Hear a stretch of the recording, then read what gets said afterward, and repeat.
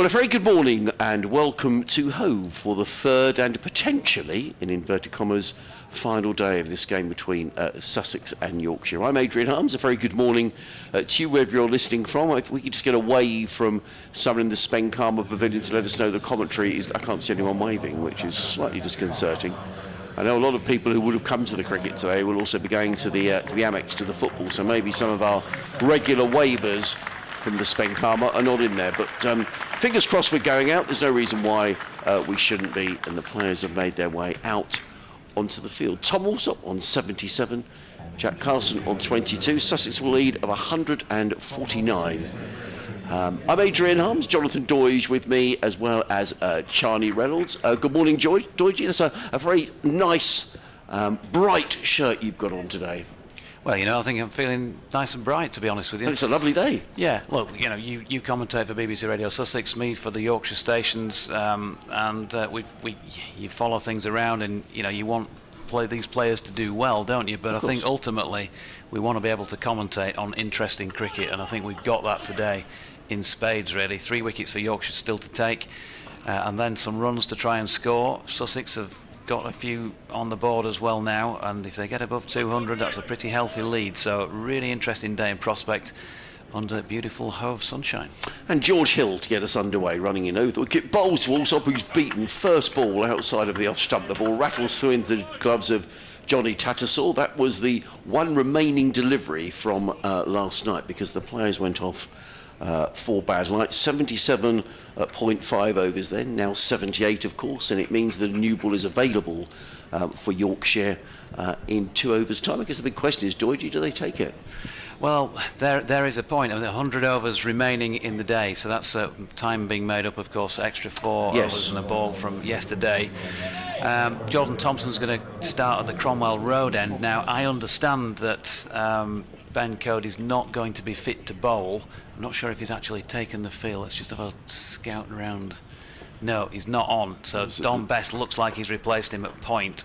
So as I understand it, Cody's not fit to bowl, which is obviously a negative for Yorkshire with the new ball looming in 2 overs time. Can they use that well enough when they get there? 12 balls before it, they might not need to, but you would think they would.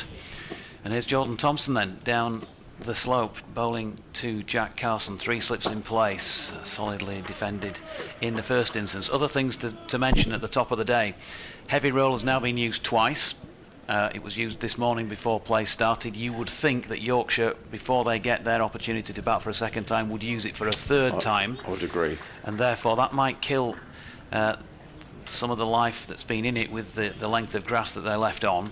The other thing to say is as well, just looking from our angle, we've seen it 2 days previously, it's looking less green in colour than it was, as Thompson is in and Carson pushes out into the offside for Wharton to field. So less green pitch, you know, might mean that it might get a few % easier to bat on. Heavy roller as well. Sunny skies for, I think, the duration of the day. Good forecast today. Feels like more of a batting day than it has done the previous 2 days. I would agree entirely with that, and the feeling is here that the pitch will get better as the game goes on.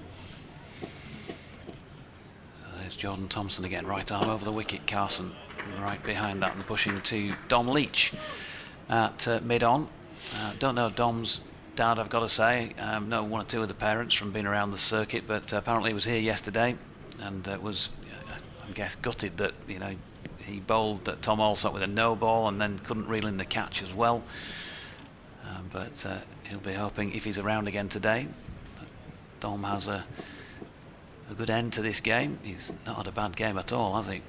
1 for 35 second innings. Pujara in both innings. It's not a bad first match of the season to hang your hat on, as that's pushed out square on the offside to Dom Bess and there's no run. I saw Cheteshwar just walking, as I was walking round the ground to come back round here. He was just walking in, was he? Having a chat with somebody on the way in. Yeah, nice polite good morning to several of the supporters. Greeted him. He is a real gentleman, Cheteshwar. He's a delightful man, and this is his last game at Hove before he goes off. He'll play next week at Lord's. Thompson in, and Carson just a little bit of loop off the bat this time into the onside. but lands perfectly safely, and Leach round to field again. The rest of the field setup, by the way, I mentioned the three slips and Bess at point, Wharton is at cover, Masood at mid-off, Leach just flicking the ball back to Thompson from mid-on, and then they've set 2 men back. Matthew Revis is in front of square by the looks of things, away over on the leg side, and then down at long leg, George Hill in his lovely Yorkshire cap as Thompson is in. It's George who's going to come into play here with a flick off the legs, and a single to Jack Carson, who's got going for the day then. He's on to 23.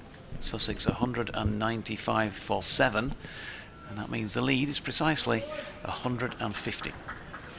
The other news is that the cookies, which have been at the back of the box throughout the day, have already been raided by Charlie. He thought we didn't notice. He's pretending to get his laptop out of his bag, but he's shoveled a load into his bag before doing that. He has. Anyway, Charlie Reynolds will be with us at 11:30, but an intriguing day. He spoke to Paul Farbrace last night, who was saying he felt this is a good cricket pitch. He said, they've left some extra grass on it. They think it's been a really good game, played in very good spirit, Paul was saying. Hard county championship cricket. As he comes, George Hill and bowls, and forward comes Carson, placed him in off no run. He also spoke very highly about Joe Root, saying, from the Sussex players' perspective, many of whom are still young players, just the fact of having Joe Root here. They've been saying to watch him, watch what he does, watch how he prepares. He was explaining how Joe Root has spent some time with chatting away to James Coles, and I think that's great. I love that. Yeah.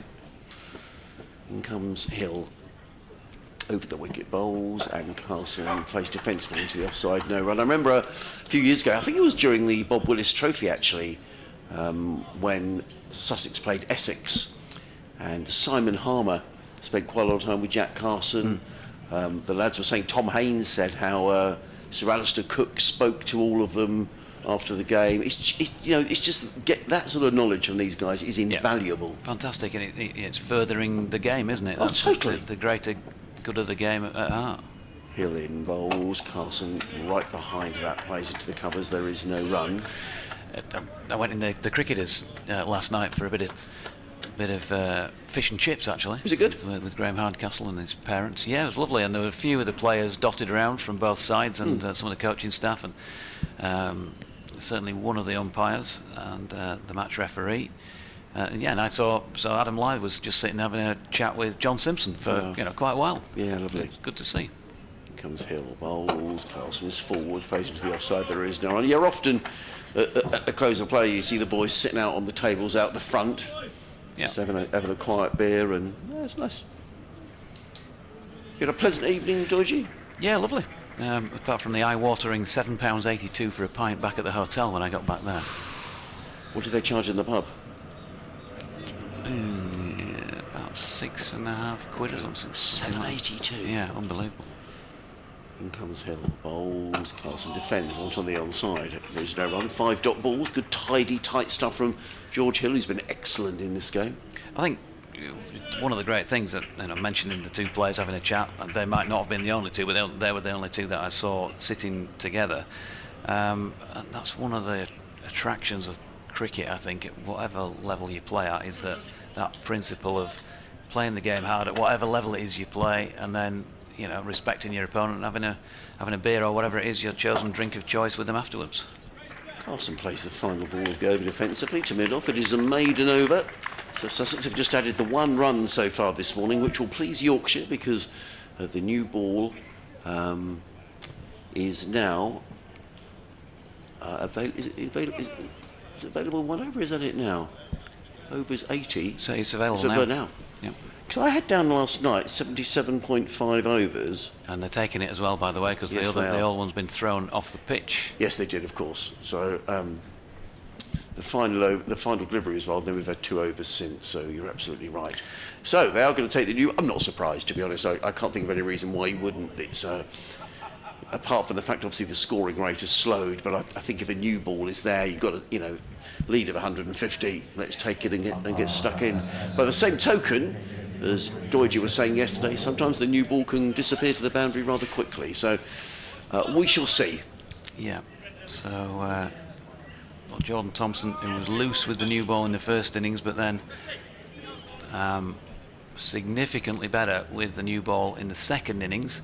Has got a second new ball here, and he's bowling at Tom Alsop, and this would be a big wicket in the context of the match, but Alsop gets a ball short of length and runs it down to George Hill at third man for a single. Thanks to John Potter, by the way, the Yorkshire scorer. I've just checked in with him in terms of lunch and tea. So lunch will be taken at 1 o'clock as per, tea 3:45 today, and a 6:15 scheduled close. Haha. Yeah, because we've got these 4 additional overs that we lost. I was quite surprised we only lost 4 yesterday, considering we were delayed by 3/4 of an hour. But and then we lost a couple at the end, didn't we? Thompson in. Ooh, now then Jack Carson throws his hands at that. Yeah, has a cut at it and chops down on it into the pitch. One of those that, if he struck it right, probably 4, and if he gets it completely wrong, might have cannoned onto his stumps. Somewhere in between the two in the end. The nice thing as well about cricketers that you talk about Adam Lyth and John Simpson, they can sit in a pub largely unnoticed, have a chat. They haven't got people, you know. Thompson is in, and Bess comes into play at point as Carson just strokes that one out in his direction. Perhaps bothering them all the time. You can just see someone in a Brighton and Hove Albion shirt actually on the boundary edge. But there may be people who are going to come this morning and then go to the Amex this afternoon. But I suspect if there wasn't football this afternoon, there could have been a really good crowd here today because it's beautiful weather. And you know, what's Yorkshire? You know, I've still got Yorkshire as firm favourites here, Deutsch, I have to say. Have you? Yeah, I have. You know, I think 150. But let's see how many more Sussex can put on. Thompson in. Oh, that one really does kick off the pitch through to the gloves of Donny Tattersall. On the rise as it goes through, and bearing in mind that this has now had 2 heavy rollers on it. With that in mind, I'm guessing that Yorkshire will almost certainly want to put the heavy on themselves before they have a bat for the second and final time in the contest. Jack Carson. Bit of gardening from him. Still 2 to come in this 81st over. First over with the second new ball. Thompson in past umpire Hassan Adnan. Bowls it short of length, and Carson again throws his hands at this one. No foot movement whatsoever. It's one of those that looks spectacular when he crashes it through the covers for 4, but not quite so spectacular when he misses it. No. Yeah, I mean, I do see Yorkshire as favourites. I think if you could say to any side, you know, 150 batting on the last day, Joe Root in your lineup, I've got Yorkshire as favourites. It's Sussex can edge it anywhere up towards 200. You know, every run makes it more interesting. But as we sit now, 150, I would have Yorkshire as favourites. But as Paul Farbrace, you know, was saying, they feel Ollie Robinson is just getting himself into some good rhythm, and you know, a Robinson 6 for 34 wouldn't go amiss today. Certainly would not. As Thompson comes in, final ball of the over. Good delivery, has the beating of Carson. That's a really good start with a second new ball by Jordan Thompson, and so he manages to cause Carson a problem or 2. 196 for 7. 2 for 49 for Jordan from 18 overs and 4 maidens in this Sussex second innings so far, and they lead by 151 at 196 for 7. Just seen that again, and it nips away from the batter. Good morning to Phil O'Rourke. You can get in touch, by the way, on @SportingLives1 or BBC West Yorkshire Sport @gmail.com. Phil says, good luck to both Sussex and Yorkshire. Looks a cracking game to watch and commentate on. Looking forward to Gloucestershire resuming against Leicestershire this morning in a strong position. And comes George Hill, bowls to Alsop, who works this backward of square on the offside through point. He picks up his 79th run, does Tom Alsop. The total goes up by 1 to 197 for 7. The important thing is the lead, which goes up to 152. Mighty Mariner says, morning all from a warm, sunny Lincolnshire. Looks like it is with you, Jonathan. Has the pitch got better to bat or just slower? Wouldn't be 100% either way with an opinion on that. Hill in bowls, and Carson clips this away. Nice looking shot by Jack Carson. He's going to get a couple of runs through mid-wicket.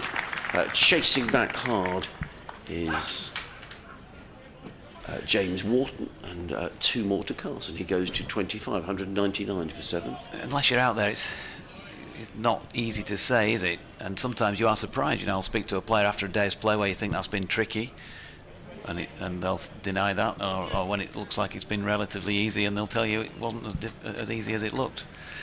So you can only go with what your eye tells you yourself. Hill again, in and bowls, and Carson's beaten outside the off stump through into the gloves of Tattersall. There is no run. 3 slips, point, cover, mid-off, mid-on, mid-wicket, and a fine leg. And the usual email is operating in Sussex as well, sussexcricket@bbc.co.uk, or you can tweet at BBC Sport Sussex. Lovely day, as Doidge was saying, with a high level cloud, but the forecast really good for today. So in comes Thompson, bowls, kept a little low, and Carson defends into the offside. There is no run. It's quite a good little marker point, this as well. Yorkshire have struggled to take 20 wickets. I mean, we looked at a stat, in fact, during the last match at Headingley. I know we're not at Headingley here, but the last time they won a match at Headingley, taking 20 wickets for a win, because they fashioned a win against Worcestershire at the end of last year there, without taking 20, was against Sussex in 2021. Wow. In comes Hill, bowls, and Carson's hit on the pad. The ball bounced out into the offside. They have to nip through for a single, but Tom Alsop's very quickly through. Let's wait for the signal. It is indeed signalled a leg by, and the applause around the ground is for the 200 up for Sussex, which extends the lead to 155.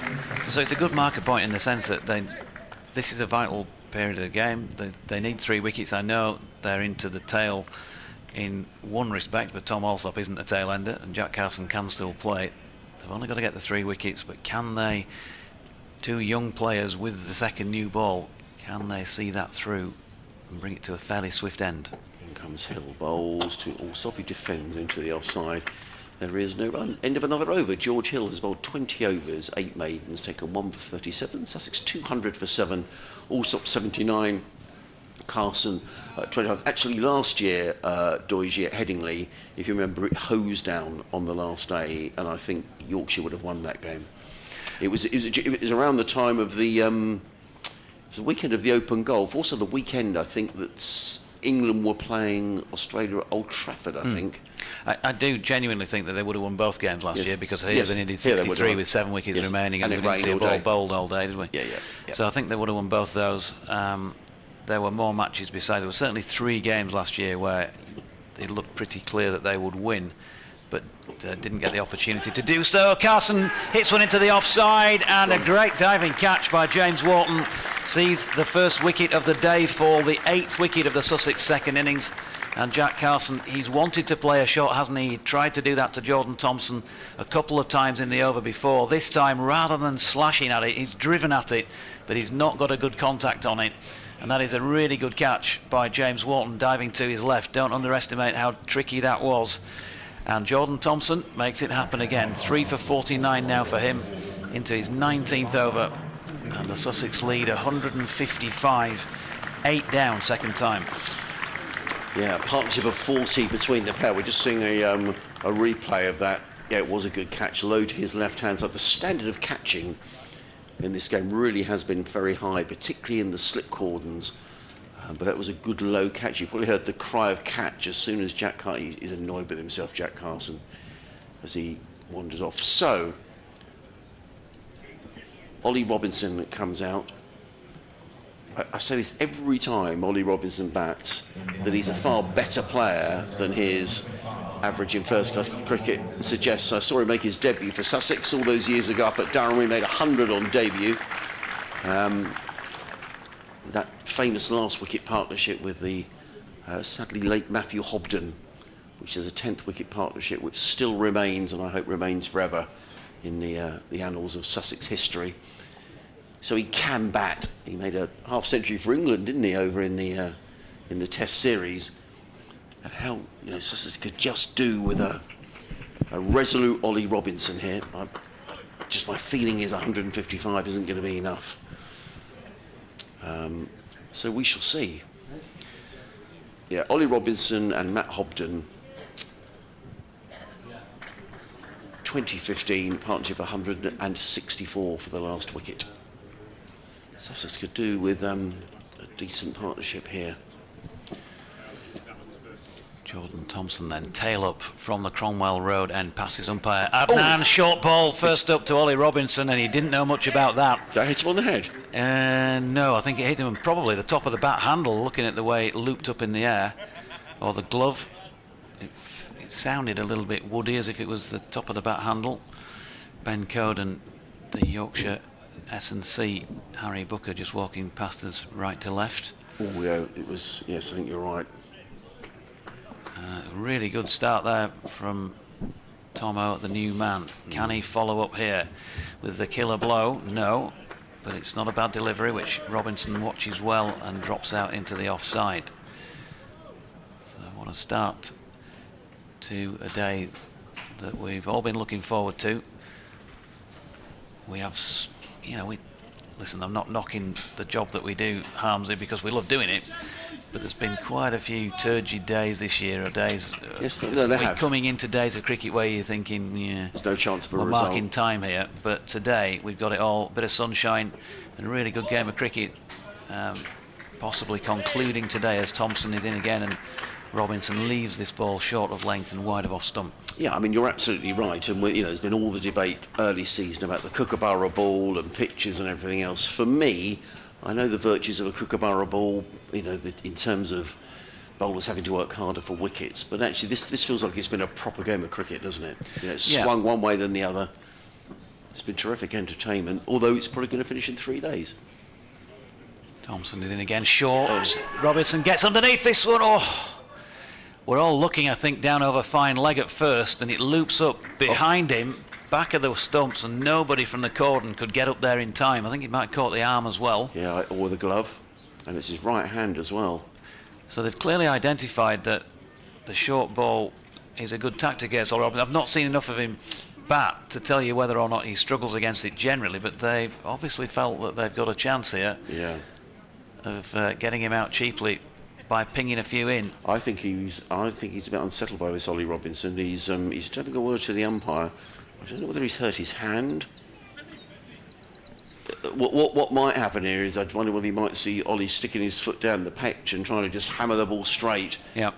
Which will be, And Don Bess has been dropped 25 yards back at backward point now as Thompson comes in for the final ball of the over. Again goes short. Tattersall struggles to reel that one in. It bounces so high above his head, but he's got enough on it to stop them getting a single. Interesting over by Jordan Thompson. That is one of his better overs of the season, I think you'd have to say. He's got a wicket and he's put the new man under some serious pressure towards the end of it. 19 overs, 4 maidens, 3 for 49 for JT.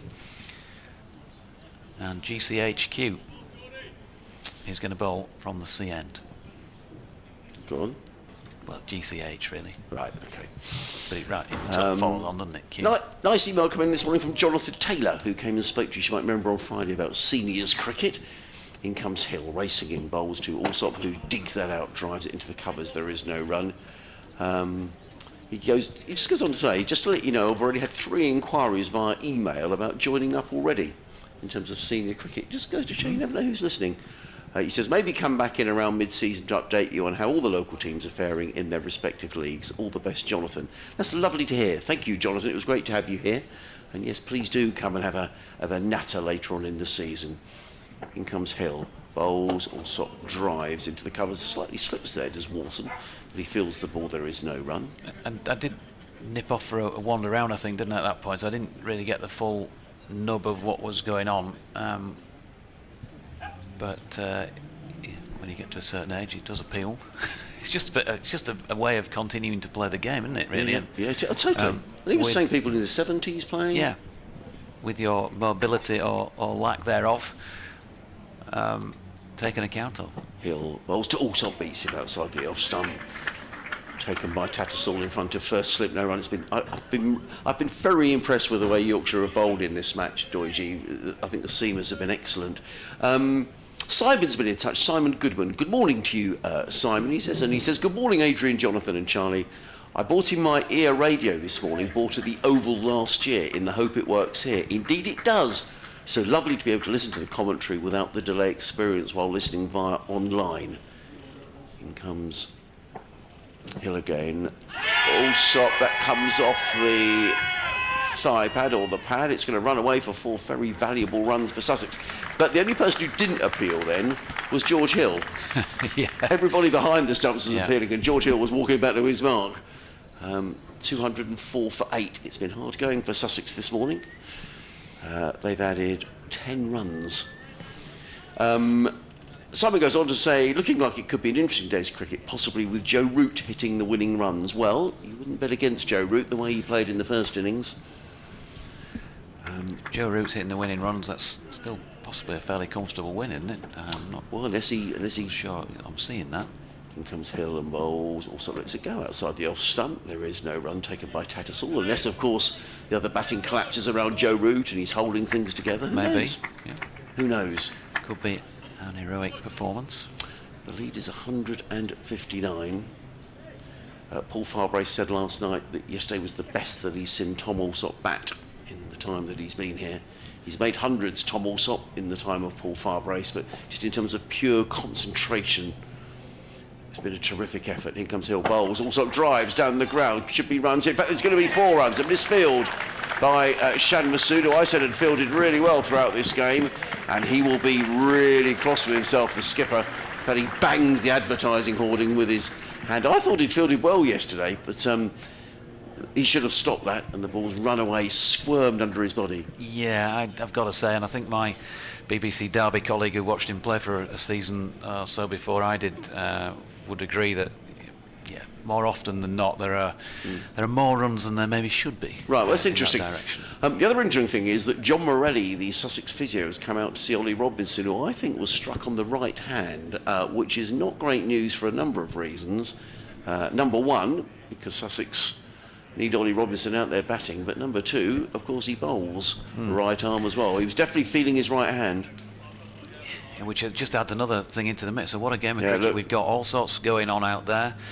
Robinson with a blow, Code not on the field and therefore not bowling with this second new ball for Yorkshire. 2 younger players doing just that. I know Otis Gibson would love to see his team be more ruthless when they've got opportunities, and they've got a real opportunity here. Can they be ruthless? Can they finish off these last couple of wickets? Will Sussex kick on again? 163 is maybe not quite enough, but it would still ask a few questions, I think, and if they just keep nudging and pushing these ones, and they don't have to get them in boundaries, and just keep fighting and battling away, just like Tom Allsop has done, then without getting too carried away, but we could be in for a bit of a classic game of 4-day cricket, couldn't we? Well, the good news is that Ollie Robinson, certainly for the time being, looks okay. John Morelli goes running off with his, I don't know, he's got some magic spray or a magic sponge or whatever, but also a drink was bought, or something was bought out for Ollie Robinson. I wonder if that could have been, I don't know, whether it was just a drink or some painkillers or something, I don't know. Maybe. I should qualify that by saying a classic game of 4-day cricket that could be played in 3 days. So Robinson back on strike. I think we might know what might be coming here from Jordan Thompson. Let's just see. Or will he deliver the sucker punch? Here he comes. Robinson stepping into orbit almost to try and play that shot, and farms it away somewhere high and not particularly handsome over backward point. He'll pick up 2, but he got his front leg somewhere out towards Worthing, I think it was, and tried to haul it away over the stand. Got a juicy top edge on it, so I think we kind of know the way he's going to play here. He's unsettled, isn't he? Yeah, Ollie very Robinson. much so. He's shaking that right hand as well, and that's not good. I think he's made up his mind he's not going to hang around here. No. It's sort of a 6 or out syndrome. Can Jordan Thompson find the right delivery? In he comes again in the Sussex sunshine, up there, and this time turned into the leg side by Robinson. Leach chasing down, as is Revis. And they're going to get back for a... Oh, they're going to take on a third here. And they get through in the end. Good running. It was good Very running, good because running. it didn't look like a third was on. Both fielders approaching the ball at a similar moment.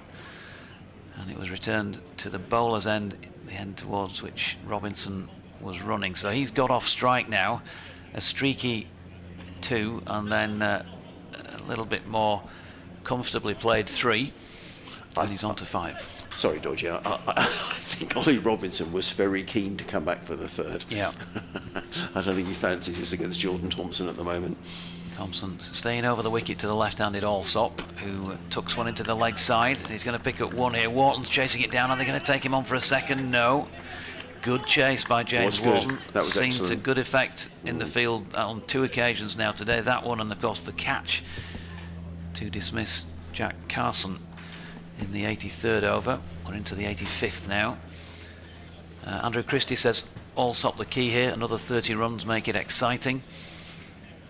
And David Bates hoping Yorkshire make it a double celebration. Getting married at 3 o'clock this afternoon to my wonderful Anita near Dedham in Colchester. Oh, lovely. We are 71 and 70, proving that age is no barrier Oh, to fantastic. finding love. Yeah, well, many congrats. That's wonderful. Congratulations, David. What a lovely day they've chosen for it as well. Yeah, That's fabulous. Congratulations, Anita, as well. So Ollie Robinson back on strike. Adam Lyth just sprinted the better part of 50 metres to go and have a chat with him, and comes back to second slip with the heart racing as Thompson comes in. The Robinson heart probably racing as well. That's short of length, and he sways out of the way of it. Andrew Christie saying he thinks that the lead of 200 will make it exactly a 50-50 game, question mark. Well, someone's going to have to bowl very well for Sussex. Clearly everyone would be looking at Ollie Robinson. Let's not forget Sean Hunt picked up 4 wickets in the first innings, and he just provides that little bit of variation, does Sean Hunt. I still think Sussex need a few more, Doige. Yeah, Thompson in short. 4 more here. It's wayward down the leg side, and that's going to be 4 byes. Johnny Tattersall can't get across. You could see what Jordan was trying to do, bang it in, and again just get Robinson unsettled if he wasn't already, and he just got his radar wrong on that occasion. So 4 easy runs, 169 now the lead, so Yorkshire 170 or more needed, and still 2 wickets in hand here, the hosts. As Jordan running towards us, in and bowls, and Robinson reaching miles away from his body, has got that away through square on the offside. Long chase for Bess, who's nearly but not quite got there. So 8 off the last 2 of the over, just a little bit too loose from Jordan Thompson. 20 overs, 5 maidens, 3 for 59. He's, as ever, putting 100% into everything, Jordan Thompson. Sometimes it comes off, sometimes it didn't, and it's been a good start to the day from him, but those last couple of balls just let him down slightly. Shall we have a quick look at the scores elsewhere? Yes. At Chelmsford. There will be an update in a minute on BBC Radio Sussex. Can I just take this call? You can. Warwickshire in deep trouble against Essex, 58 for 6. Yes, I can hear. I can't hear programme at all. As George Hill is in, and Allsop punches that back to yes, I am the dialed diving in. bowler. And there's no run. Sounds well, like it's the shared ice at the end. I think you have to seize the line. We might just turn Harms's microphone off while he's doing that. There we go. And got it. Sorry, everybody. Cricket update time.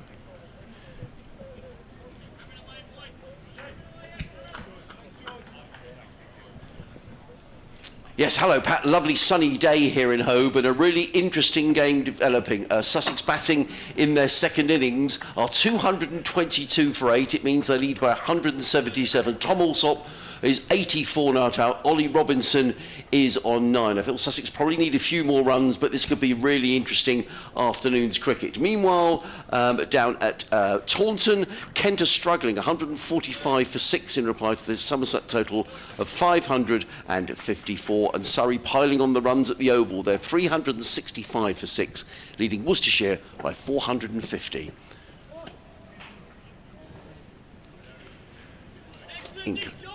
In comes Hill and bowls, let go by Allsop outside the off. I'm sorry about that, everybody. We had a frantic phone call about picking up the commentary, which has now happened. So that's good news. Doige is off commentary for the next half hour. Delighted to welcome for the first time this morning Charlie Reynolds. Good morning, sir. Morning, Adrian. How are you? I'm very well, thanks. Good. You didn't bump into Doige sort of staggering around Hove last night, I didn't. My hotel is rather unfortunately next to a large nightclub. Ah, in comes Hill. Bowls, Allsop works into the offside, picks up another single, does Tom Allsop. He goes to 85. So I did hear rather a lot of sort of screaming and shouting at odd hours of the night, so I don't know whether that was Well, probably. Jonathan? Well, he was probably staggering out the nightclub, I think. Unconfirmed. Yeah. Well, we don't want to spread vicious rumours. Yeah. 2:23 for 8. Now this brings Ollie Robinson. Now Ollie Robinson seems to have made up his mind he's going to play here. He's not going to harry. It does make you wonder. Actually, we were talking yesterday, weren't we, during the afternoon, where Sussex got rather bogged down as to the virtues or otherwise of someone coming in and throwing the bat. You know, quick 20 or 30, gets the bowlers off their line, takes the attack to the other side. In comes Hill, bowls to Robinson, who beats outside the off stump or pulls the bat inside the line. Bit of both. You can't sit on the fence, Charlie. You'll get splinters in your backside. Yeah. No, you wonder whether when there might have been a case for sending Robinson up the order just to try and have a bit of a heave, because he's capable of getting the ball away, but his wicket's not, as valuable perhaps as someone like Finn Hudson-Prentice or. In comes Hill, bowls to Robinson, who hammers that one away through backward point. He's just going to get a single down to the fielder out there in front of the Spen Karma Pavilion, down by the Players Pavilion. It's Ollie Robinson will retain the strike. He goes to 10, 2:24 for 8. I think Jordan Thompson might quite fancy bowling to Ollie Robinson. It's been a bit of a battle between the pair. But the lead for Sussex goes up by 1. It's now 179. They're inching towards that 200. Well, yeah, it's fascinatingly poised, really. I mean, it is. The couple of boundaries to Sussex, and you just sort of think, ooh, how big a lead can they get? And then, there are only 2 wickets remaining, so Yorkshire still very much. I have Yorkshire still ahead. I think. No, I do. I do, but it's. We'll have to see. As Thompson comes in now, bowls to Robinson, that hits him high on the bat and loops up slightly into the offside as it travels to mid-off, and there's no run. And he said, because Doidge is doing something that I could never ever do, and that's where contact lens is. I did try, and I was hopeless. Jonathan's just put his contact lenses in. I put them in, I couldn't get them out, so I gave up, Charlie. As Thompson bustles in now, bowls to Robinson, that one's shot clipped off his pads into the leg side, doesn't quite time it, they just run through for a single. The score moves to 2-2-5 for 8. Come back, Ollie. Ollie Robinson can bat. Doidge's gone off to sort of get his steps up. He doesn't want to come back. He said, I've done 8,000 steps today. And we said, well done, Jonathan. Robinson did when the physio came, when he did take some pills, I saw on the stream. He did. They zoomed in. Yeah, but so as Thompson comes in now, bowls to Allsop. That one's basically a full toss and very wide, and it skids through to the keeper. There's no run. Got away with that one a bit, Thompson. Yes, he did. No, it's interesting. He was certainly brought out to drink, wasn't it? And he hadn't been out there very long, so I suspected, maybe he's got a bit of a bruise on his hand, but it's his right hand. Yeah, I'm sure if it was anything worse than a bruise, he wouldn't be out there. But he was certainly given a bit of a welcome by Jordan Thompson, but he does have this ability. Sussex need to cling on to this hope. As Thompson comes in now, bowls to Allsop, who plays that smartly back down the pitch to Thompson. He gets a hand down to it and prevents it running away any further. It's strange, isn't it? Because Jack Carson's wicket went down when the score was 200, and now it's 225. And it's just those couple of blows. It just gets the momentum of the game going, doesn't it? It just feels like as if you're taking the attack to Yorkshire, Sussex. Well, it throws a bit of a spanner in the works for Sussex, who, if victory is going to come for them, is surely going to be quite dependent on Ollie Robinson's bowling, as Thompson sends one down and Allsop just blocks it out into the offside. So if he's got a bruised right hand or something of the sort, is that going to affect his bowling? Well, we'll have to see. Sussex will clearly hope not. Thompson Turns at the top of his mark, bathed in glorious sunshine now as he's in bowls, and that one's just worked, it's attempted to be worked into the leg side by Allsop. In fact, he gets quite a big leading edge and it dribbles away into the offside and they run a single, so that'll end the over. Sussex 226 for 8, Allsop has 86 Robinson 11. And without, I mean, it's a terrific game, and clearly I'd like Sussex to win. Doidge would like Yorkshire to win. There's nothing wrong with that, but we both appreciate good play from both sides. I would say if anybody deserves 100, it's probably Tom Alsop, to be honest. I mean, he's faced 253 balls. It's been a magnificent effort. But he's got to face George Hill, who's running in to bowl to Alsop, who drives straight to Shan Masood at mid-off. And there is, 253 balls now he's faced. 254 balls, I apologise. Come on, Adrian. A lot of balls. A lot of balls and a lot of time as well. He's just retaking his guard. Is Tom Alsop. 3 slips. A deep backward point, 3 or 4 yards inside the boundary. Cover mid-off, mid-on, mid-wicket. And a deep backward square. As Hill is coming round the wicket, bowls to Alsop, who works it out into the offside, fielded by Wharton, who took a very fine catch to dismiss Jack Carson this morning. The only wicket to go down, Carson out for 25. Lovely sunny day, lots of blue sky around Hove. I think it's pretty nice across the country, to be honest. A few sort of high-level cotton wool clouds, but it's a fabulously idyllic scene. There's Hill, number 18 on his back. Runs away from us. In and bowls, and Alsop is caught. He's on his way. George Hill gets his reward, and the wonderful innings of Tom Alsop comes to an end. He was looking to cut that one away through backward point. He didn't get over the ball. He's played it straight into the slip cordon. I think that's Finlay Bean who took the catch, and Tom Alsop is on his way. Magnificent innings of 86 comes to an end. The breakthrough for George Hill, who's been tremendous for Yorkshire in this match. 4 wickets in the first innings, 2 in the second. And Tom Alsop should get a very good hand indeed. He's getting a standing ovation. Let's listen to this.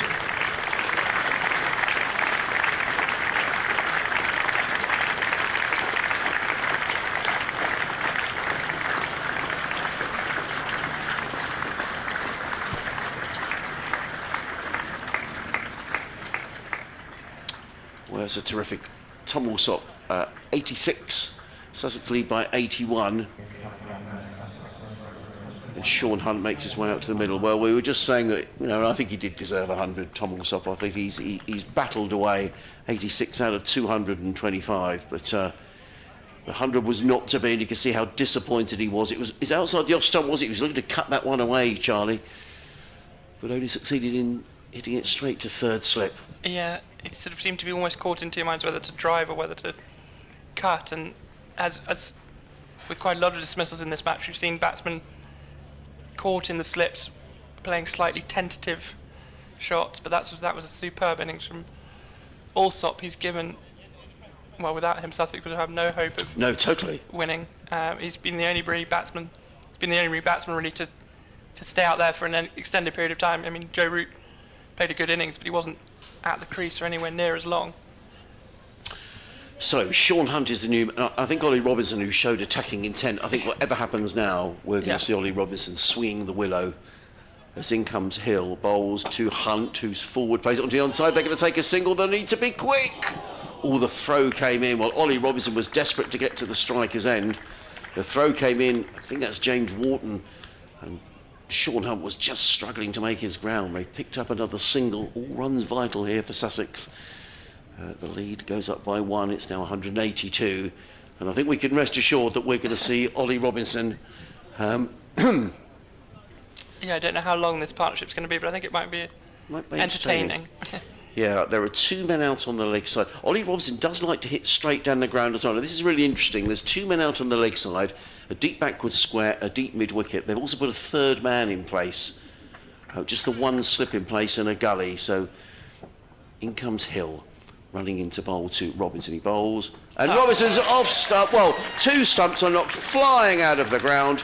Just 1 stump remaining, and the Sussex innings is all over, and George Hill picks up the wicket, and Sussex bowled out for 227. Ollie Robinson out for 11, which means that the lead is 182. Yorkshire will need 183 to win. Well, Ollie Robinson had clearly made up his mind what he was going to do, but well bowled George Hill, put the ball right up in the block hole, and Ollie Robinson was comprehensively bowled. I think actually it looked to me like the leg stump and the off stump came out the ground and the middle stump remained. It was spectacular, yeah. I was trying to work out which stump was which. Well, we thought it wouldn't last long, that Just see that again. Yes, that is what happened. I'd say if you tried to do that 100 times, you probably couldn't knock out your off stump and the leg stump and leave the middle stump remaining. However... had he connected, I think we might have been in danger down here, just over the long on boundary, but he didn't, and he lost 2/3 of his stumps. Well, really, where he's going to need to contribute is with the ball, which will be coming up shortly. Yes, I mean, it's a lead of 182. Yorkshire will need 183 to win. Deutsche was talking about the roller. It looks like the heavy roller is coming out again. I'm going to go first, Charlie. I mean, I've got Yorkshire as favourites here. Yeah, I think so.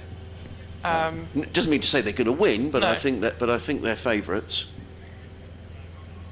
I think they should win from here. If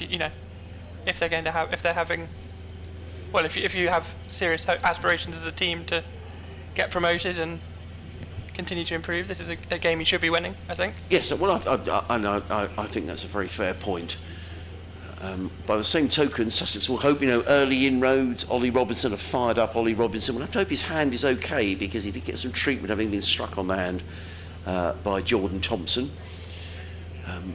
Yeah, I mean, it is also a pitch where if someone bowls very well on it, the wickets will come. So it's not by no means a foregone conclusion, and by no means something that Sussex shouldn't be looking at winning as well, I think. So, well, fascinatingly poised.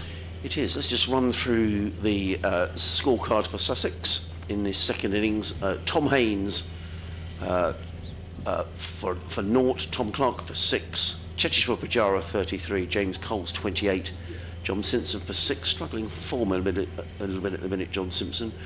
Finn Hudson-Prentice 11, Danny Lamb out for a duck, Jack Carson for 25. The standout innings, unquestionably that of Tom Alsop for 86, Ollie Robinson out for 11, Sean Hunt out for Sean Hunt was the not out man for a single. I'm going to cough, apologies. The bowling figures, Yorkshire, Ben Code, 18.2 overs, didn't take the field today, seemed to hurt his back yesterday, 3 for 46. Jordan Thompson, 21 overs, 3 for 61. George Hill, I think, who's been outstanding in this match, 22.5 overs, 3 for 44, to add to the 4 for 22 that he took in the first innings, so 7 wickets in the match. He's been excellent. Matthew Revis, 8 overs, no wicket for 21. And Joe Root, who did a good job yesterday for Yorkshire, 8.4 overs, 0 for 6. And he just completely strangled the Sussex batters in the middle part of yesterday afternoon and allowed Shan Masood to build the pressure. I think a word for Shan Masood as well. I think he's captained Yorkshire really well here. Every time he seemed to swap the bowling around, he picked up a wicket, but there will be work for him to do with the bat. Let's run through some of the scores in the other games today. Start in Division 1, where Warwickshire are in all sorts of trouble against Essex at Chelmsford. They're 71 for 7 in their second innings. The wickets shared around, 2 for Porter, 2 for Harmer, 2 for Critchley, and 1 for Sam Cook, who's being spoken about in England circles, having made a good start to the season. Having said that Warwickshire are in trouble, they still lead Essex by 306. At Blackpool, Lancashire, good game here as well. Lancashire 108 for 3, leading Durham by 229. Keaton Jennings going well again in that match. He's 48 not out. In the first innings he made 115, so there's an opener who's in form. At Trent Bridge, Knott's in trouble, 76 for 4, leading Hampshire by just 15 runs. 3 wickets there for Kyle Abbott. So Hampshire will be eyeing the first win of the season. Kent really struggling down at Taunton. They're 164 for 6 against Somerset still trailing by 389. Joe Denley holding things together for the visitors. He's 60 not out. At the Oval, Surrey really just piling on the runs. They're 382 for 6. Jordan Clark 88 not out. Sean Abbott is on 17, so the lead for Surrey is a pretty huge 463. In the second division at Derby, Derbyshire 202 for 3 in their first innings, still trailing Northants by 217. That's kind of got draw written all over it. Wayne Madsen 44 not out. At Grace Road, Leicestershire making a bit of a fight of it this morning. 173 for 5. Still trailing Gloucestershire by 553 after Gloucestershire racked up that massive total of 706. Rishi Patel, I think you've seen much of him bat. Charlie, very fine opening player, spent his early career at Essex before going to Leicestershire, 84 not out. I've seen him bat a couple of times and I think he's a super player. Yeah. At the top of the order. And where else are we looking at? Glamorgan in Cardiff, Middlesex 328 for 8, leading Glamorgan by 145. Ryan Higgins, who of course left Middlesex to go and play at Gloucestershire. Yeah. I never understood that decision. Well, he's been proving them wrong ever since he's totally been back. Yeah. Don't know what they do without him really at the moment. No, he's 67 not out. Glamorgan leading by 145. Meanwhile, back here at Hove, a glorious sunny day. The Sussex players are out with Paul Farbrace, James Kirtley, the other coaching staff going through their fielding drills. The heavy roller is going up and down. If you just joined us this morning, well, 3 wickets have gone down pretty quickly this morning. And I think, to be honest, Charlie, that Yorkshire will be pretty pleased with their morning's work. Sussex played out for 227. They began this morning on 194, so what they did 33 this morning, and I think probably from a Yorkshire point of view, they'd have probably settled for that, to be honest. Yeah, I think definitely. There were a few sort of agonising balls that raced away for 4. There were those 4 byes, and one that Ollie Robinson rather fortuitously crunched away, but that's rather par for the course, and it could have been, in these situations, it could have been so much worse, really. Tom Alsop couldn't add a huge amount to his overnight score, and the tail didn't wag all that much. Yeah, it was 77 overnight, Tom Alsop, so what he added 9 runs to his total. We did speculate as to whether Yorkshire last night would take the new ball, and I think we all felt, well, maybe last night they wouldn't have had the opportunity to, but the bad light intervened and we went off. But I think this morning there was never any real question that they would take the new ball, and throughout the game I think Yorkshire have bowled very well. I mean, I look at all their seamers in this second innings, and indeed the first particular reference to George Hill, and of course this morning had to do without Ben Code as well, who we hope he's okay, but seemed to go off with some sort of a back strain yesterday. Yeah, well, I mean, George Hill's bowled brilliantly, I think, in this. He has. This game, to be able to, because they're always, when they took the new ball this morning, you did sort of think, well, without Ben Code, who's going to step up and take the new ball with Jordan Thompson, and is that an opportunity for Sussex to actually kind of score a few quick runs and build up a bit more of a lead? But George Hill was just very on the money, and as he has been throughout the match, I mean, he's been incredibly economical and difficult to get away. So to be able to compensate for the loss of Ben Code is pretty impressive. I would agree. I think one thing we can say for sure today, I mean, nothing is ever sure in cricket, but we've got 88 overs to be bowled today. I mean, the weather forecast is good, lots of blue sky. Whatever happens, you'd think it's almost nailed on we could get a result one way or t'other today. I'd be very surprised if we don't. No. So, the Yorkshire openers are making their way out into the middle. The 2 umpires wandering out as well. David Milnes and Hassan Adnan, and followed by the gaggle of Sussex players coming out as well. And this is going to be a really interesting hour before lunch. Lunch will be taken, just to mark your card, at 1 o'clock today, regardless. Adam Lyth and Finley Bean making their way out to the middle, and you can never actually say, well, it all hangs on one bowler, but you feel that Ollie Robinson will be really key here. Paul Farbrace was saying in his interview last night, and Robinson is going to take the new ball, so hopefully his hand is okay, having been struck a little earlier on. But a fired up Ollie Robinson, and let's face it, who needs wickets if Ollie's going to get himself around England selection for this summer. He will need to be taking wickets. And on a pitch that has been giving some help to the seamers, who knows? This could be his day. Yeah, well, he really set the tone with the ball in the first innings, and though he wasn't actually rewarded with all that many wickets, apart from he did pick up a few at the tail, but he was very difficult to get away, and he had Adam Lyth in all sorts of trouble, so it'll be interesting to see how he gets on second time around. Well, he's going to come in from his favoured end, the Cromwell Road end. In fact, I can't remember the last time I saw Ollie Robinson bowl from the C end. Perhaps when he was opening a bowling with Jofra Archer, I'd imagine Jofra sort of held sway in that conversation. But Ollie's favoured end is the Cromwell Road end. Now he's bowling with. It's difficult to see. We had this line in the first inning. I think there's 4 slips in there. Yes, there are. As in comes Robinson. Bowls and Lyth is struck on the thigh pad. The ball races down towards the fine leg boundary, and it's gone immediately for 4 runs. Clipped away. Sean Hunt racing around the boundary edge.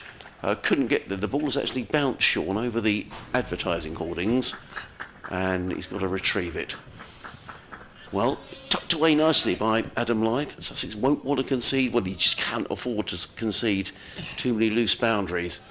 Yeah, not the right line at all from Robinson. No, Sean Hunt was quite wide here at Amy. He had no chance of cutting it off. So good start for Yorkshire. Lyth immediately on his way as Robinson makes his way down the hill. Bowls, and that catch a little low, I thought, actually. He sort of jagged out into the offside by Lyth, and there is no run. Yeah, we've seen so much good bounce in this game. I do wonder whether maybe sometimes the batsmen are playing for big bounce, and they're getting normal bounce, and so they're having to jam the bat down at the last moment, and we're thinking that it's skidding low, but I don't know. I have seen a few that have kept. Yeah, they have. Low, and that's not something Yorkshire want to see. No, definitely not. Sussex supporters probably won't mind, though. No, 183 to win. In comes Robinson over the wicket, bowls, and that's again down the leg side. He's a little lucky to get away with that, Ollie Robinson. He's already conceded 1 boundary this over with the ball flicked down to fine leg by Adam Lyth, and he was a little fortunate to get away without conceding another one. I wonder if he's going to change his angle of attack here. The slip cordon is slightly adjusting themselves. And indeed, I think, is he going to come around the wicket? It's hard to tell because both batsmen are He is. doing rather a lot of gardening. Yeah, he is.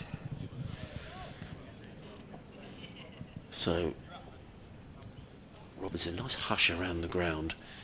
In and bowls, and Lyth drives, and that's the second boundary of the over. Over pitched by Ollie Robinson, so one that's been clipped away down the leg side for 4. Over pitched, and Adam Lyth, his eyes would have lit up when he saw that, Charlie, and he just drove the ball away through the covers for 4 runs. So 8 off the opening over. Yorkshire on their way. Sussex have got to keep attacking fields here because they need wickets, but they can't afford to leak too many runs. Yeah, not the start at all from. In the first innings, he really had Adam Lyth looking like he didn't know where he was going to get his first run, and already Lyth up to 8, and he'll play his shots as well. So no, he certainly will. This could be. In comes Robinson, bowls. Oh, and Lyth is struck around about the thigh pad. He was doubled up there by Ollie Robinson. And the ball bounces out into the offside, and there is no run. Tom Haynes claps his hands furiously at 4th slip. Very good morning. If you've just joined us here this morning, welcome to Hove. Myself, Adrian Harms, alongside Charlie Reynolds. Live cricket here on the BBC Radio Sussex, BBC Radio Leeds, York, Tees, Hull, Sheffield. Robinson under blue skies in down the hill, bowls. Oh, and Lyth's beat. Now that's a much better line from Ollie Robinson. And that's the first delivery where he's really troubled Adam Lyth. And thank you for Charlie, who's sorted out my computer. I am computer hopeless, Charlie, but you've sorted us out, so we've got the live stream back on the. We're live. I suddenly hadn't been looking at it, but I suddenly thought, pretty sure the heavy roller's not currently out there at the moment, so we must be a little bit behind. Yeah. So thank you. Yeah, we have got the stream. It's a couple of balls behind, and we're just watching that last delivery from Ollie Robinson. So 8 without loss are Yorkshire, needing 183 to win. Loads of overs left. Lovely sunny day. So one way or t'other, we're going to get a result here today. You sort of question of whether Sussex can make a real fight of it. And the man who's been given the new ball is the man who picked up 4 wickets in the first innings and bowled very nicely his first appearance of the season for Sean Hunt. 4 for 64 to guide you through his opening over is Charlie Reynolds. Yeah, I was impressed by Sean Hunt in the first innings. Career best figures. He'll be bowling to Finley Bean, who only managed 4 in the first innings, as Hunt comes in now, and that one hits Bean on the pads, but safely going down leg side, I think, that one. Nothing more than a bit of a few excited shouts from behind the wicket. No real appeal. And there's no run. Did that keep a little low, Charlie? Yeah. I don't know. We'll see the replay in a moment. In fact, it's just coming up on the screen now. Maybe a touch. It wasn't high on the pad. No, certainly. it wasn't. No, it wasn't. As Hunt runs in now, bowls to Bean, who shoulders arms, lets that one fly through to the keeper, and there's no run. Adam Lyth's very busy, isn't he? He's always either doing some gardening or walking around. Yeah, both of these batters have been up and down the pitch, having a little prod and a poke. Well, we hope there several people got in touch yesterday, not least Rosemary, who was having her roast dinner. Do you remember early? I do, yeah. I wonder if she's at the ground today. She said she was coming, so. As Hunt runs in again and bowls to Bean, who again just lets that one go through to the keeper. Well, Hunter settled into a nice line here. Yeah.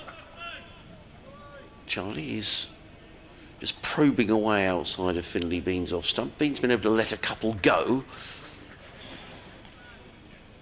But that's certainly the right areas that Sean Hunt is bowling. Yeah, he's certainly found a better line than Robinson did in his over. Certainly. He's poised at the top of his mark. He takes a couple of small steps and then runs in, bowls to Bean, who plays that with a straight bat down the pitch to the man at mid-on, who polishes it. That's Ollie Robinson on his shirt. It's actually still polishing, giving a real working over, as you'd expect with a new ball. He then tosses it to his opening bowling partner, and Hunt prepares to bowl. Runs in away from us now to Bean, who worked that into the leg side, but it's along the ground to the man at mid-wicket, and there's no run. Oh, nice and tight by Sean Hunt, isn't it? 5 dot balls to start his spell. Excellent start. And there is a real sort of excited hush around the ground. No, it's excellent, isn't it? People are totally absorbed in the cricket. My feeling is if, who knows? I'm not convinced in my own mind that 183 is a big enough lead, but you never know. As Hunt comes in now, bowls to Bean, who again lets that one through as it flies over his stumps. That'll be the end of the over. It's an excellent start, a maiden from Sean Hunt. The score remains 8 for 0. Very good indeed. And Yorkshire require 183 to win. Well, so he picked up 4 wickets in the first innings and bowled very tidily indeed. We keep saying that Robinson is the strike bowler and we need him to get wickets. Well, Sussex need Robinson to take wickets if Sussex are going to fight their way back into this game. But Sean Hunt's, that's a really good start, made over to get him on his way. Ollie Robinson is going to be bowling the next over from the Cromwell Road end. He's going to be bowling to, well, both of these are left-handers, but the shorter of the two, who is Adam Lyth. The flag's fluttering away today on the clock tower scoreboard away to our right, as Robinson is in around the wicket, bowls to Lythe, who squirts this one into the gully. It's very quickly fielded there by Finn Hudson-Prentice, and there is no run. Doidge is back. Now that's a bit saucy, Charlie. Doidge's been and got his lunch. It's actually, to be fair, quite a smart move. Very smart move. Is there not a lot left? That's the last side. No. Oh dear. It's only 12 o'clock. Wow. I might go and do similarly. In comes Robinson. Around the wicket, bowls to Lythe, and the leg side hasn't gone quite right again. Could take them either be a little frustrated. He's already picked up one boundary down to fine leg. Jonathan be with us in a couple of moments' time at the end of this Ollie Robinson over. 8 without loss. Oh no, I might have to have chips again for lunch. What a disaster. Should be roast potatoes, as we said yesterday. Well, you know my feelings on we roast know potatoes. your feelings. We do know your feelings. I won't anger the British public once again. Robinson. In and bowls, and Lythe drives, and that's going to be another boundary, and he started really well here, Adam Lythe.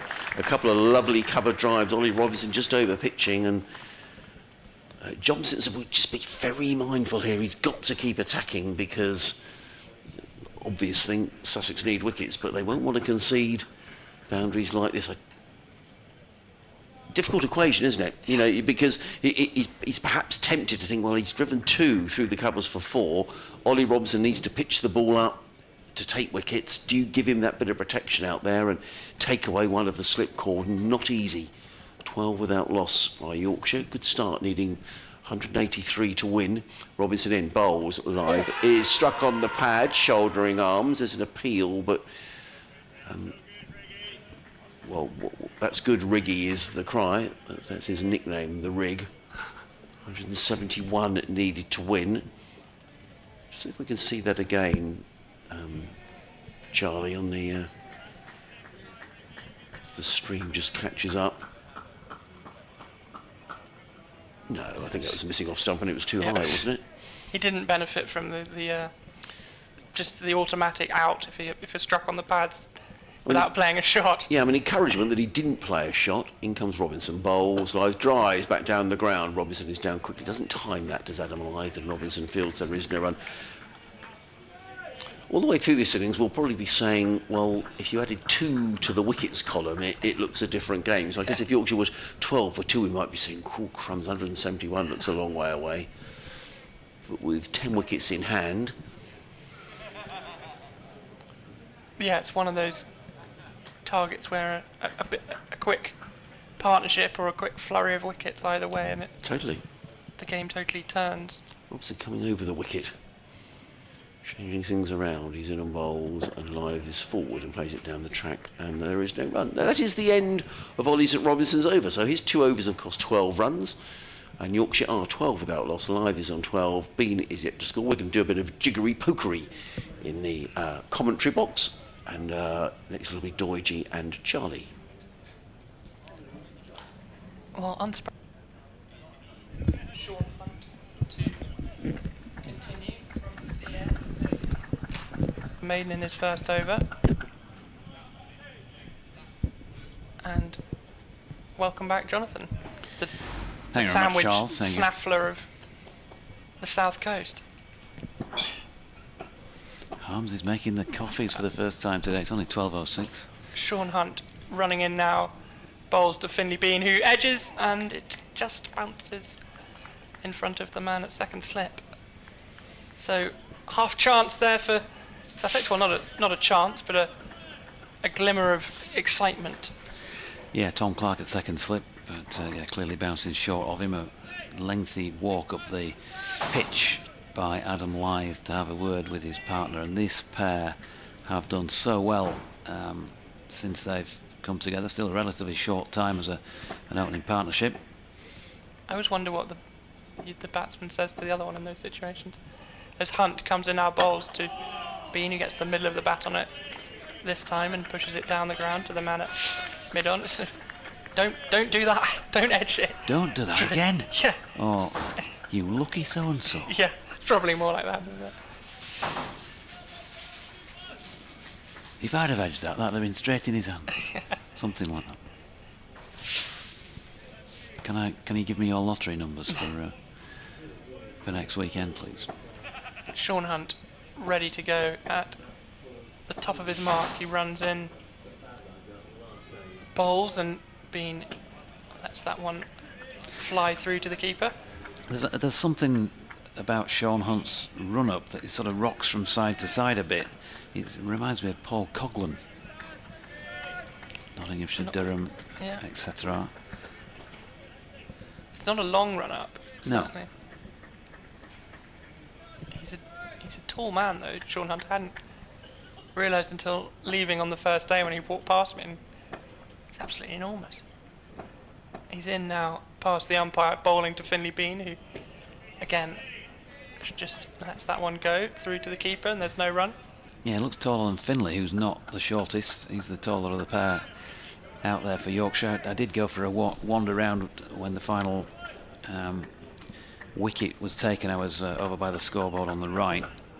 Got the notepad up to date, wandered round the other side, and was sitting in front of the main stand there on the left as Adam Lyth played one of those beautifully stroked, that first cover drive for 4, where he just leans on it. As Hunt comes in now, bowls to Bean, who edges, and that time he is caught. There's a good low catch down at 4th slip, and Bean has to go for a duck. So Sussex have the breakthrough. Yorkshire 12 for 1, and well, there's some consternation from Adam Lyth about whether that carried, perhaps, I'd imagine. Finley Bean hasn't yet walked off the pitch. The umpires are conferring, and Bean has been given out in confirmed. That is interesting, isn't it? I've just seen it once, and you are questioning it on seeing it just the once.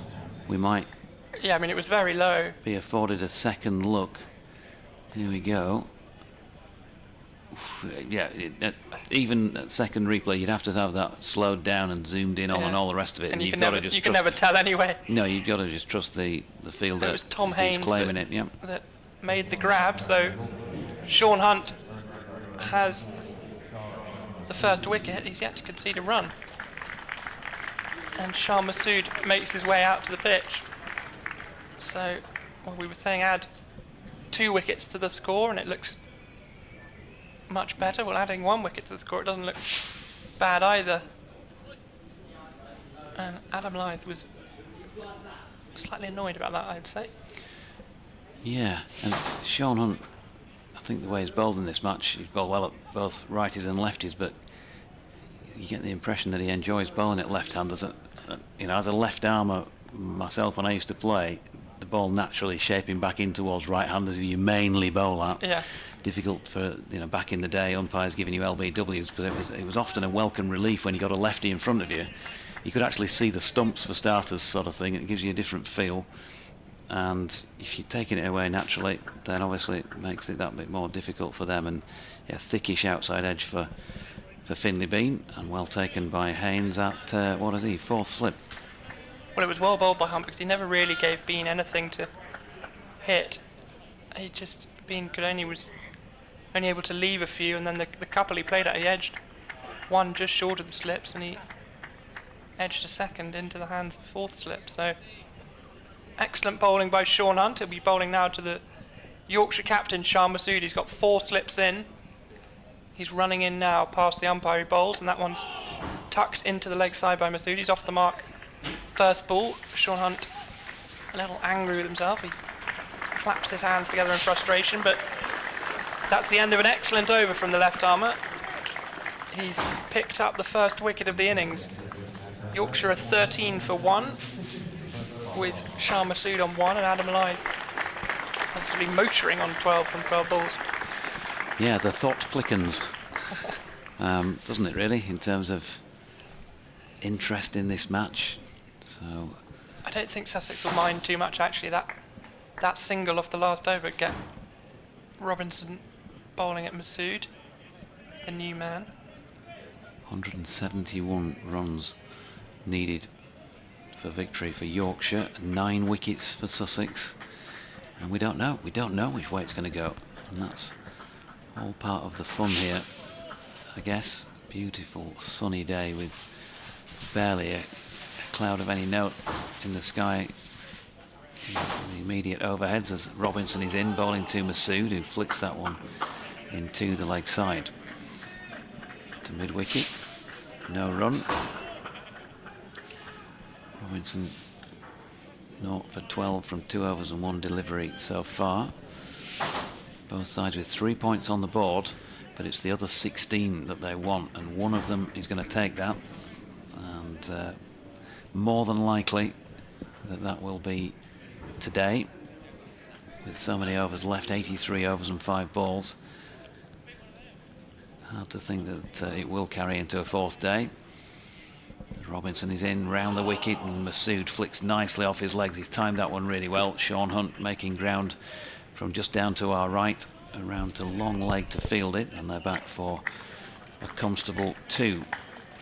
It was obviously off when Yorkshire wrapped up the innings, but got to say that I said this morning it was a challenge for the 2 young bowlers with the new ball, without Ben Code out there to shore things up at one end for them, and they'll be delighted, and rightly so, to have wrapped up those 3 wickets in, what, 42 minutes without a massive addition to the score. Carson with 25, Alsop with his 86, and then Ollie Robinson cleaned up by George Hill to finish things off. And Robinson is himself bowling here to Masood, who's pushing that one slightly aerially into the leg side. Soft hands, though, saved him from any notion of being caught. So 3 for 46 for Ben Code. Hopefully they can work on him, and you'd have to hope he'll be fit for the trip to Northants next weekend. Jordan Thompson 3 for 61 from 21. That's much tidier in terms of the economy rate from Jordan. And among the wickets again this morning. And George Hill, I mean, super stuff across the match from him. 22.5 overs, 8 maidens, 3 for 44 in the second innings alone, to go with 4 for 22 in the first. Robinson in and bowling to Masood. That one wraps him somewhere around about the thigh pad. There's a yelp, but I think it was just one of those where as soon as the arm started to go up in the air, he realised it was probably going down and maybe a bit too high as well. Thanks to Harmsy for bringing the coffees.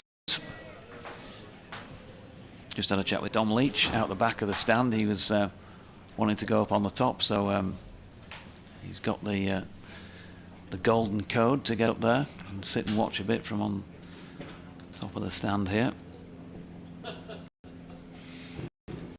Robinson to Masood, who opens the face and runs that into the deck, and a good piece of fielding there by Tom Haynes. That 4th slip denies Yorkshire any runs, and it was one of those that, had he not got his hand on it, probably just about the shortest boundary on the ground down there to our left, probably would have brought Yorkshire 4 valuable runs. Sense that Robinson's finding his spot a bit better in the last couple of balls. Yeah, and if he does get going and he gets among the wickets, gets that tail up, it'll make it all the more difficult for the batting side. Here he comes over the wicket to Masood, who watches that well and plays with a straight blade back to the bowler, who ends that over with 3 overs, no maidens, none for 14 against his name. Yorkshire have made it to 15 for the loss of 1 wicket. If Harmsy could possibly remove the graphic on screen, we might be able to see, remind ourselves, for those mathematically challenged, what the requirement is. 149. 183 less 15 is 168. Sorry, isn't it, I was looking at bottom right of the score. yeah. Thank you very much for that, Adrian. We failed the observancy test there, I'm afraid, Charlie. I hadn't refreshed my page either, so I was trying to look like I was doing maths well, backfired. Hunt is going to continue from the C end. He runs away from us. Bowls, that one's dug out by Lythe, who just pushes it into the offside. They run through for a single. It's wide of Bajara cover. Score moves to 16 for 1, and that'll bring Shah Masood on strike. He just checks his guard with the umpire. scrapes his stud into the pitch, and we're ready to go as Hunt tosses the ball to himself a few times at the top of his mark and then thunders in, bowls, and that one's played forward by Sharmasood. They run through for a quick single. Good running there from Yorkshire. He was called almost immediately by Lythe, and a single is added to the total. That's, I think, going to be important for Yorkshire to take the runs where they can get them. Good running. Yep, it was, and both fairly sharp and looking for singles all the time. Hunt ready to bowl. Running in now. Bowls, and that's driven nicely by Lythe, but near enough to Pujara at cover, who sprawls himself onto the turf and stops the ball before polishing it furiously between hand and jumper, and now giving it to the thigh for a bit of a extra polish. Chucks it to Hunt. Hunt pauses at the top of his mark for running in now, bowls, and that one's leg side and it's going to run away for 4 byes. In fact, Simpson almost got a hand to it, sprawling down to his leg byes. Was that? How it's leg byes. Lythe tried to whip it into the leg side, but it just clipped his pads on the way through, so not quite as wayward a delivery as I thought, but still not the right line from Hunt, who looks a little aggrieved with himself. Takes a bit of time to retrieve the ball down at that Cromwell Road end, but the Sussex fielders have it back now and throw it between themselves for a Hunt who stands waiting with hands on hips at the top of his mark. Kicks the ground a little testily as he waits for the ball, annoyed no doubt at that misfire last ball. He's in now, running past the umpire, bowled, and that one is a better line, but it's left on length by Lythe as it flies over the top of his stumps. Adam Lythe playing his 13th match against Sussex in first class cricket, has a highest score of 115, just that one century in fact last July, but averages 46.58 over his career against the county, and that would be the sort of figure that if he could get to something like that today, Yorkshire would be well on their way, wouldn't they? It certainly would. As Hunt comes in now, bowls, and that one's into the leg side by Lythe. Not the most convincing of strokes, but he survives. That's the end of the over. Yorkshire have 21 for 1. Lythe 13 of those. Sharmasood, the other man, in on 4. Yeah, let's just check in on Sharmasood's record against Sussex. Won't have played as many games for obvious reasons, but he's going to be on strike here to face more from Ollie Robinson. Yeah, just this is his 7th innings against Sussex over the years. Played for the Pakistanis against Sussex, as it was labelled back in 2016, made 438 not out, 239 against Sussex for Derbyshire in 2022. He's got a nick on this one though, and he's gone. Very good diving catch to his left by keeper John Simpson, and the Yorkshire and Pakistan captain won't be averaging the 76.4 that he has done against Sussex in the past. After that one, 21 for 2 still. They need a further 162 runs to win this, and one of the big wickets of the Yorkshire batting lineup on his way back to the changing room. Well, that's much better from Robinson. He found the perfect line just to draw Masood into playing at that one, and an excellent catch from Simpson behind the stumps. So we've had those 2 wickets added to the score, and now Sussex do indeed look in a much better position as the key wicket of Joe Root comes to the crease. Sussex can prize him out cheaply, they'll really be cock-a-hoop.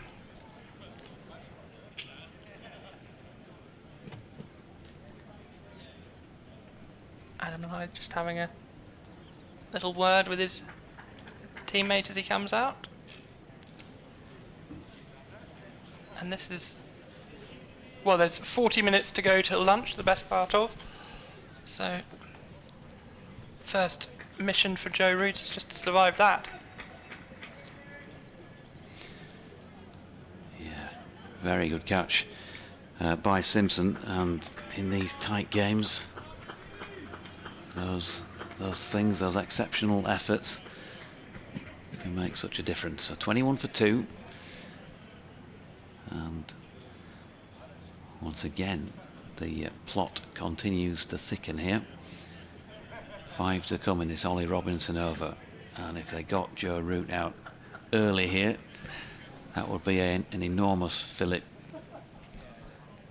and a massive psychological blow. What can Robinson produce? Here he is, first up to Root, who watches it well and gets in a solid defensive push from the crease. Didn't manage to get forward to that length of delivery. But 1 apiece for this opening pair.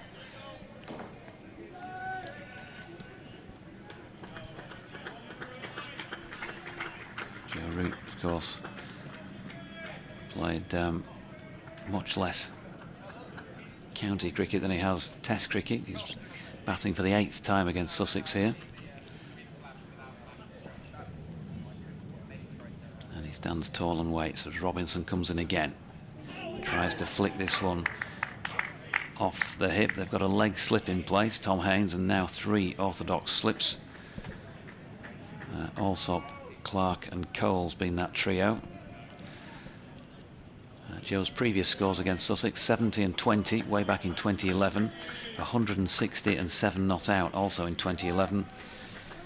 He played in April of 2021 down here and got 5 in each innings, and then 67 in the first innings here, and just facing his 3rd ball yet to get off the mark in the second innings as Robinson comes into bowl to. It's wide of off stump and Root leaves.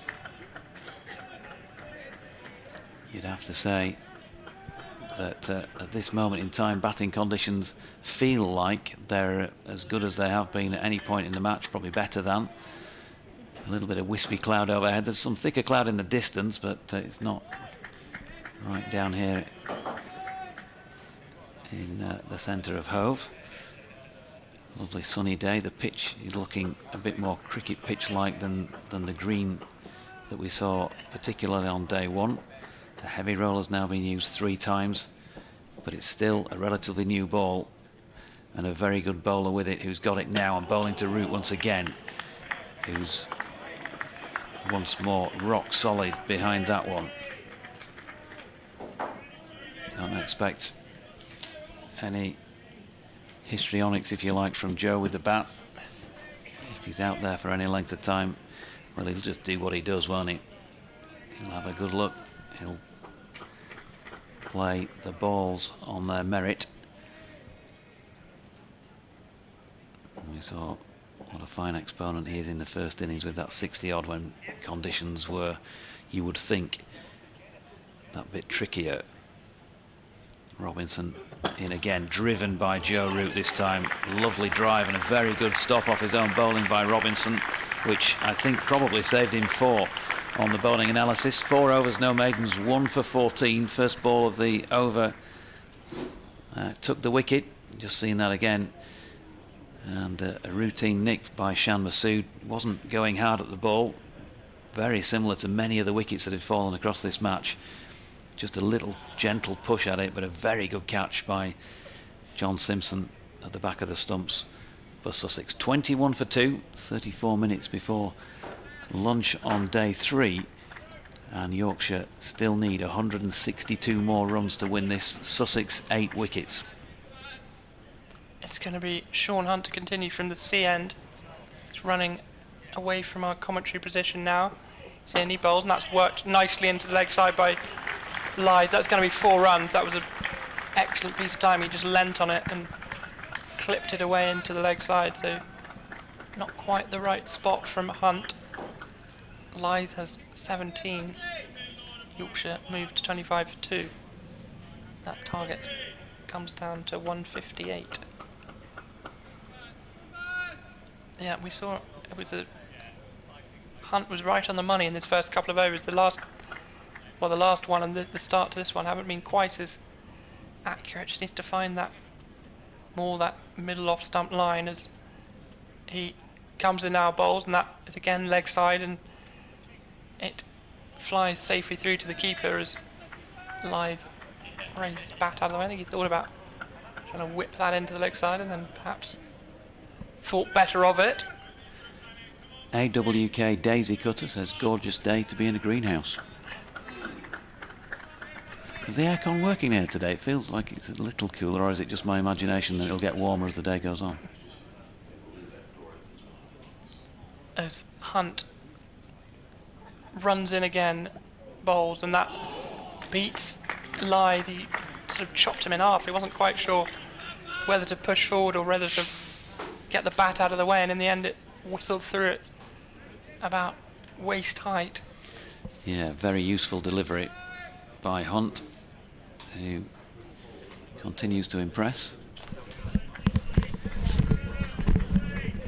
Sounds as though we have an update coming up, and that's the noise of Harmsy getting the headset off Charlie's Sorry. transport, as that is wide of... That was completely my fault. I didn't off realise when the stump. time was. So we have got an update coming. I'm not entirely Okay. sure when. So if I'm forewarned is forearmed, as they say. Well, I'll leave it with you until that's done and dusted. We've got an outside broadcast coming from Wembley today, with Crawley Town playing in the playoff finals. Good luck to Crawley. I think something like 15,000 tickets have been sold. So plenty of folk have made their way up the A23 this morning. Sean Hunt back to his mark. Lyth on 17, waits, well pitched up by Hunt, driven into the offside by Lyth, and Pajari's to chase back from cover to field. The end of Sean Hunt's over. He's bowled 4 overs, 1 maiden, as has taken 1 for 9. Yorkshire 26 for 2. Lyth on 18, Joe Root yet to score.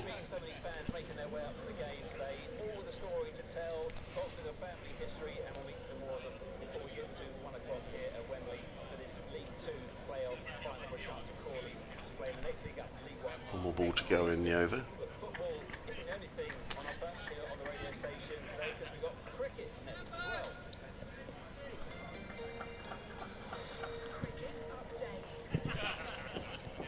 go to the county ground in Hove, where Sussex continue on day 3 in their match against Yorkshire. Here's the latest. Well, it's an exciting game here at Hove, Danny. Sussex bowled out here this morning for 227. It gave them a lead of 183, but already Yorkshire have lost a couple of wickets in reply. They're 26 for 2, a wicket apiece for Ollie Robinson and for Sean Hunt. Maybe the key to this game may be Joe Root, the England Test player, who batted really well in the first innings. He is still there, but Yorkshire now needing another 157 to win, and it could be a really tense afternoon here. Maybe not the case at the Oval, where Surrey were all out for 427 in their second innings. Worcestershire need a mammoth 513 if they're going to win the game. So Robinson's going to continue at the Cromwell Road end. I love that. I love the header there, the jingle. Cricket update. Sorry, Charlie, to have pinched the microphone there. That was... But I think we're about due for a change anyway, aren't we? So there's Robinson down the incline, bowling to Adam Lyth and over the wicket. And Lyth shoulders arms to the first delivery of the over. Hi there, guys, says Jonathan. Is it not time for Yorkshire to define Revis's roles in the team? He seems to be regarded as a second-string bowler at best, while his batting seems woefully neglected at number 8. Players need definition and a clear purpose to thrive, and Revis doesn't seem to have one at the moment. Yeah, a little bit up and down the batting order.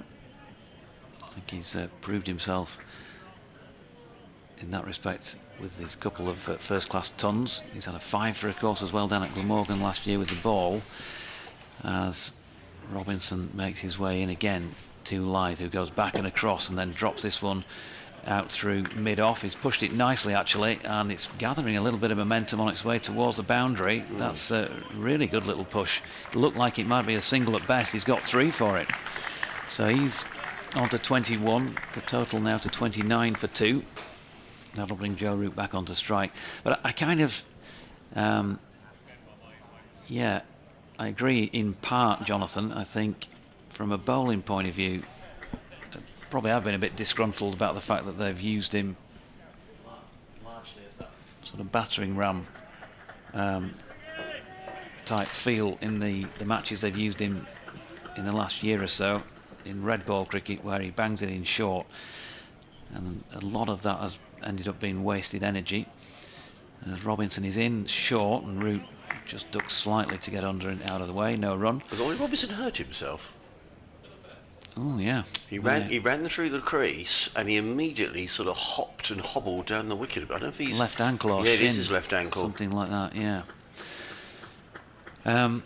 So something else to add to the whole melting pot feel of this match.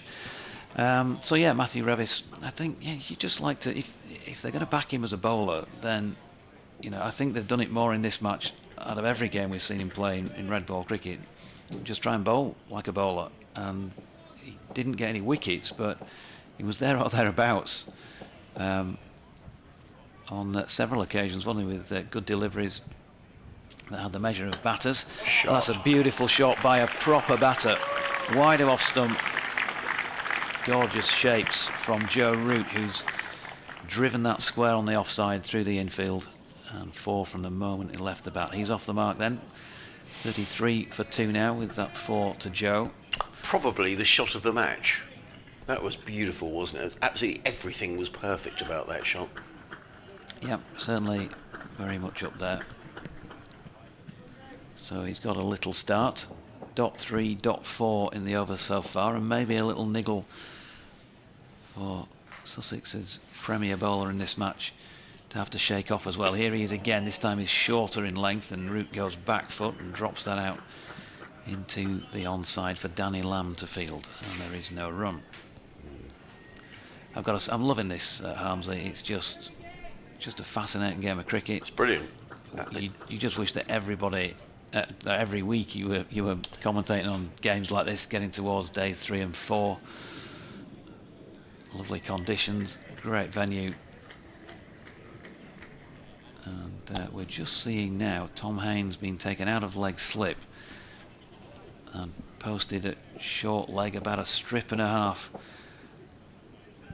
in front, sort of a straightish mid-wicket catcher, if you like, really, as that is wide of off stump. Final ball of the over, and Root with a relatively easy leave. Still 79 overs remaining on day 3. Yorkshire 9 overs into their second innings, a 33 for 2. They set out needing 183 to win, so I reckon they need a further 150 to do so. You're spot on, as it says on the scoreboard over on the far side. So a bowling change. Sean Hunt has been taken out of the attack, and we are going to be seeing Danny Lamb, who's going to take over at this C end. Sean Hunt picking up the wicket of Fiddly Bean for the second time in the match. On this occasion he didn't trouble the scorers, Fiddly Bean. Yeah, I mean, I agree completely. And talking to Paul Farbrace last night, he said, well, what a terrific advert this is for the county championship. I know it's a game it's not going to go 4 days, but if you get cricket as exciting as this, which it's in the balance, I still think I've got Yorkshire as favourites, but another wicket, the crucial wicket here is Root. In comes Lamb, bowls wide of the off stump, taken by Simpson, no run. I just get the feeling that Joe Root stays, Doige, Yorkshire probably win the game. I think if either of these stay, I would say. Okay. Adam Lythe's no mug. Yeah. Yeah. He's only got the, how many thousand first class runs? Plenty. 13,896. Sean Hunt 50 first class wickets with his wicket this morning. around the wicket, in and bowls, up on his toes is Lyth, steers into the offside, fielded by Pujara, and there is no run. Didn't quite get it right in the first innings, Danny Lamb. 6 overs for 35, can't afford to leak runs like that today. John Simpson claps his gloves behind the stumps. It just goes to show the value of a win in the county championship. We were saying yesterday that whoever loses this game will walk away with 3 points. In comes Lamb, bowls, and tucked down. That's a good stop by Simpson, diving away to his right hand side. That wasn't a great delivery, and Adam Lyth is probably a little annoyed that he didn't clip that away for 4 runs. Nonetheless, John Simpson was around very quickly in a sort of goalkeeper fashion, dived and prevented anything more than 1 run being taken. Total goes to 34 for 2. And it is so tight, this second division of the county championship. A couple of wins can move everybody, move aside right up the table. In Gloucestershire are the side who made a move last week with a victory, and they're currently in a strong position against Leicestershire. I'll update you about that in a couple of moments' time. Although Leicestershire fighting back at Grace Road. In comes Lamb and bowls right up in the block hole, and Joe Root steers that to mid-wicket, filled by Pujara, no run. Yeah, it must have been a bit of shape on that, because he did that thing that good players do, where he was leaning to the offside, watching the ball all the way, so he's got his balance right at the point of contact. But even Joe nearly went a little bit too far then, so there must have been a little bit of in-duck on it. Come on, boys, is the cry. 3 slips go down. Lamb in bowls, and Root works us onto the onside. Sean Hunt is quickly around from mid-on, but he couldn't do anything about that. He had to move fairly smartly to his right. Joe Root picks up a single and looks at the bottom of his bat. He goes to 5, 35 for 2. We were talking about Rishi Patel earlier. Charlie's through to 100 for Leicestershire, 103 not out. I think he is a really good player. Leicestershire 203 for 5. Still trailing Gloucestershire by 503. At Grace Road. Lamb coming around the wicket to the left-handed Lyth. He's in and bowls, and Lyth works this one down towards third man. More runs here, at least a couple. Had some Prentices in hot pursuit. He overhauls the ball about 3/4 of the way to the boundary and picks up a couple of runs. Lyth goes to 23, 37 for 2 at the end of Danny Lamb's over. Yeah, 20 minutes to go before lunch, and don't know whether or not, as they have a word out there in the middle, Messrs Lyth and Root, whether they're just saying to each other, make sure we're still here at lunch, or whether they need to bother saying things like that to each other at this level. No, I think you're right. Naturally, you'd want to both be there at lunch anyway. So Lyth 23 from 28, Root 5 from 12, and he's going to face up to Ollie Robinson. 3 slips in place. There's Sean Hunt down at long leg. Finn Hudson-Prentice has dropped to a sort of fly gully just in front of us, down here behind the smoked glass.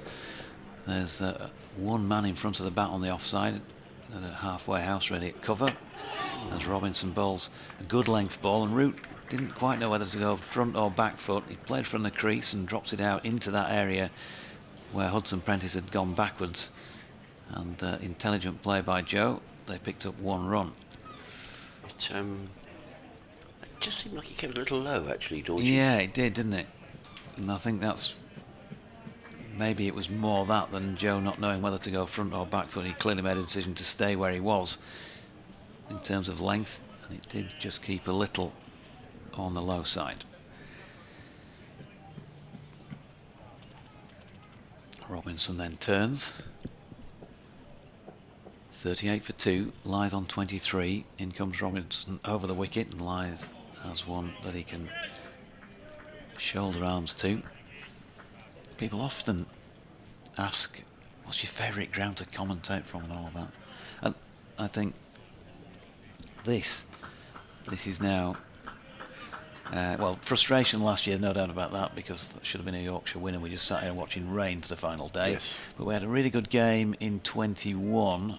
Yorkshire won that somewhere during the midpoint of the afternoon. Yeah. But it wasn't an easy win. No, it wasn't.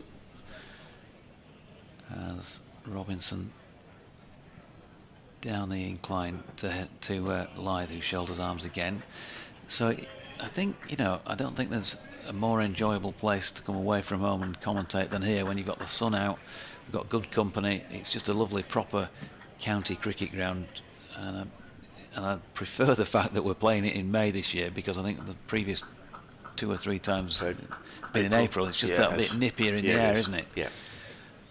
And it's just a lovely scene. It's a nice walk up from the hotel on a morning, about a mile and a quarter or something like that. Bit of fresh air. Yeah, I like the ambience around here, very nice. As we've just seen, Wants to change. Danny Lamb out there at back of square leg. Been dropped out, so we could get a short one here from Robinson, or will it be the 5-card trick? No, he's bowled it short of length, and Lythe drops it into the offside, no run. In terms of favourite grounds, I'm clearly biased when I say this, but as the first place I ever went to see professional cricket being played, Headingley will always have special memories for me. But I think you'd have to say that it's better when it's full. When you've got Test cricket or a big crowd for a county game there, because it's fairly sizable place. Of course, I think you need a crowd in. Yeah. But still enjoy working there, and I love Scarborough because there always seems to be a decent atmosphere, whatever the numbers. And that's a really enjoyable place to go a few times a season, as Robinson is in, and that sees Lythe, the man who's no stranger to scoring runs for and at Scarborough, shouldering arms. He's giving this everything, Robinson, isn't he? Yeah. As he should. They will know, as you've already said. I've said Joe Root is the key. He said, Adam Lythe is a fine player, but if either of these were to go before lunch, or with Sussex, still 145 needed, Sussex will just know the importance of grabbing two of these wickets. Final ball of the 11th over, then Robinson to Lythe, who gets a fuller length delivery and pushes that out into the offside. So no gimmies from Robinson again in that over. He completes it with 6 overs, 1 maiden, 1 for 22 against his name. 16 minutes to go before the lunch break, so perhaps 4 or 5 more overs. 4 overs probably. Russell Walker, good afternoon to you. He says, good sunny afternoon, Jonathan. I think we'll see those Yorkshire batsmen whose technique is sound and those whose technique is suspect today. A strong Sussex bowling attack and a testing wicket.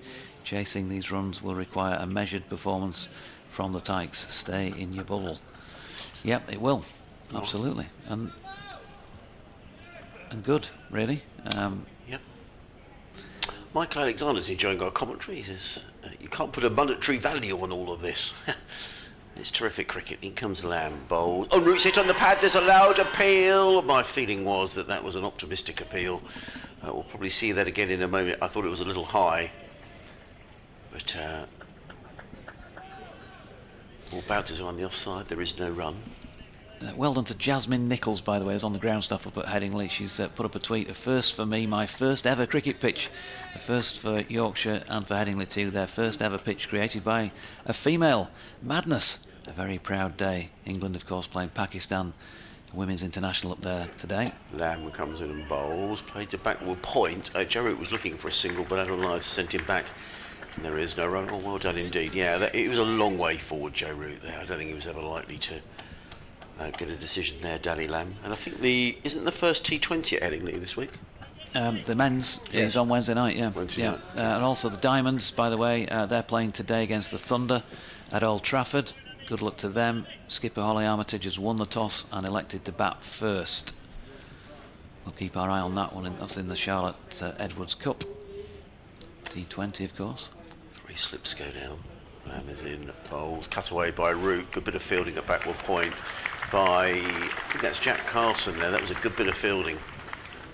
Excellent cricket this. I mean, Sussex know that, both sides know that every run here is vital, and the Sussex lads are chucking themselves around in the field.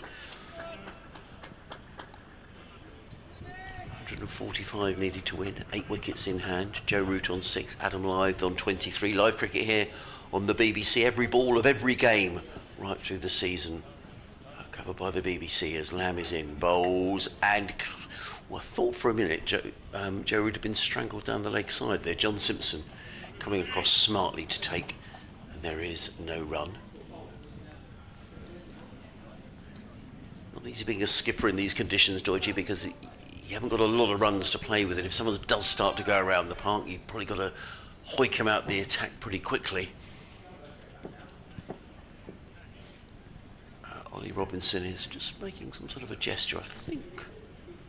Just some sort of an idea he's got as in comes Lamb, bowled. Root cuts this away, and on this occasion he hasn't beaten the fielder either, but he does pick up a single, and the applause is for another good stop by Jack Carson at backward point. Yeah, Ollie Robinson is just trying to make some sort of a point, I think, to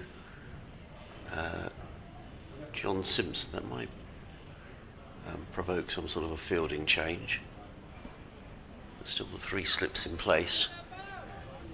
No third man. There's a backward point, cover mid-off, mid-on, mid-wicket, and a deep back, almost between fine leg and deep backward square as Lamb is in again. Bowls are worked by Live to mid-wicket. There is no run. He's looked very comfortable in inverted commas, Adam Live. He's tried to be very positive where he can. He's 23 not out. The end of the over Yorkshire are 39 for 2. I just wonder how long Ollie Robinson is going to bowl here, or whether the decision might be made maybe to take him out the attack and bring him back straight after lunch. There's a conversation going on between Simpson, Finn Hudson-Prentice and Ollie Robinson, and indeed it does look as if it is going to be Hudson-Prentice who's going to come into the attack with 10 minutes to go before lunch. Yeah, and without getting carried away, the batters will be saying to each other, okay, we've seen Robbo off for now. But let's not give it away, let's concentrate. As you say, Finn Hudson-Prentice coming on. Good afternoon as well, by the way, to Michael Orr, who sent me an email to my personal account rather than to BBC West Yorkshire Sport at gmail.com, so I didn't get it, Michael, until later on yesterday. It was in the junk.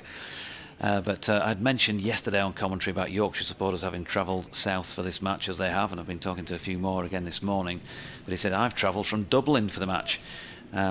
And want it to continue. So Michael from Blackrock in County Dublin, hopefully you're still here enjoying this spectacle on day 3, and good to have you on board if you are, as Finn Hudson-Prentice's first delivery, 33 to 66, Joe Root is punched back to the bowler, no run. There's just no margin for error here, is there, for the Sussex bowlers? I mean, it's a tremendous discipline to you're bowling to a batter of the quality of Joe Root. Good first delivery from Hudson-Prentice, making Root play. 3 slips in place, Hudson-Prentice in again, then it's just short of length. Root goes back foot. Jack Carson very good was backward of point and in quickly to prevent the run, and every little piece of fielding just well, if you've ever bowled in a game of cricket, if your field is on it for you, that just gives you that extra couple of % lift.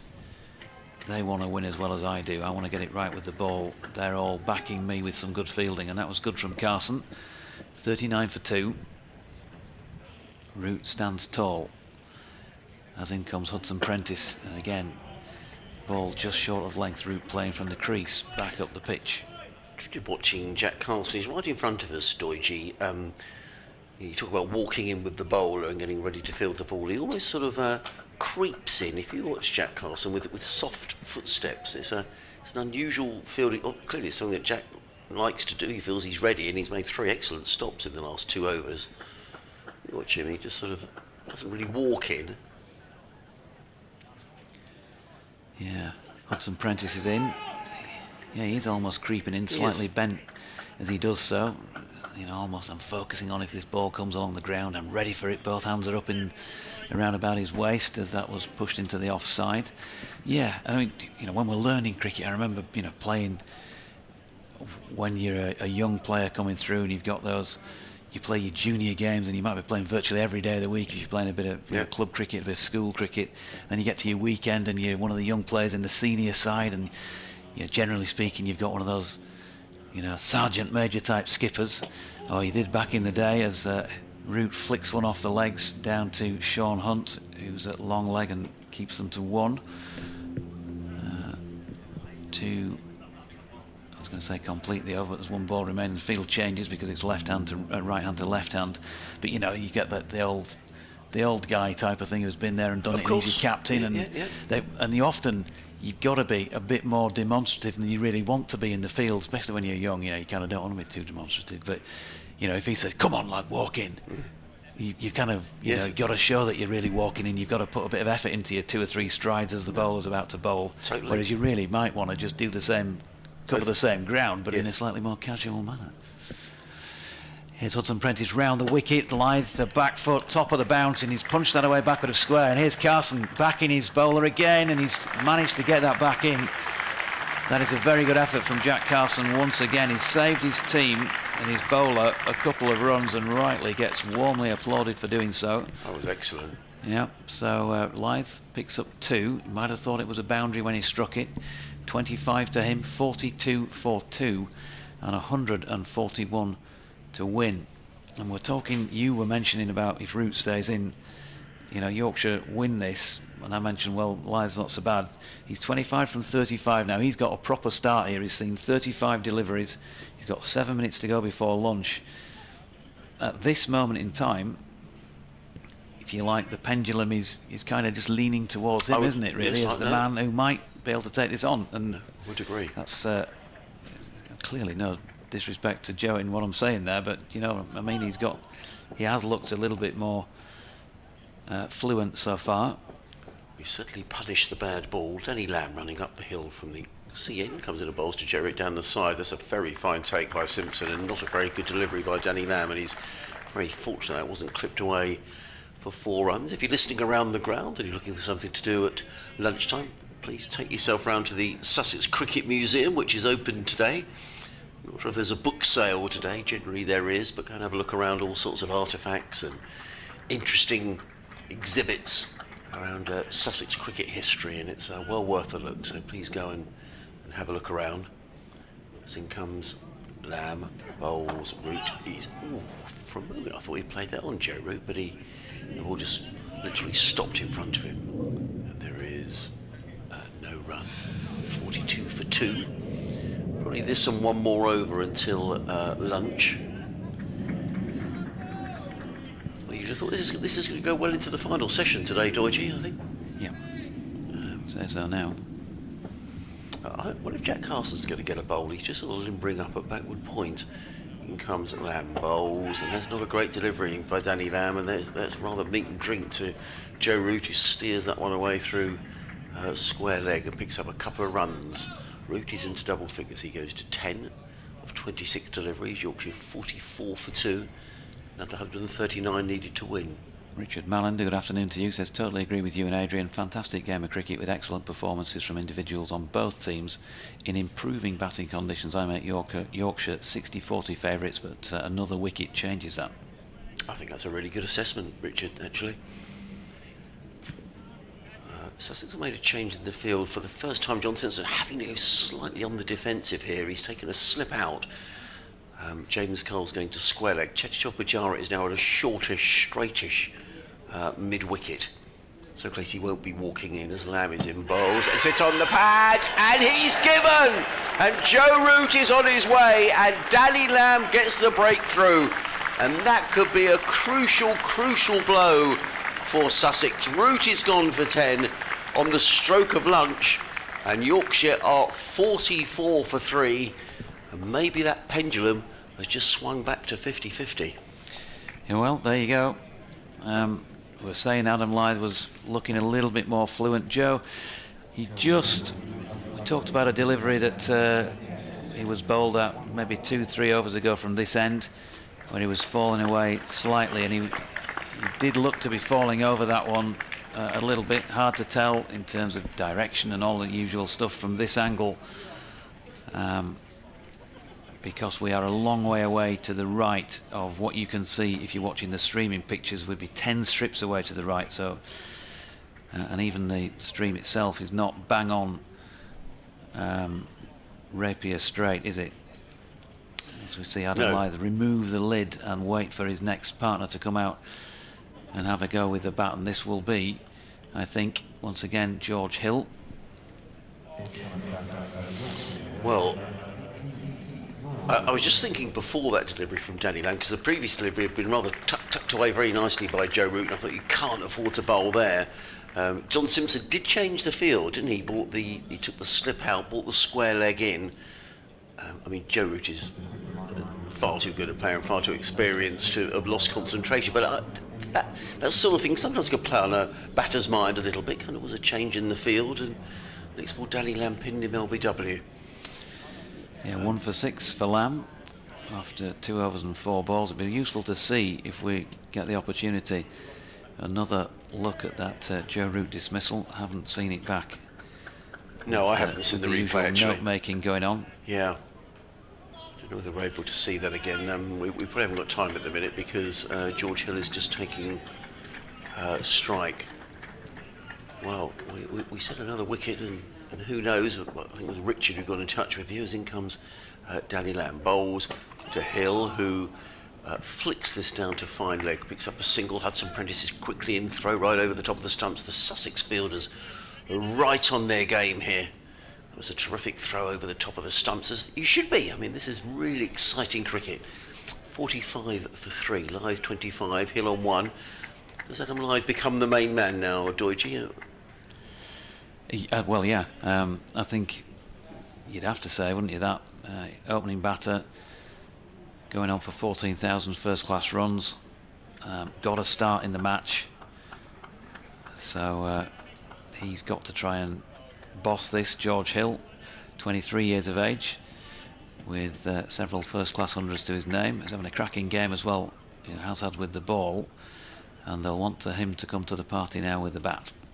Lamb around the wicket bowls. Who's beaten outside the off stump? There's an appeal, a half-hearted appeal, but it can't have missed the outside edge by very much. That's a good over by Danny Lamb, who gets a handshake from Ollie Robinson.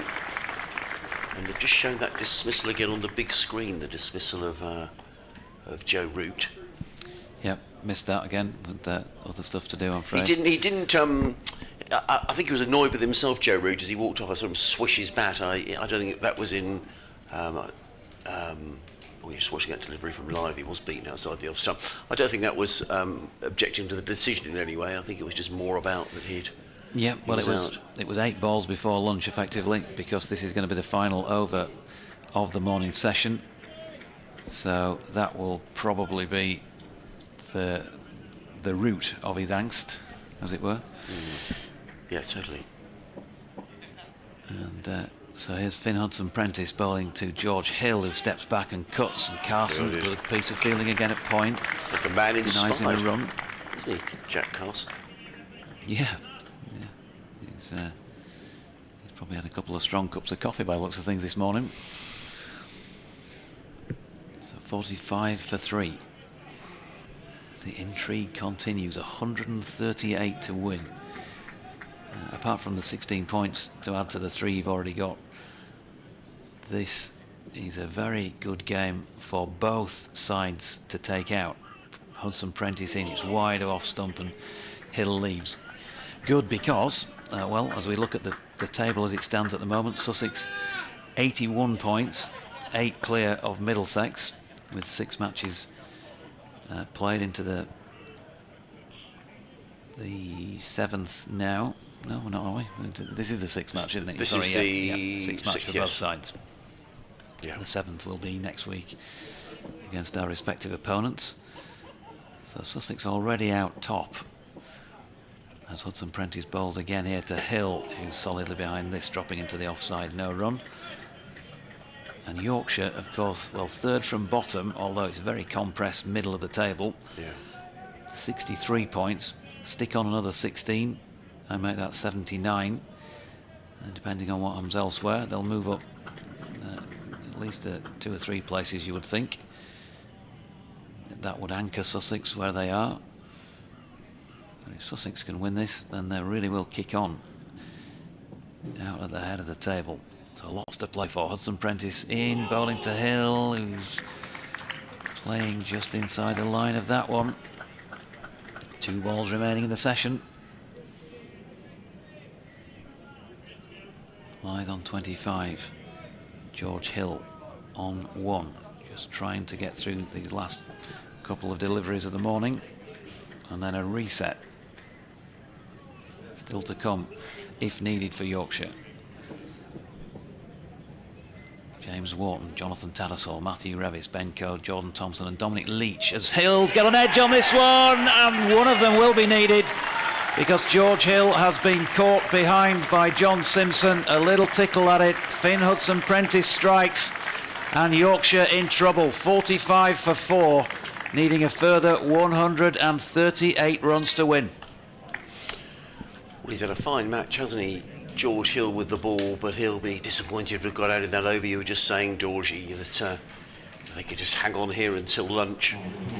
But that's the second time in the match that Finn Hudson-Prentice has accounted for George Hill, and how things can change. You know, your correspondent Richard was in touch, wasn't he, saying another couple of wickets and you never know, and all of a sudden Sussex do pick up a couple of wickets. And that pendulum, which was, I would agree with you entirely, was 60-40 to Yorkshire, suddenly went 50-50 when Root was out, and maybe it swung in Sussex's favour.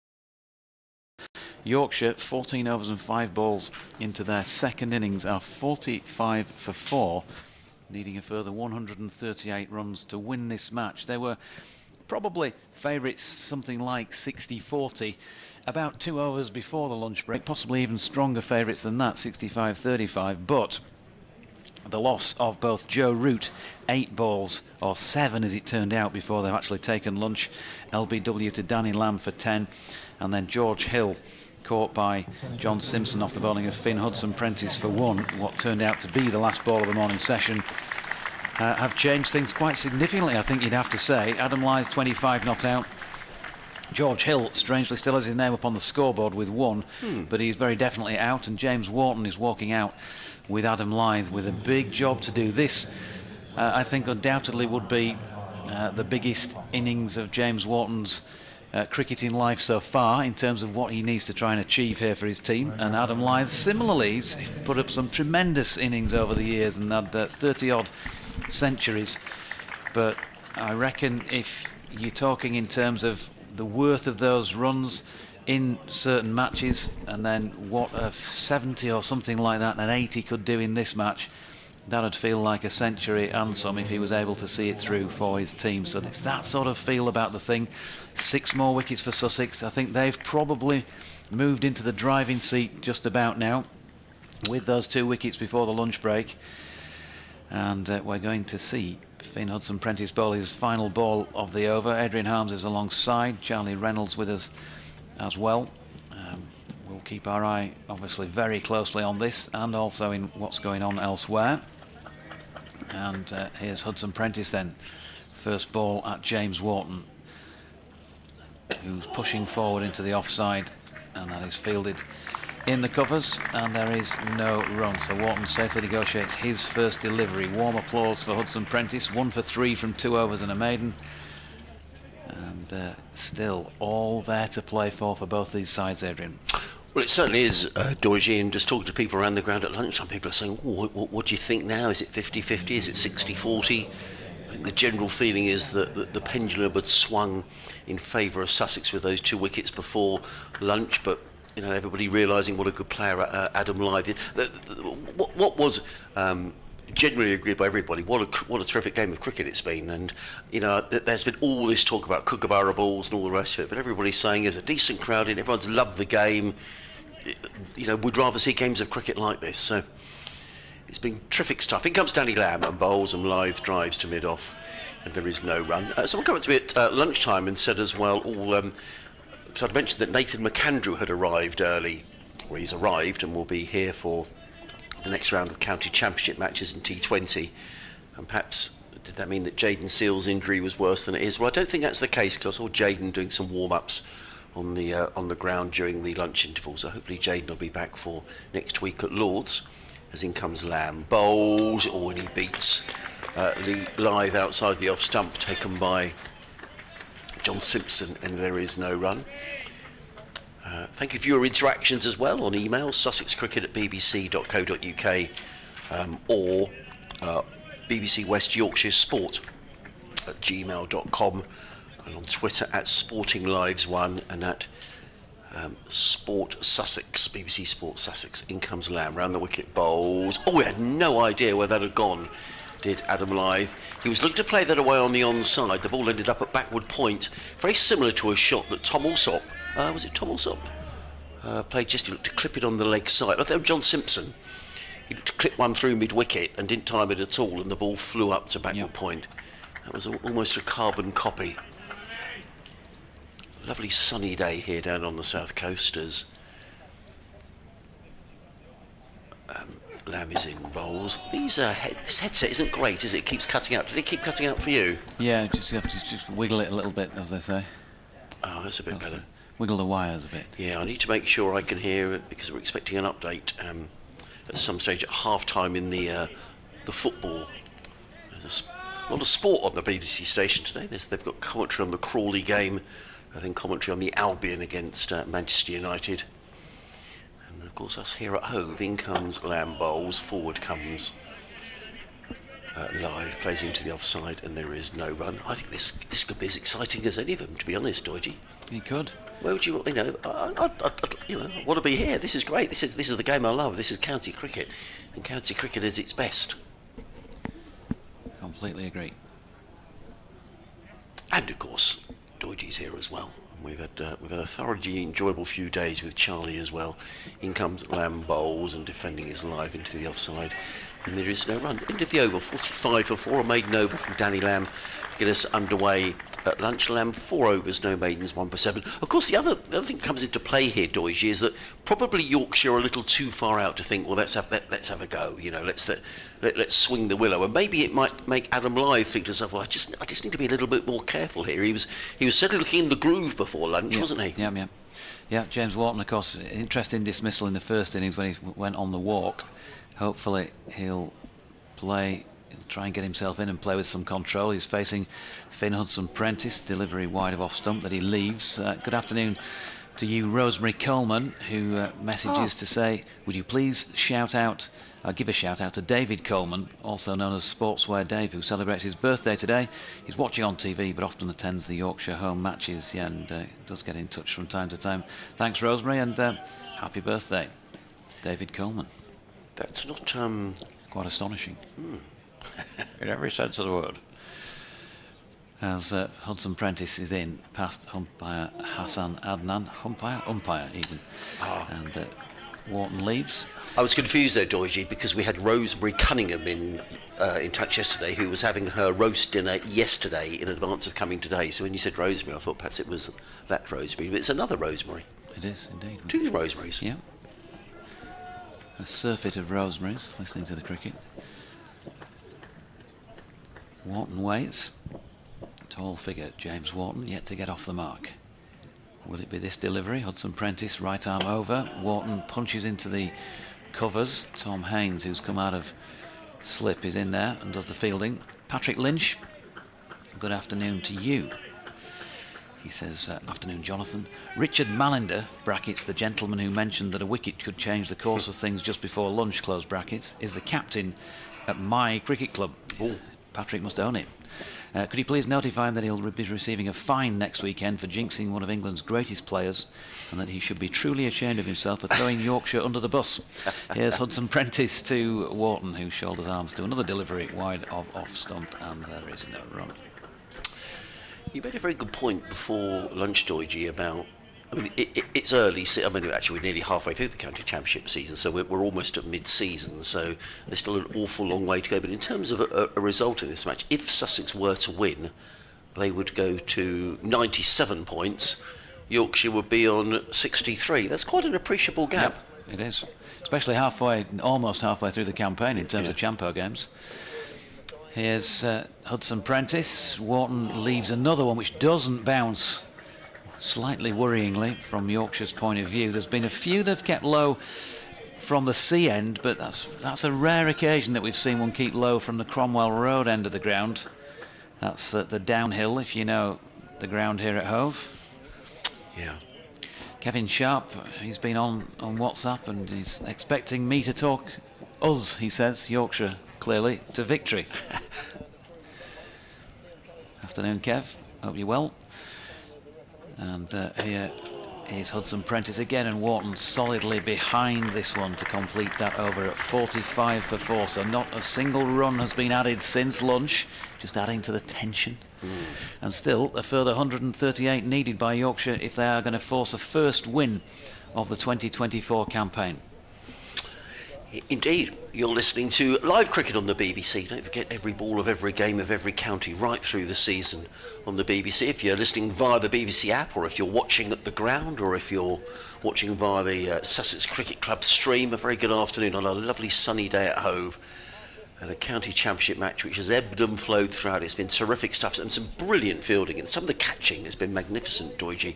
In comes Danny Lamb around the wicket, in and bowls, and Lyth looking to play that one away through the offside. Is rather squared up. The ball ends up with Tom Haynes at mid-wicket, and there is no run. My apologies, I think you could probably hear the football commentary going out 45 for 4.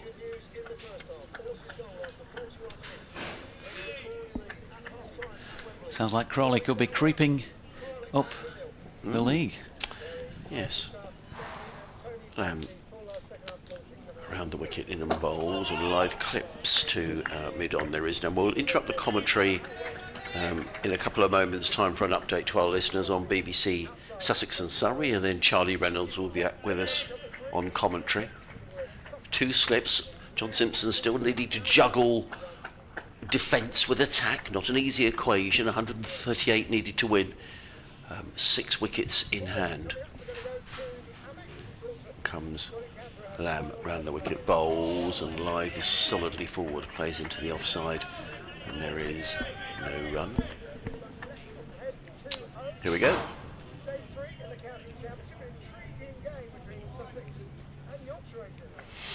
Well, it's been a brilliant game of county championship cricket, and basically everything that you could want from the longer format of the game. It really has been fantastic stuff all the way through, and we could be in for a thrilling finale here, because Yorkshire are 45 for 4 into their second innings. They still need another 138 to win. The danger man, as far as Sussex are concerned, is still there, Adam Lythe.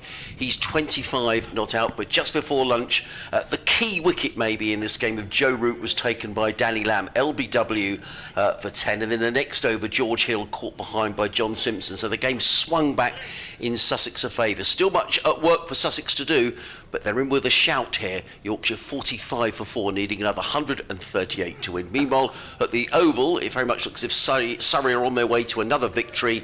All out for 427 this morning. Worcestershire in reply, 23 for 1, needing a mammoth more, 490 to win that game.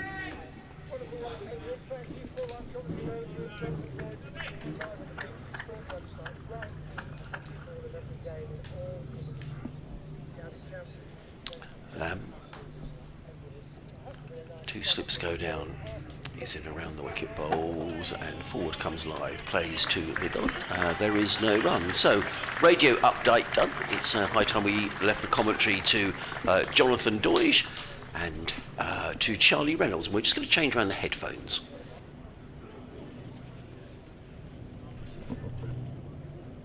And it's going to be Hudson Prentice to continue at the Cromwell Road end.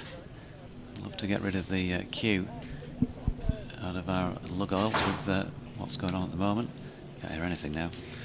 Nor can the microphone appear to work. There we go. That's a bit more like it. And Hudson Prentice making his way in then towards James Wharton. 3 slips in place, and he's smashed this one for 4. Short ball wide of off stump, and the first thing that James Wharton has had to hit, he's capitalised, and he's got it away. 4 from the moment it left the bat. Jack Carson is backward of point, and he's got it just slightly squarer and hammered it. So 4 on the board to Wharton, 49 for 4 Yorkshire, 134 more needed to win. Ian Clark, good afternoon to you. Referring back to Ollie Robinson's dismissal, saying the off and middle stumps were at rooted, not leg stump. We did see some of the replays back at lunchtime, and I can confirm that he's spot on with that, as Wharton turns that into the leg side up to mid-on. There's no run. And he says, come on Yorkshire, make up for last year's rain-affected match. PS for Jonathan, good to visit Rawdon last Saturday after school reunion in Wakefield. Lovely sunny weather. Good to hear, Ian. I wasn't there because number 1 son was playing elsewhere, and went to watch that down at Kirkstall Educational. Here's Finn Hudson Prentice, and Wharton punches up to mid-on once again. Ollie Robinson round to do the fielding. Russ Harker out there in Germany says the game is on edge, very absorbing. As a Yorkie, I'm hoping Lythe the Scythe will hunt down this total with support from whoever. Coffee, milk, 1 sugar please. Yeah, a few people will be hoping Lythe the Scythe, or however he gets them, will see it through. He's on 25 at the moment, but at the non-striking end as Hudson Prentice comes in once more past umpire Hassan Adnan, and Wharton, watchful, turns it to Danny Lamb at mid-wicket, and Lamb immediately picks the ball up and rubs it on the base of his back there to get a bit of sweat on it, no doubt, and then gives it a shine on the back of his right thigh, putting the ball up under his shirt. He's caused some problems, hasn't he, Danny Lamb? He's making it difficult with ball in hand for Yorkshire. Here comes Hudson Prentice again. This time Wharton chooses to walk down the pitch, much as we saw when he was out in the first innings. Leaves the ball as it goes on the rise past him. One to come in the over. Leeds United Memories posting on Facebook next Sunday when Leeds walk out at Wembley. It'll be 35 years to the day since the great Don Revie died. If we show the fighting spirit that Revie's great side had next Sunday, we'll be all right. Kevin Sharp, a Leeds fan, so he'll be part of a ticket to Wembley, who knows. As in comes Hudson Prentice, and Wharton pushing that up to mid-off to complete the 19th over of this Yorkshire second innings. 69 overs remain in the day. That's ample time for whichever side is going to win this to get to the required wickets or runs knocked off. 1 for 7 from 4 for Hudson Prentice, 1 for 7 from 5 for Danny Lamb, and he's going to continue at this C end with commentary from Charlie. Thanks, Jonathan. Yeah, well, Danny Lamb's already got the crucial wicket of Joe Root, and he would like Adam Lyth now as he's in to bowl, and that one's left alone by Lyth as it flies over the top of the stumps. Slightly extravagant leave in the end. Lamb just walking back to the top of his mark. Gets the ball from Hunt and is ready to bowl. So he runs up the hill away from us here, and that's played down by Lyth into the offside, and it runs to the man in the gully, and there's no run.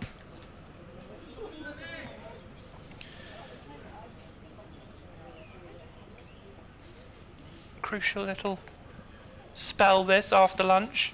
Both teams try to wrestle control. Just 134 needed to win for Yorkshire, but only 6 wickets remaining as Lamb comes in now, and Lyth pushes that down the pitch along the ground, and there's no run.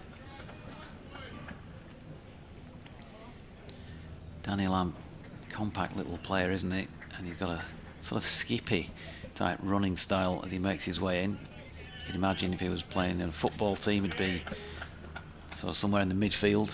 Yeah. He's running in now past the umpire. Bowls. Lyth is beaten on the outside edge there. Went to play at that one and it whistled past his bat. So encouraging signs for Sussex so far. Yep, and you can't really emphasise how big a knock this is for Adam Lyth, as I say. And given the situation, Yorkshire favourites to win the Division 2 title coming into the season. Here we are, match number 6, without a win on the board yet. He's already scored some big runs this season. This is when you really, really want him to stand up. As Lamb comes in now, bowls, and Lyth works that off his pads, just into the leg side, down to the man at fine leg. Is it going to be the umpire looks as if he's about to signal a leg by, but he doesn't. So it's a single to Lyth. He moves to 26. Yorkshire 50 up, 50 for 4. 133 more required to win. And that brought about a change in the field. Right-hander. Right-hander. Observant as ever. I was confused. I thought, anyway, whatever. Wharton just marking his guard once more, and John Simpson's decided he's going to stand up to the stumps, which is probably sensible, as we've seen Wharton like to come down the pitch a couple of times already. Lamb's in, bowls, and Wharton tries to, when it does in fact work it to the leg side, and it's going to be 4. Sorry, John Simpson fooled me with his dummy whipping the bails off, but the ball raced away to the boundary for 4. So Yorkshire moved to 54 for 4, and that's the end of the over. Yeah, just falling away again outside off stump James Wharton. So it's a feature, isn't it, of Danny Lamb's bowling, and he's getting players to do that. That's partly the angle. I watched back those dismissals, the Yorkshire 4 at lunchtime, and I think you'd have to say Joe Root probably a little bit disappointed about his LBW, given the angle at which he came at him from Danny Lamb. It struck him in front of leg stump, but with the angle and the fact that there's still a few feet to go as it goes past the stumps, you'd have to say that there was a question mark about it. Here's Finn Hudson-Prentice round the wicket, and Lyth solidly behind this one, turns it into the leg side for Haynes to field, no run. As for the other three, Finley being slightly squared up by his that he pushed out catch by Tom Haynes at fourth slip. Shan Masood probably saying, did I really need to push at that? It was about 4.5 stumps probably. And George similarly more like fifth stump, the George Hill dismissal just before the break, and he could tell that as he pushed at it and got the touch, he was already trying to pull his bat out of the way, but it was too late, as Lyth drops his latest delivery from Hudson-Prentice square on the offside. So they'll look back on that, the first 4 wickets, and think, well, maybe one little piece of ill luck and a couple of other pieces of judgment that they'd want to have the opportunity to go back and redress, but they're not going to get that chance. And a lot falling on the shoulders of this man, really, because of his seniority now in terms of what he brings to this Yorkshire batting lineup. There's an appeal for LBW to a ball that strikes him on the back of his leg as it goes down towards fine leg. John Simpson quickly out from behind the stumps to stop that going for 4 leg byes. Kept a little low, that one, I think. Yeah. And we've seen he's coming, in the time I've been doing this job, 6 years, watching all but one match that Yorkshire have played, every day's play, I've seen him bat a lot of times now, Adam Lyth. He's coming for criticism at times as Hudson-Prentice comes in, and that's wide of off stump and he leaves. He's coming for criticism for dismissals such as we saw in the first innings here, where he's the only player who's had a flash at one, isn't he, really, in the whole match outside off stump, and he went at one and he got caught a good sharp chance at third slip. Not so much, you wouldn't criticise him too much in this game, but I think in some matches he's coming for criticism when he's really been in and well set, and then he's had a flick at one and gone. You remember the David Gower days doing that, the lefties, where people used to say it was lazy and all of that. Hudson-Prentice is in and Lyth leaves this one. But I think time and again, when anybody criticises him, he comes back, and he comes back with a knock where he can rightly turn to people and say, have a go at that one then.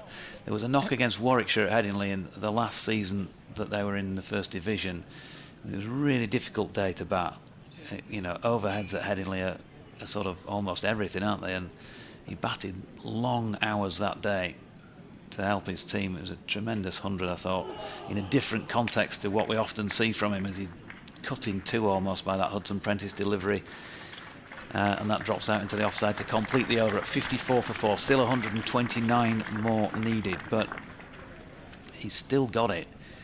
And as I say, in matches like this when you really, really need it, the Yorkshire supporters will be hoping that he can bring that class to the fore and make a big contribution here.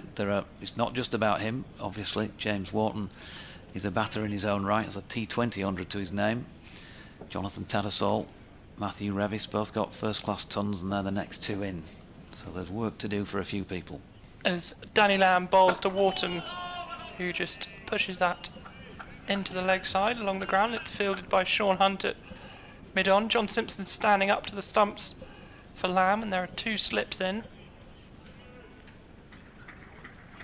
Yeah, I think in the first innings, Adam Lyth never really looked settled, and I think just trying to sort of break the shackles, flashed at one, but he's looked a lot more settled in this innings as Lamb comes in, bowls to Wharton. That's leg side again, and there's nothing Simpson can do. That's going to run away for 4 byes. So a little too leg side from Lamb, who rehearses what he meant to do. 4 precious runs added to the Yorkshire total.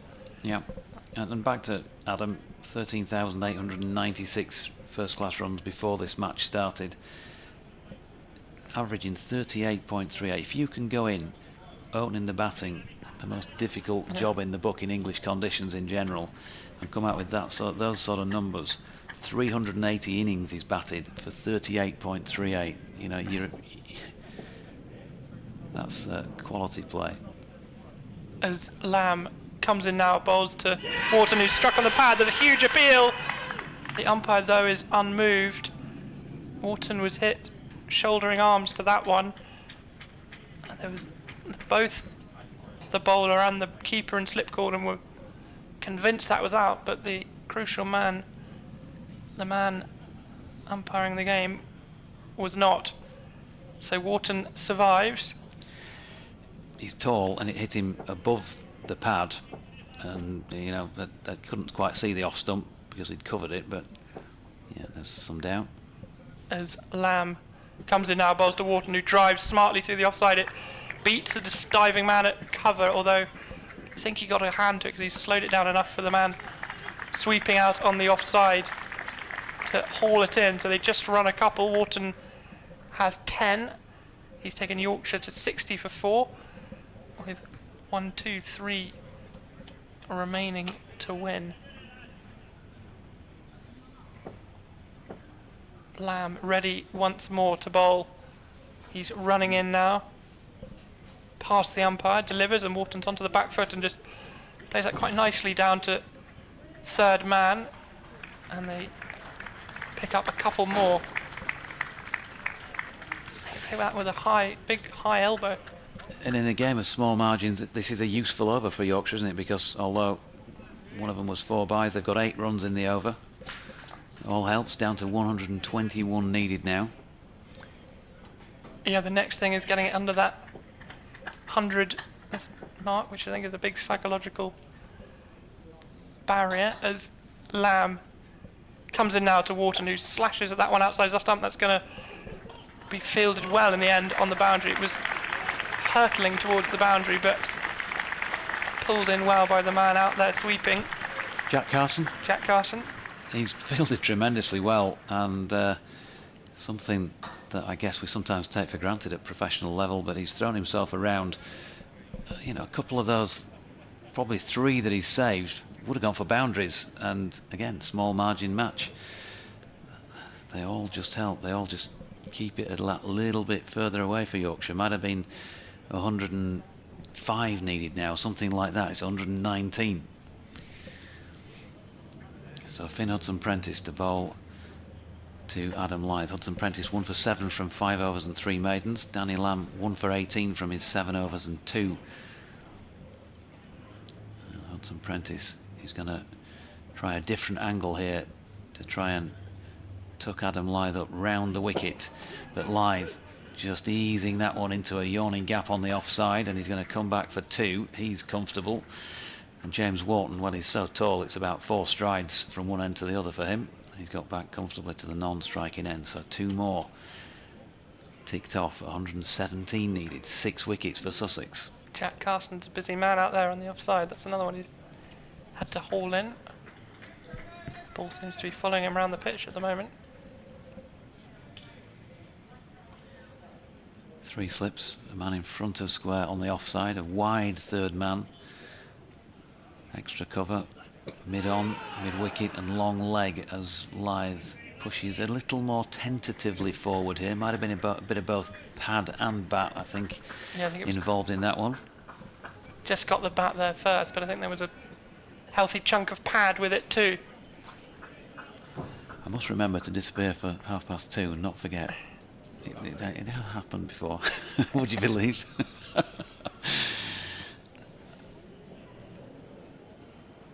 Hudson-Prentice wide on the crease. Lyth gets across to cover it and then leaves through to the gloves of Simpson.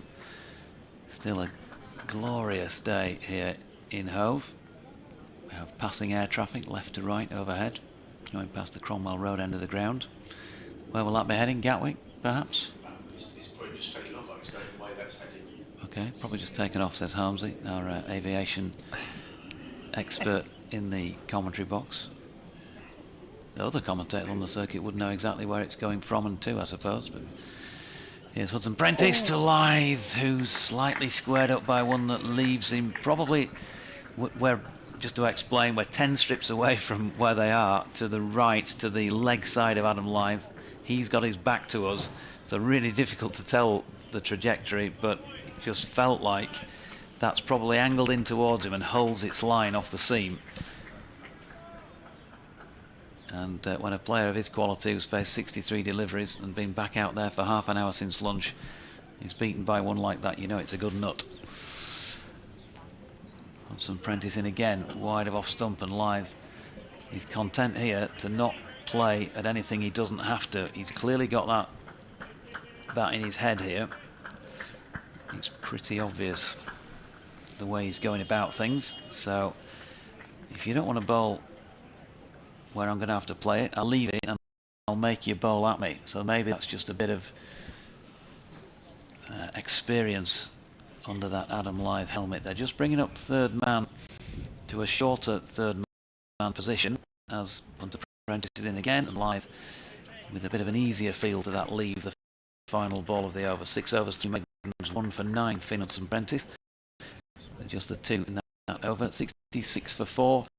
117 more runs needed by Yorkshire, or 6 wickets for Sussex.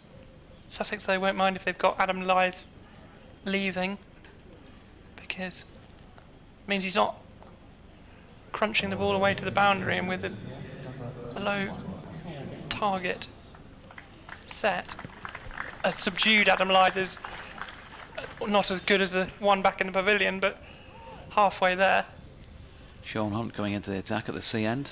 Yeah, I'm not surprised to see this. I think Danny Lamb was just a little bit expensive in this last couple of overs. There's 2 particularly that were fired down the leg side that went for 4 byes. He did pick up the crucial wicket of Joe Root though, so still very much in credit with his performance in this innings. England women 129 for 5 up at Headingley against Pakistan women. 5 overs remaining in that match. T20 of course. Sean Hunt coming round the wicket to James Wharton. He's in, he bowls. That one hits Wharton, who was trying to work it into the leg side, but it comes off his body, I think, and drops into the offside. There's no run. Now Warwickshire have been routed for 94 by Essex in their second innings, but they're still set over 300 to win, and Essex themselves 31 for 2, needing a further 299 to win that match. Hunt at the top of his mark, running in now. He bowls, and Wharton again tries to pull that into the leg side. He's struck again on the pads.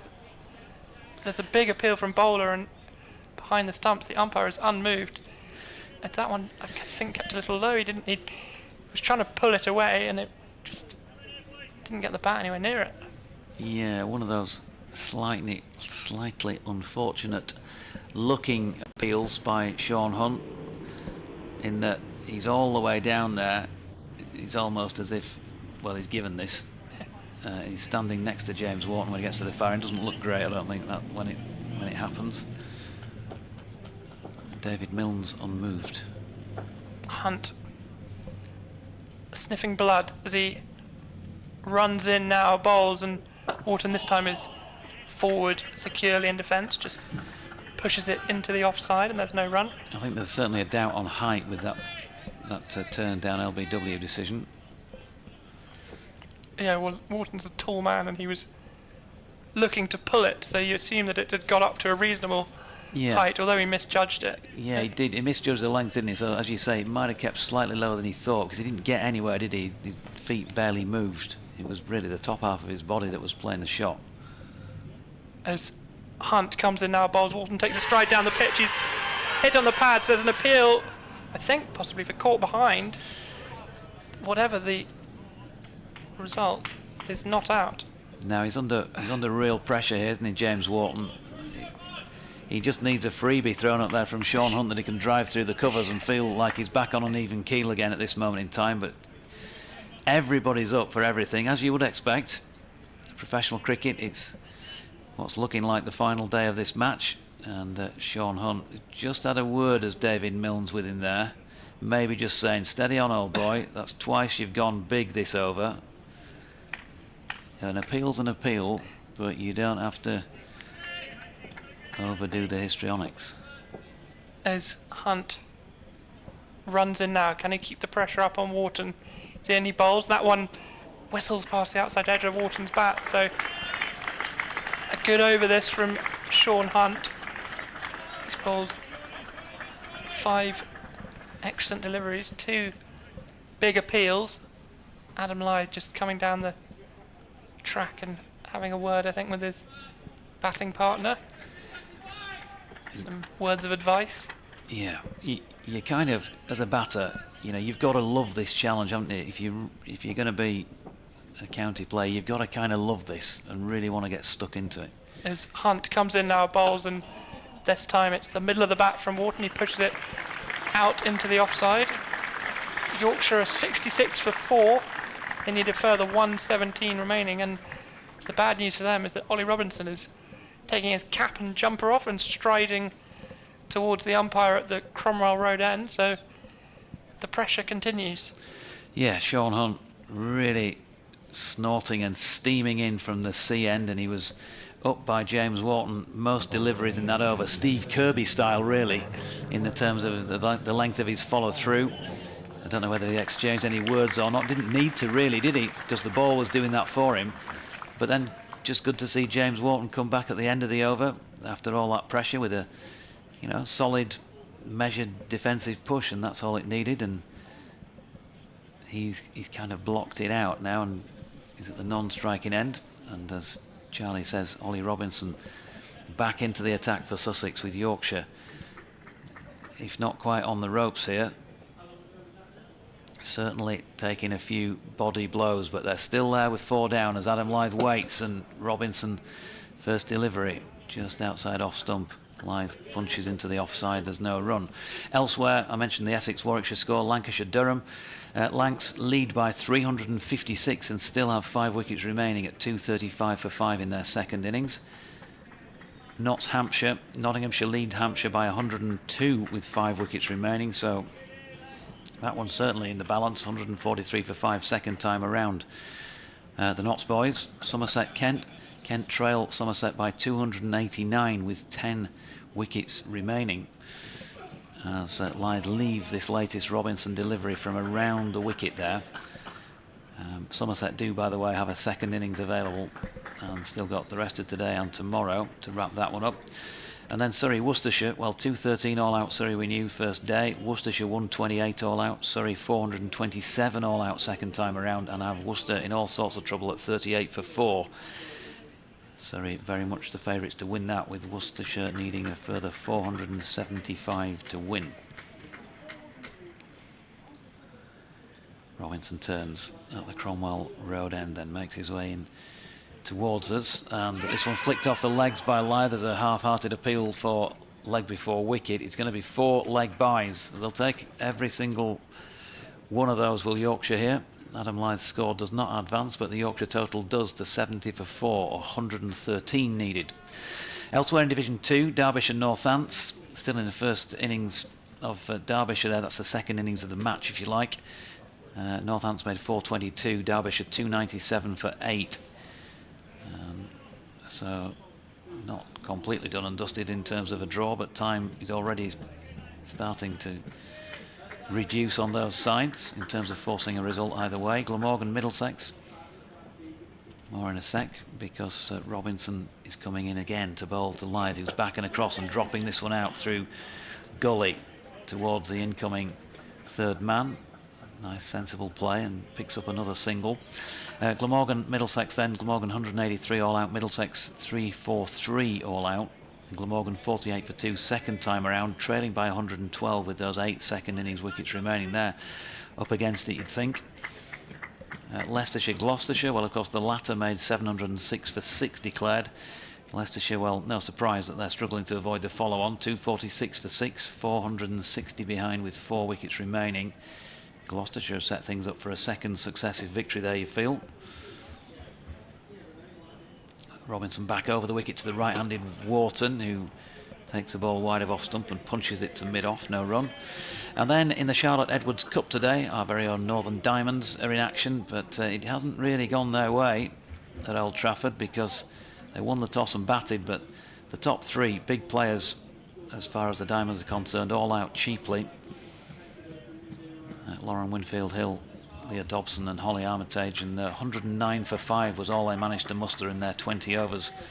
So the Lancashire Thunder needing 110 to win that. Also the Sparks against the Sunrisers and the Storm against the South East Stars, kicking off at 2:30 this afternoon in that competition, as Wharton shoulders arms to the final delivery of that Ollie Robinson over. Yorkshire needing 112 more to win at 71 for 4.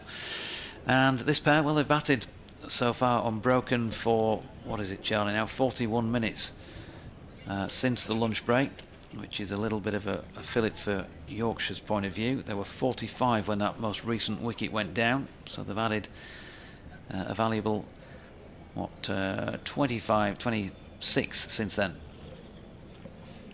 Yep, and with this pair going well, you feel things have tipped a little back into Yorkshire's favour, but Sean Hunt bowled an excellent first over back after lunch, or in his first over of the afternoon session, I should say, to James Wharton. He's now got Adam Lyth on strike as he runs in with 3 slips. He bowls, and that one beats the outside edge of Lyth. He just fished at that one a little, he just pushed forward, and he did. As soon as he'd fished at it and it had gone by, when it was too late, he withdrew the bat and just sort of admonished himself, really, said, come on, head on. So a different angle for Lyth to deal with. He had a little fiddle at that, so Hunt will be buoyed from his first delivery. He's kept up the good work from the last over. He's running in again away from our commentary position. He bowls, and Lyth works that into the leg side. That's nicely timed. They're only going to get 1 for it in the end because it's well fielded by Robinson, running round from mid-on. The score moves to 72 for 4. Lyth has 30, and Wharton now on strike with 14. And 1-1-1 remaining for a Yorkshire victory. You superstitious? It's bad luck to be superstitious, isn't it?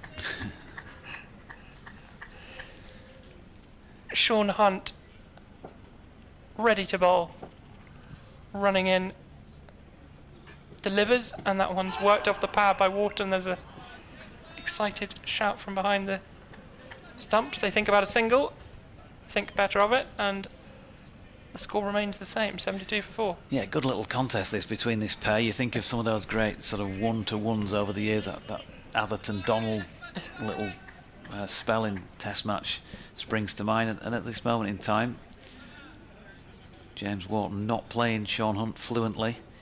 Can he come back? Can he get on top himself with the bat?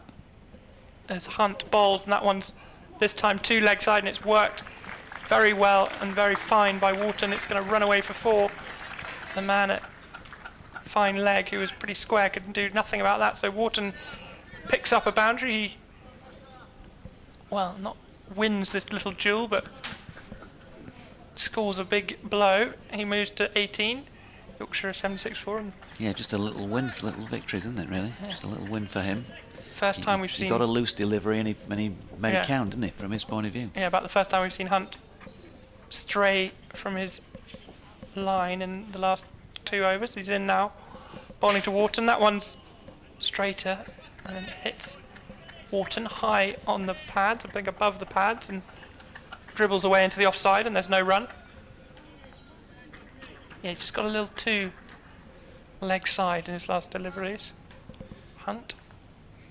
Sean Hunt, we've seen him play down here and bowl pretty well, I think, before for Sussex against Yorkshire. He's only in his 20th first-class match, and you're sort of thinking, with the stuff he's produced in this game, I know there's been a bit of assistance from Terra Firma, but still, he's bowled well, and maybe he's been having a bad his time behind Jaden Seals and Ollie Robinson this year. As Hunt comes in now, bowls, and that one is played on by Wharton. He pushed his batters and it just dropped down and dribbled backwards onto his stumps. He can consider himself a little unlucky, I think, but he has to go nonetheless for 18. Yorkshire now 76 for 5. The picture looking very different. They need 107 more to win, and Sussex have their first breakthrough after lunch. Yeah, it's a ball that's going to miss about 5th stump. He's got it. He's met it on the rise. He could certainly have left it, and he's chopped it down. Well, not chopped it so much as just defended it down, really, with an inside edge. I think it's hit the back of his back leg, or maybe even his ankle, something like that. And it's just, I mean, the stump's barely moved. It's just the bail that's been disturbed. But of course, that's all it takes. And so Wharton, he had to battle really hard there. And we were just talking about little victories. Well, Sean Hunt with the big victory, because he gets his man and he caused him some problems. Sean Hunt, it was never an easy passage for James Wharton out there. 18 from 32 deliveries. He's gone 76 for 5 once again. You look at that board now and you say that the hosts are the favourites here, but it's still there for Yorkshire to win if they bat well, and Jonathan Tattersall can bat. And he's got a big job on his hands here, along with Adam Lythe. They meet for a chat as Tattersall walks out to the middle. Yeah, you'd say Wharton didn't need to play at that one, but was equally also rather unlucky to find it just dribble onto his stumps. I mean, had it gone any slower, I don't think it would have even disturbed the bails. But reward for Hunt, who's bowled well in his 2 overs since the lunch break. And Johnny Tattersall is the new man who'll be tasked with trying to take Yorkshire over the line. Yeah, and he's probably quite happy at the moment just to have a look at 1 or 2 out there in the middle, maybe get his eyes used to the light, because Adam Lythe is going to be on strike.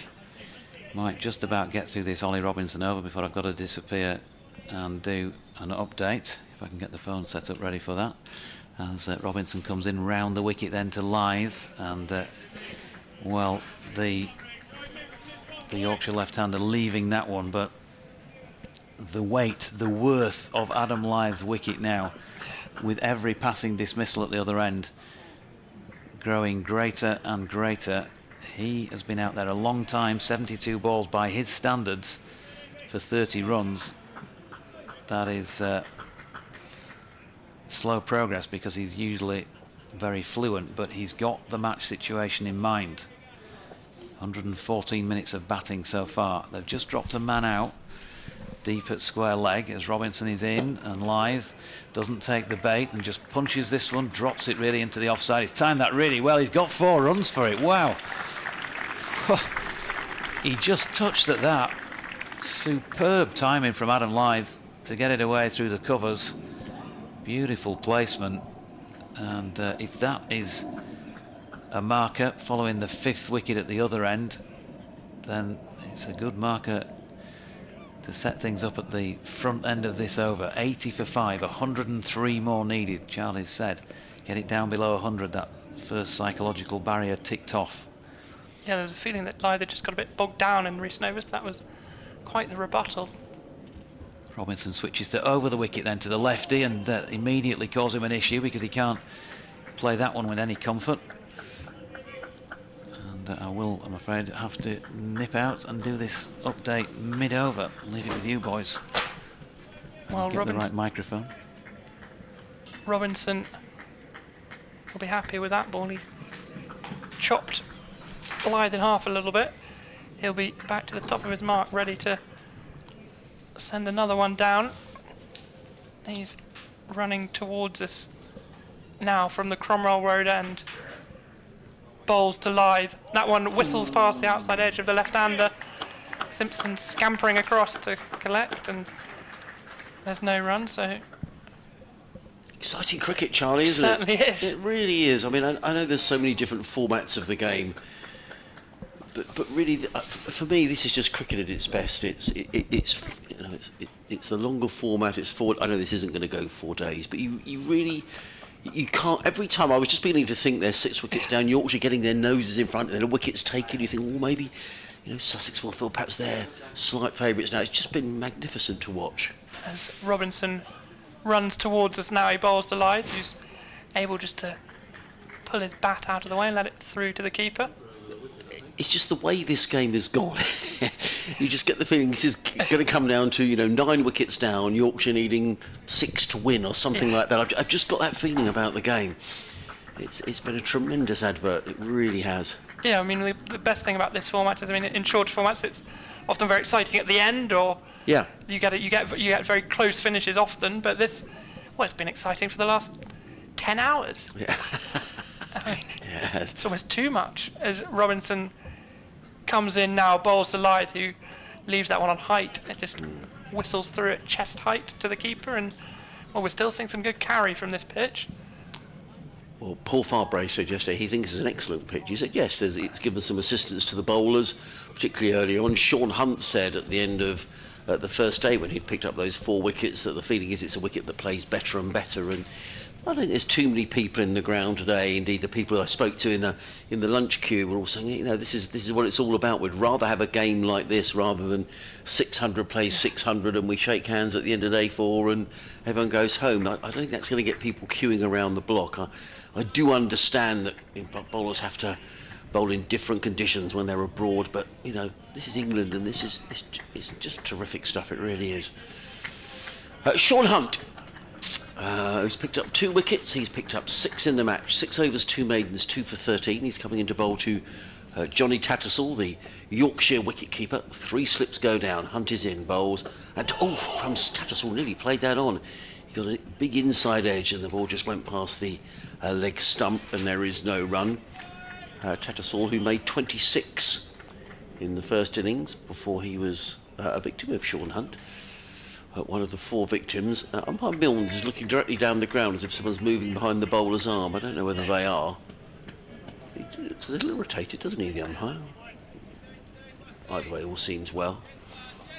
If you've just joined us, it's just been a terrific game. We'll run through what's happening here and elsewhere as we go through. Sean Hunt on his way, left arm over the wicket, bowls, and all that just bounced in front of John Simpson, the keeper. It was an edge from Adam Lyth. It bounced, we could see clearly from here, although we are some distance away, just in front of Simpson. And there is no run. Live cricket on the BBC Radio, Sussex, Leeds, Sheffield, York, Tees and Humber. Myself, Adrian Harms, alongside Charlie Reynolds. Jonathan Doige is just updating the listeners in Yorkshire. Lovely early summer sunshine. In comes Hunt, bowls, and this time Lyth just pulls the bat inside the line, taken by Simpson. And there is no well bowled Hunty. You can hear the Sussex players full of encouragement. Well, I think I'm with them. He's bowled brilliantly in these Yeah, he has. 3 overs since the lunch break. Yeah, very good. Just started to become expensive, hadn't he? Yeah. Danny Lamb. I've been impressed with the captaincy on both sides, actually. I thought Masood captained Yorkshire very well, and simply Simpson. In comes Hunt. Bowls and clipped away. Nice looking shot by Adam Lyth. But straight to square leg, and there is no run. Fielded there by Tom Haynes. Well, yeah, in these low-scoring games, you can, things can go awry if you sit and wait for a little bit, because suddenly you've conceded what would be a big percentage of the runs in the game. Most certainly. If you leave someone on a little bit too long, or you dawdle in the field. Email from Clive Jacobs that came in a little while ago. Apologies, Clive, I haven't read it so far. In comes Hunt. They look at bowls, and Lyth guides that down to third man, vastly experienced. He will know that an awful lot rests on his shoulders, Adam Lyth, and he's carrying that responsibility well. He goes to 35, Yorkshire 82 for 5, 101 needed to win. It's about little wins here, as you were saying, Charlie, for both sides. I think Yorkshire now, they'll be looking at the scoreboard, that total required to win goes below 100, and it's just nibbling away at the runs required. John Simpson's making a change. He's moving Cheteshwar Pujara back to a deeper mid-wicket. Not sure that Johnny Tattersall has noticed, actually, but in comes Hunt over the wicket. Bowls, Tattersall, that rather ran along the floor. That's a very good take by John Simpson. A tumbling take at the end of the over. Another tidy over from Sean Hunt. 7 overs, 2 maidens, 2 for 15. Yorkshire 82 for 5. Adam Lyth 35. Johnny Tattersall was on 1. Clive says the current match taking place is turning into a great game. It is a really good advertisement for a 4-day game. It's good to hear of a sporting green top at Hove, and if batting proved difficult for both matches, both batting units, the match trip has hardly been full of demons, and poor shot selection has contributed to a fascinating game of cricket. I would agree with that. I don't think there are demons in the pitch. I think it's just a very good cricket wicket. It's giving encouragement to bowlers. For those who have shown the necessary tenacity and application, Joe Root and Tom Alsop, there's been runs to be made. Yeah, they have. As Robinson runs in and bowls to Lyth, who's edging, and it bounces just short of the slips. And Tom Clark, is that? It's James Cole. So James I thought for a moment I thought that on the end of his finger. Yeah, I think he's. I think he might have done. He just. It bounced just in front of him. I think. Yeah, they're horrible, those ones in the slips. I mean, he's looking at his hand. I hope he's okay. Yeah, they're made of stern stuff. Stung the fingertips. Been a nice visit to the box actually at in the lunch intervals. Introduced to Paul Parker, who was very much a legendary player down here in the 80s and 90s. I was looking up some of his stats actually. As Robinson comes in, bowls to Lyth, who's forward in defence, pushes it into the offside. And I hope he comes and sees us again. And thank you very much for bringing him up to the box. Actually, I didn't realise, and George, you'd be interested in this, that he played in the Ashes series in 1981. There was a 6th Test at the Oval. In that wonderful Botham's Ashes, as they're known, and Paul Parker made his one and only Test appearance in that game. He was out twice to the same man, to Terry Alderman, for 0 and 13. But by the time they got to the Oval, it was a 6th Test match of the series, and England had already won the Ashes. As Robinson bowls to Lyth, who plays that into the leg side, doesn't get the full part of the bat on it, but it's safely enough, and they run a single that will not in the over. They're just switching on because it's a left-hand, right-hand combination. Yorkshire have 83 for 5. I have a feeling Doige told me that he was getting some steps in. Well, he's getting some steps in, but I have a funny feeling he was at Headingley, if not for that day, but for that. We'll ask him when he comes back. But Paul Parker, really good to see him. He won the Gillette Cup in 1978 for Sussex, the NatWest Trophy in 1986, 19,000 first-class runs. Really good to see him in the commentary box. I'm very grateful that he was brought up, and perhaps it'd be good to come and have a longer natter with someone like Paul and reminisce on his career with Sussex. As Robinson comes in now, bowls, that one whistles past the outside edge of Tatzel's bat. He pushed forward to play at that, and Sussex have actually brought a 4th slip in for the new man, which I think is sensible. Yes, thank you to Ian Waring. Very kind of you to bring him up, Ian. And maybe if the Sussex lads in the media team are listening, it might be nice if we can get hold of Paul again and see if we can get him up for a natter or a longer interview about his time. He was a brilliant fielder, Paul Parker. You know, right up there with the the Derek Randalls who are around at that time as well. Robinson running in from the Cromwell Road end. He's in, he bowls, and Tatzel's a little squared up, but he gets the middle of the bat on that in defence, and there is no run.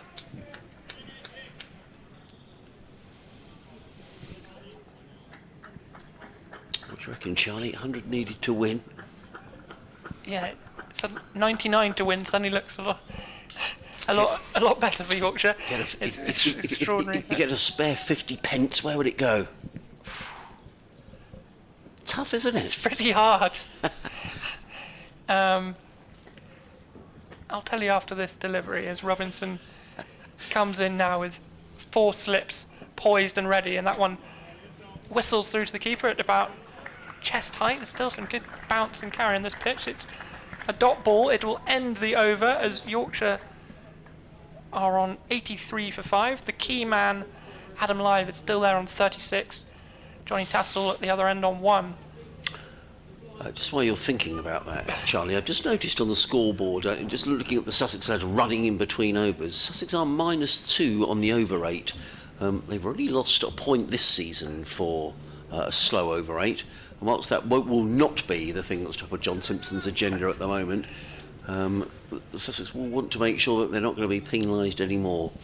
Sean Hunt running away from us from the C end up the hill over the wicket, comes in and bowls to Adam Lyth, who clips this through mid-wicket and picks up a comfortable single. Ollie Robinson has to trot back from mid-on to field. Lyth is on to 37, Yorkshire 84 for 5, but the important figure is on the bottom right-hand side of the scoreboard, and that shows that the Yorkshire total is now into double figures. 99 needed to win, 5 wickets in the bank. You can't hold on any longer, Charlie. Where's your 50p going? It's marginally with Sussex, I would say, at the moment. Hunt in and bowls and covering up his Tattersall. He plays it to backward point. There's a bit of a misunderstanding between the two fielders. If there was an award for fielder of the day, they ought to give it to Jack Carson, because he's saved an infinite amount of runs in that backward point position. He really has. Well, he'd win, I think, quality and quantity. He's just been chased around the pitch by the ball. No, really good indeed. He's a tall man, so he's, you know, further to get down and sprawl around. He's a real competitor, is Jack, clapping his hands at backward point. Hunt in again, bowls, and he's erring onto the leg stump, clipped away down to fine leg. They've taken one, they'll look for two, it's not there. Really good cricket all round. Hudson Prentice hurling the ball in. The key was there that Hudson Prentice got to the ball for, in fact it was Danny Lamb, I do apologise, but he got to the ball very quickly, got the ball away and prevented any thought of a second. But Tattersall goes to 2 and Yorkshire to 85 for 5. Is that 88 for 5, Charlie? 85. Thank you.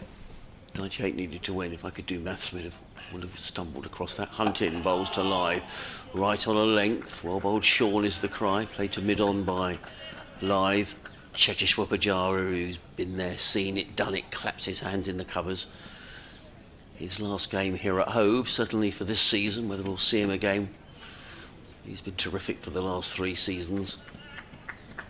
He will be playing at Lord's next week. Sussex facing Middlesex. 3 slips go down. Hunt in again, bowls, and Lythe again plays very carefully through point and picks up another single. Low risk shot brings a single. Lythe to 38, 86 for 5, 97 needed to win. We saw Tom Alsop do that very effectively. We did, yeah. Throughout his innings. I mean, I'd love to know the percentage of his runs that came through about that region. He does get quite square onto the crease, Alsop, and that's clearly a scoring area for him. Lythe actually looked a bit accusatorily at the bottom of his bat after that shot, so he may not have actually been where he meant to play it at all. So we've got the 3 slips in place. Tattersall, the Yorkshire keeper, waits. Hunt is in, bowls, pitching around about middle and leg, and Tattersall plays firmly to mid-wicket, fielded there by Finn Hudson Prentice in his white sun hat, and there is no room. So 3 singles coming off of the over. Yorkshire 86 for 5, Lythe on 38, Tattersall on 2, Sean Hunt 8 overs, 2 maidens, 2 for 18. Yorkshire needing 97 more runs to win. In fact, John Simpson has just come and given Sean Hunt a pat on the back. I wonder if that's a thanks very much for the time being, Sean. He has juggled his field. Let's just see if who's warming up. He's come back, he's got the wicket. And yeah, I wouldn't be surprised if we saw him taken out to attack. I thought that over wasn't quite at the standard of the ones before that we'd seen. Just interesting. Worked around a little more by Lythe. As Robinson comes in now to Lythe, that one is played off the pads by the left-hander out into the deep. Pujara running in, and they just pick up a single. Yorkshire moved to 87 for 5, 96 more needed to win, and the newish man Johnny Tattersall, who's faced just 8 balls, is on strike, and Sussex won't mind that. No, absolutely. They're bringing that 4th slip back in. Come on, Riggy. Can you hear the cry? Yeah. Come on, Riggy. Don't know whether that's an entirely complimentary nickname for Ollie Robinson, as he runs in now, bowls, and that one's left well alone by Tattersall outside his off stump. I may be completely wrong on this, but I think it sort of refers to oil rig. I think it's idea because he's a big guy, is Ollie. Finn Hudson Prentice warming up at backward point. Sussex still haven't turned to Jack Carson in this game. Yeah. We saw Joe Root bowler.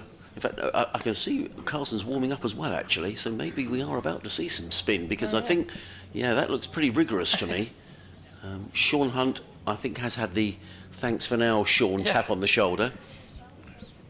but well bowled. As Robinson runs in now, bowls to Tattle, who plays that on the front foot down defensively, and it rolls to Robinson, who does the fielding off his own bowling. Yeah, it looks like Carson's either going to come on or he's doing some very suggestive hinting to his captain. But John Simpson is talking to him. He is. I just saw a sign there. I don't know whether he was trying to get a message as well to the dressing room that they want helmets. Yes, there we are. Helmets and pads bought out. Yeah. And they need to get on with it, Sussex, and make sure they're ready, because they don't want to fall foul of overs here. I know that's not a huge consideration at this time, but points are hard enough to get in the county championship without chucking them away on slow over rates. As Robinson comes in now, bowls, and that one's left alone by Tattle outside his off stump. I think that's a good tactic, though, by Simpson, because I'm not saying it's necessarily easier to score runs off of spinners than it is a quick bowlers, but I don't think there's much point bringing Carson on with, say, 40 needed to win. No. And, you want to give him a decent chance to bowl and put some doubt and see if there is any turn in this pitch. The feeling last night was there was a little bit in it for Joe Root. Yeah, well, he certainly seemed hard to get away. Yeah. It's not turning square or anything like that. By the same token, Jack will need to be very tight. Maybe the Yorkshire batters might think, well, this is an opportunity to get on the front foot. As Robinson runs in past the umpire, and Tattle is again able to just leave that one outside his off stump. Robinson needs to get the batsman to play a little more. We've seen if the bowlers get it in the right place, it's basically been almost impossible for the batters not to just have a little nibble at one, and so many caught in the slips, but you've got to make them play. Too many have been wide of the off stump this over. Yeah, I think with the spinner as well, the left arm variation of Hunt's been useful. It's broken things up a bit, and I think it's just a different challenge than another right arm bowler. A bit of spin as Robinson runs in now, bowls, and that one Tattle does have to play, and he defends it into the pitch. There's no run. That will end the over, just the one run from it. 87 for 5 are Yorkshire. They require a further 96 to win, with Lyth on 39 and Johnny Tattle on 2. And we are getting various helmets and paraphernalia bought out, and we are going to see some spin. It's going to be Jack Carson. So it's being a little slow here, getting the relevant... Tom Alsop clearly called for some pads to be bought out, as well as a helmet. And now another helmet is being rushed down the pavilion steps. Well, they can't say they weren't worn, because we saw John Simpson. Well, it was pretty clear. I think at the end of the last over, to be honest, we were calling it, because Sean Hunt was clearly being taken out of the attack. But it looks like everybody's got the protective. Now here we go. Here come Tom. Also wanted the pads, and now they're being brought on. So there will be another delay here, just while these pads are strapped on. And I know that umpires don't take kindly to delays, and so they shouldn't. So we have got a delay. Tom Alsop's going to get his bits of gear sorted out. Finn Hudson-Prentice also warming up. I just got the feeling with that last over from Ollie Robinson that maybe they might keep Robinson out of the attack and Hudson-Prentice will be back in. Yeah, there we are. Finn's going through some warm-ups as well. So John Simpson, I think, just keen to keep some Ollie Robinson overs up his sleeve. Don't blame him for that. We're still waiting as Tom Alsop puts the pads on. But if there's a Tom Alsop, he was signalling during the middle of the over that he wanted the pads out. The fact that Jack Carson is bowling will speed up the over rate. You see, umpire Milnes has got his hands on his hip. I don't think he's overly impressed, to be honest. As still we wait. Thank you very much for your emails, sussexcricket@bbc.co.uk. Chris Hammond has been in touch. Thank you, Chris. I'll endeavour to read your email probably at the end of the over, because Jack Carson will rattle through his overs when we eventually do get going. As a light aircraft makes its way somewhere around Hove. A slip and a short leg. I think Hudson-Prentice is definitely coming back into the attack, and I think that will be the end of Ollie Robinson for a little while. Carson round the wicket, in and bowls, and forward comes Lyth. A little uncertainly plays on the bounce to slip, and there is no run. Well, that'll encourage Sussex. Yes, it will. Slipping a short leg of the close fielders. Carson around the wicket. In and bowls and played firmly by Lyth to mid-on, fielded there by Ollie Robinson. And there is no run. Chris says, proper summer cricket arrives at Hove. Even the frozen north face above the pavilion is pleasant indeed today. Yeah, it does get really drafty up there. Carson, and a little dab, also halfway between a sweep really, just down towards fine leg, skillfully played by Adam Lyth, who's playing a good hand here, a dab hand. He's 41 not out, 89 for 5. The runs required goes down to 94. Hudson Prentice continues his warm-up routine down in front of us. Lyth just surveys the field, particularly the leg side field, which I will describe in a moment. Carson in again, bowls, and Lyth with a very straight back defends down the offside, no one. Chris goes on to say, you may remember my problems from the last home match listening to your Tulsit tones with synchronised ball by ball as my Sussex commentary earpiece has expired and the club doesn't sell them anymore due to cost. Which is quite right, Chris. In comes Carson again, bowls, let go outside the off stump, taken by Simpson, who then throws the ball to the short leg fielder, who is Tom Alsop. For those who are just joining us, Alsop eventually out for 86 today, a monumental innings for Sussex. As part of 6 hours he batted for. Carson in again, bowls, a little bit more width. I'm not sure that was a chance. It was played firmly by Adam Lyth, and in fact Tom Clark got a good hand to it, prevented it going down towards the boundary. So good opening over from Jack Carson, 1 over for 2, 89 for 5 are Yorkshire, 94 needed to win. Chris goes on to say, I had a hot tip that the Lord's E Pierce works here, same frequency, so I bought one online. First match with it here, and it does. Thing is, Lord's charges the same price as the Sussex club decided was beyond the pale. Hopefully this might be useful to anybody else who, like me, likes to listen as well as to look. Thanks to all, says Chris. Chris, that's really kind of you for getting in touch, and it's well, number one, it's great to hear from you. Number two, it's great to know that you could buy that earpiece online as well. You know, without having to make it your way all the way up to London. And I know that you know, Sussex don't stock them anymore. I think that the thing was they had to buy too many in bulk to make it worthwhile. So it's really good. So online is the place to go and get your earpiece. And we have got a change of bowling. As Hudson Prentice runs in from the Cromwell Road end. Really still struggling to say that. It's dug out by Tattersall into the leg side, and there's no run. The far end from where we are. There are 3 slips now, as opposed to the 4 we had for Robinson. A man at a kind of short third man, as Hudson Prentice is in now, bowls. And that one's off the outside edge of Chase. Bat. It's running away, though, for 4. And Yorkshire pick up 4 runs, well, somewhat fortuitously.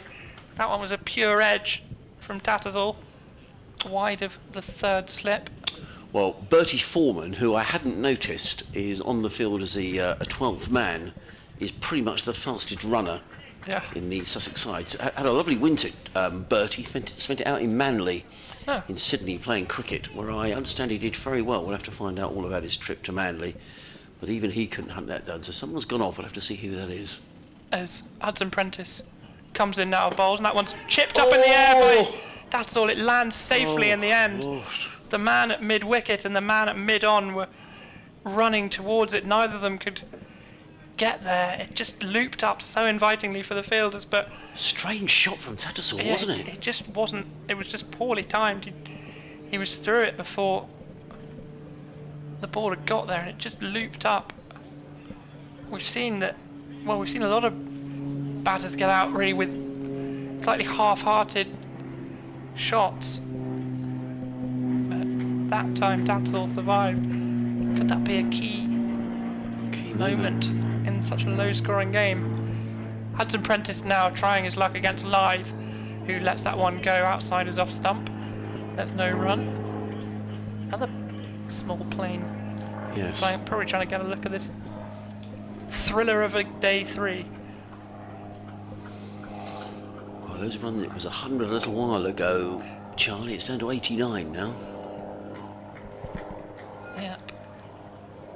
Some more nerves for Sussex as Hudson Prentice runs towards us. He bowls and Lithe plays that very stoutly out into the offside, and there's no run. Well, we've seen an edge from Tattersall that in the end raced away for 4, but I don't think it would have been caught by a 4 slip. It was played with pretty soft hands into the ground, but it was a full shot nonetheless, and then an even, if there is such a thing, an even falser shot. As Hudson Prentice comes in now, bowls, and that one's played by Lithe into the leg side, and there's no run. That will end the over. It was a exciting one from Hudson Prentice. He could have had Tattersall perhaps on a couple of occasions. Yorkshire 94 for 5. There are 89 runs more needed for them to win. Tattersall has 7. Adam Lithe, the key man, on 41. Well, all very exciting here. It's going to be Jack Carson who's going to carry on. But from this, the C end of the ground. And he's going to be bowling to the right-handed Johnny Tattersall. With a slip and a short leg. Bertie Foreman has come up to a backball point position, saving 1. He's trying to juggle saving runs with taking wickets is John Simpson. Carson in. Bright, lovely south coast sunshine is in and bowls. Forward comes Tattersall. He's struck round about the thigh pad. I thought there was one of those appeals that you thought that's not going to be given out, but perhaps they felt they needed to appeal. I mean, he took a really big step forward, so it was really never going to be given out, but He did. Carson again in the bowls and clipped to a shortish fine leg, fielded there by Sean Hunt, who was very quickly round, and there is no run. one of those ones I always wonder if ultimately actually it might have hit the stumps, but Yeah. because it's impossible to tell because the pad is so far down the pitch. I thought Tom Clark at first level got a little wide of them, but he's gone back to a more orthodox position. Pajara's in an interesting position as well, in that sort of shortish mid-wicket area. Carson in, bowls, and forward comes. Tattersall plays very calmly out into the offside, no run. John Simpson, who's a bundle of energy behind the stumps, runs from behind to field before the ball can reach Danny Lamb in there at cover, and there is no run. Carson again juggles the ball from hand to hand over the wicket. Bowls. Oh, that's not a great delivery. He's rather got out of jail with that one, Jack Carson. I think that Johnny Tattersall's probably annoyed with himself that he didn't crack that away for 4. That was a bit of a long hop down the leg side. And I wouldn't have fancied being Tom Alsop as that one landed in there at short leg. I know, some reward for that innings. He's yeah. in under the helmet at short leg. Yes, that doesn't seem quite fair, does it? In comes Carson again, bowls, and Tattersall plays on the bounce to that man Alsop at short leg. And again, there is no run. Is that the price you pay for being one of the Maybe. shorter members of the team? Yeah, maybe you do. I mean, it's such a very tall team that Sussex have. Comes Carson, bowls, and clipped away by Tattersall. It could be just the single here. I thought it might have been 2, but it's just going to be a single, fielded there by James Coles out by the clock tower scoreboard. So just the single coming off the over. Difficult to tell from here whether there's any appreciable turn or help for the off spin of Jack Carson, but certainly neither Battersing overly troubled, being very cautious. Tattersall to 8, Lithe to 41, 95 for 5, 88 more runs needed here on BBC Radio Sussex, BBC Radio Leeds, York, Sheffield, Teesside and Humber. Paul Farbrace, the Sussex coach, is just down below us. Just walking around the outfield. A penny for his thoughts. As Hudson Prentice bowls to Tattersall, who chops that down into the offside. It's fielded by the man at gully, and there's back point rather, and there's no run.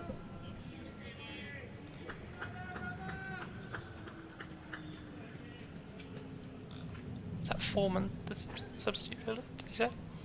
Yes, Bertie Foreman. Yeah.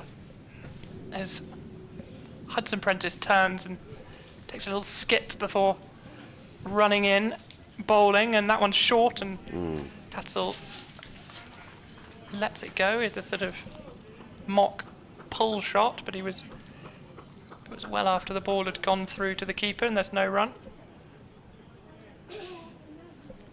You haven't seen much of Bertie, as I say. He spent the winter months over in Manly in Australia, in Sydney, a beautiful part of the world. I mean, if you're going to get a club side abroad, that's the place to go. As Hudson Prentice runs in again, bowls to Tatzel, who plays that a little off the outside edge. It runs to Foreman at that backward point area, and there's no run. Albert Michael Foreman, born in Worthing, 13th of May. Oh, he's just had his birthday, 2004, so he's 20, is that right? Yeah. Yeah. The thing about Manly is that I always find funny is that yeah, sorry, go on. everywhere, you know, all the businesses are called Manly something, so everything sounds very macho. As Hudson Prentice comes in now and bowls, you know, sort of Manly dry cleaning, Yes. Manly garage. Grandson of DJ Foreman, who played for Sussex and football for the Albion. Now, I did know that. England under-19s, awaiting his first 11 debut. Is that correct still? That was last season's book. But, Yeah, he hasn't played this season. no, not for the... I don't think he's played a first-team match, Bertie. I'll double-check my stats. As Hudson Prentice comes in now, bowls that one's wide of the off stump and left well alone by Tattersall. Congratulations to Crawley Town and to everybody connected with the club in Sussex. A good day for Sussex, with Crawley Town promoted to League One, having beaten Crewe Alexandra 2-0 at Wembley this afternoon. So many congratulations to Crawley Town. That was their Crawley's first trip to Wembley as well. Yes, it was. Yeah, they were very much favourites to go down, so they've had an extraordinary season. So there'll be some celebrations in Sussex tonight. I wonder if there might be others. We shall see.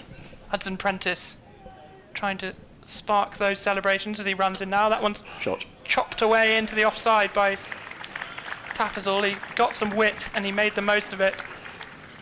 It races away for 4. He moves to 12. Yorkshire 99 for 5. The target, or rather the runs left needed to win, 84. And suddenly things tipping a bit in Yorkshire's. Yes, I was going to say. That 50p is looking, that theoretical 50p is looking in danger. Voice of Charlie Reynolds here on BBC Radio Sussex. Paul Farbrace has a little wander around again. He's just actually sitting down on the grass just in front of the advertising hoardings. Is Paul. 84 needed to win. Useful little partnership. This, was it 99? Well, 23. I mean, it's not a huge partnership, but it seems an important partnership. And I guess, you know, in a relatively low-scoring game, you know, 23 is not insignificant. Jack Carson is coming 2 slips in place now and a short leg as Carson comes around the wicket to bowl to Adam Lythe, and Lythe is forward and plays into the offside. There is no run. People watching from the roof of the block of flats over on the far side, they're getting a freebie today, and a great view up there, about 4 stories up. Yeah, I'm amazed that the block of flats directly behind the sight screen. I haven't seen anyone watching. Do you know, and it's always the way, Charlie. They're missing out. Yeah, they are, and they constantly miss out. Carson in bowls, and Lythe hammers that away through the covers. That could well go for 4 runs. John Huntley's in hot pursuit, but he's not going to get there. Too short from Jack Carson, and it rather stood up, and Adam Lythe absolutely belted that away. He goes to 45, fine shot. Yeah. All of a sudden the runs required is down to 80. Yeah, that was a real long hop from Carson. Can't afford to bowl there. Carson, someone on England's radar a little bit, I think. He was on a Yes, he was Lions tour this winter. Yeah, he was. And he's in now. Bowls, Lyth stretches forward, plays out into the offside, fielded by Pajara. And there is no run. A return to form for Zach Crawley. We were saying he's out of sorts. 90 not out today. In 111 balls, 16 fours against Somerset at Taunton. Oh, there we go. He was on a really awful trot. We highlighted that yesterday, but he's returned to form today. Carson round the wicket. Bowls cut away by Lyth. I think that might have hit Tom Alsop in there. And they're going to come back for a second run. Sean Hunt quickly round. He's being kept busy, but another couple of runs. Off of the over. You felt that John Simpson needed to try the spinner, and I think it's we were saying it's right to try the spinner when there's still plenty of runs required. I say plenty, 78 now. Well, they clearly fancy it's attacked against Adam Lyth. They've got 2 slips and Alsop in at that very short catching position. Carson in bowls. And was that a mis-stumping? I wonder if that was a mis-stumping. I think it might have been. Well, it's off the bat. It's off the bat. Well, in that case, was it a miscatch? Yeah, I think. Well, Adam Lyth goes to a half century, and well, the merits of catch or otherwise, I think that might well have been a chance.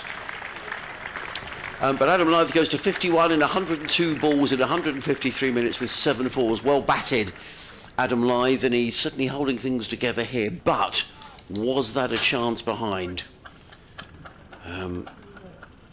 He was on 47. The way Jack Carson reacted was that he thought it might have been a drop. Yeah, I think it might have been. Or between the two. It was either between the two, or I think it came off the gloves of I think it might have been a sort of double drop almost. Carson in bowls, short, pulled away by Lyth. He's rather lost his line here as Jack Carson. That's pulled away, and that's going to be another boundary. Yes, it is. Pulled away to the leg side, and that's been an expensive over. 14 runs coming from it, and I suspect that probably John Simpson may decide in a tight game you can't afford too many overs with 14 in. There's a bit of a chat going on now between Ollie Robinson and John Simpson. Well, I reckon the pendulum has swung again in favour of the visitors here, because now just 70 needed to win. Yeah, the combination of the dropped catch and those runs have tipped things back in Doigy's back. Yorkshire's direction. He may have had a better view of that as to whether that was a drop catch or not, but it was Doigy. Oh, I think Doigy might have been making his way up the stairs. It's going to be Hudson Prentice to continue to Tattersall. He's got 3 slips in, and that's a lovely shot. Just pushed down the ground. He's going to pick up 4. Yorkshire suddenly motoring. Well, 4 boundaries in the last 8 balls or so. They're 117 for 5. Tattersall's moved on to 16 and 66 more required for victory. And all of a sudden, this partnership we were saying, so 24 plus 17, what's that, 41? All of a sudden, that's a significant partnership in this match. Hudson Prentice running towards us now. He's the only bowls, and that one's played in defence by Tattersall, back down the pitch, and there's no run. As we've said, though, throughout the game, had 2 wickets on to where the score is, and suddenly it's very tight again. But I would say Yorkshire got their noses ahead again here. Yeah. Danny Lamb just going through a few stretches at a wide mid-on, so perhaps we might see him in the attack before too long, as Hudson Prentice runs in and bowls, and that one beats the outside edge of Tattersall. Steep bounce as well on the way through to Simpson. Yeah. Good delivery, wasn't it? There's still a lot there for the bowlers if they get it in the right place, and Adam Lyth just comes down the pitch and has a word with his batting partner, and they punch gloves.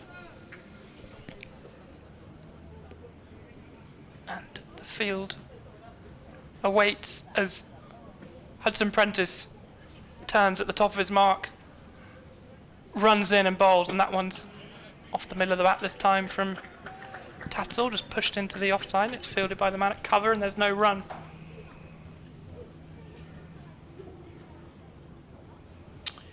interesting a message from Sam, who says, is this season defining this win? Well, I mean, if Sussex could win here, we say they would go 40 odd points clear of Yorkshire. Yeah. If they don't, Middlesex looking well placed at Cardiff against Glamorgan, and Yorkshire would feel themselves right back in the reckoning. Not that they were ever out of it, of course. There's Hudson Prentice bowls, and that one's dotted down on the offside by Tattle. There's no run. I think it feels like a bigger game for Yorkshire, really, than Sussex, having not won yet this season, and having been the team in front. I mean, they haven't been in front by a lot throughout the game, but they've had the better of position, you would say. Yeah, I think marginally. I think that's fair. As Hudson Prentice comes in now, bowls, and that one's played down into the leg side this time, but straight to a fielder again, and there's no run. Doige is back with us, so we'll have a little change around in the commentary box. Charlie can sit and eat his Twix bar, or other confectionery. The last one in the ground, I was told. So really? Quite the. No, so it's you then, is it? Right. Let's meet who's got what headphones here. Yeah, that should be the right ones, Doige. Thank you, Charlie. Charlie will be back. Generally speaking, Charlie takes wickets. And Sussex could do with a couple of wickets. Various drinks are being brought out. Doige is back with us. I reckon Yorkshire are just getting their noses in front here, Jonathan.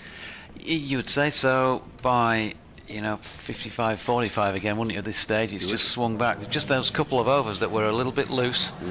And so, come off the hour and all that, Ollie Robinson called for, and for the first time, I think, in the match, we're going to see him at the C end. It's the first time for ages I've seen Ollie bowl from the C end. I mean, the Jack Carson experiment didn't work, unfortunately. No. 14. We weren't sure whether that was a drop behind or a mis-stumping from John Simpson, or perhaps it was neither off of Jack Carson, but certainly the reaction of the Sussex fielders was that it was a chance off of Adam Lythe. But I think probably Simpson here is in a position where he hasn't, not saying he's run out of options, but he probably feels while Robinson's got some energy in those legs, he needs to get him back into the attack. But interesting that he's bowling up the hill. Comes in now, round the wicket, bowls, and Lythe lets that one go outside the off stump, taken by Simpson, and there is no run. Yeah, I suppose he's got to get him on before he runs out of runs, really, hasn't he? Yes, totally. 66. Yeah. Adam Lythe he's batted with great patience and composure. We haven't seen him have a silly flash at any point here. That's been tremendous. He's held the innings together from the top of the order. He's 55 not out, but he's facing Ollie Robinson, who comes in around the wicket, bowls, and that's wide outside the off stump again, taken by Simpson, and there is no run. You were here, Doige, we were saying Zach Crawley back in form, having said yesterday what a poor season he was having. He's 90 odd not out for Kent as Paul Farbrace makes his way round just below our commentary box. That's more runs in one knock than he'd got in the rest of the season put together, as we were saying yesterday. Was it 70 odd, I think I added up yesterday? Yes, yeah, even less than 67 that. In fact, yeah, 67 he had. He's 91 not out, Kent following on down in Taunton. Robinson in again, bowls, that's a much better delivery, and Lythe has to play it, plays it away into the offside, no run. He's still got a massive job to do here, Adam Lythe. He's the only player in this Yorkshire second innings who's got what you'd call properly in, and there's still 66 runs to rub off. He needs to stay there, and of course he needs a partner to stay with him. So far with Johnny Tattersall, so good. Robinson again. Sussex would love a wicket here. Robinson in bowls to Lythe, who works this one down to third man. You probably heard the cry of yeah from Johnny Tattersall calling Adam Lythe through. It's another single to Lythe. Chipping away here are Yorkshire. He goes to 56, 118 for 5. So 42 they've added between them since that wicket of James Wharton. Yeah, and actually in terms of partnerships in the match, Doige, I've made a note of some in the...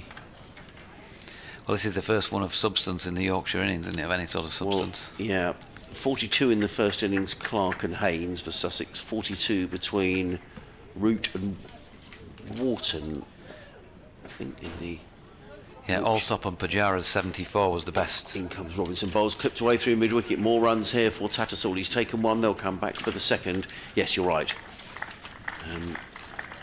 Throw comes in, but it's 2 more to Tattersall. He's playing a nice knock here, Johnny Tattersall. He's on 18. I went for a wander around when I was off air. I was sitting again over in the main stand side when he ballooned that one up in the air, and there were Yorkshire supporters with hearts in mouths. Oh, crumbs, yes. Yes, he completely mistimed that, didn't he? The Sussex, he just dropped in between everybody. I mean, it could have gone anywhere. 63 needed to win. Robinson over the wicket bowls. Tattersall struck on the pad. The ball bounces out onto the onside. There is no run. Robinson's over. Yeah, if it's not your day, that's a leading edge back to the bowler, a loopy catch, or an edge out to, you know, one that you've not controlled, that you lifted up to mid-wicket maybe, but maybe it is his day because it dropped, it split everybody, didn't it? Bisected the field and just dropped in the middle of nowhere, and it will go down as a dot. It will. 120 for 5. 63 needed to win. Paul Farbrace is standing with arms crossed in front of the scoreboard on the clock tower side of the ground. What's the are we going to get more spin here? I think they're going to bowl Jack Carson from the other end. This is brave because he went for 14 in his last over. 3 overs for 17. He's going to bowl from the same end pretty much that Joe Root bowled from. Root bowled 1 over from this end. What did you say tea's at 4 o'clock today, Doige? Tea is 3:45. So we're going to go beyond tea. Sussex might be quite glad to. Well, actually, you know, a lot can happen in half an hour. So Jack Carson with his off spin then from the Cromwell road end, round the wicket to the left-handed Lyth, short leg in place, and Lyth dabs this one out square on the offside. There is James Coles posted at backward point, and he couldn't get round to cut off the single, so another useful one ticked off for the Yorkies. We haven't seen a single wicket yet in this match taken by spin. No. Well, barely seen an over, to be fair. It's not like we've seen 90 overs of it, but can Jack Carson get his name on the board in that way? He's just rearranging the field. He's brought in short leg and leg slip as well as an orthodox slip. A man backward of square leg going on for 45 degrees. A sweeper square on the leg side, a straight mid wicket, a deepish mid on, mid off is up on the wicket ends. And then also Sean Hunt backward of point as Tattersall sweeps in the air, gone. There we have the first wicket of the match taken by spin. Jonathan Tattersall tries the sweep and gets underneath it, and James Coles perfectly positioned backward of square leg. Yorkshire lose a 6th.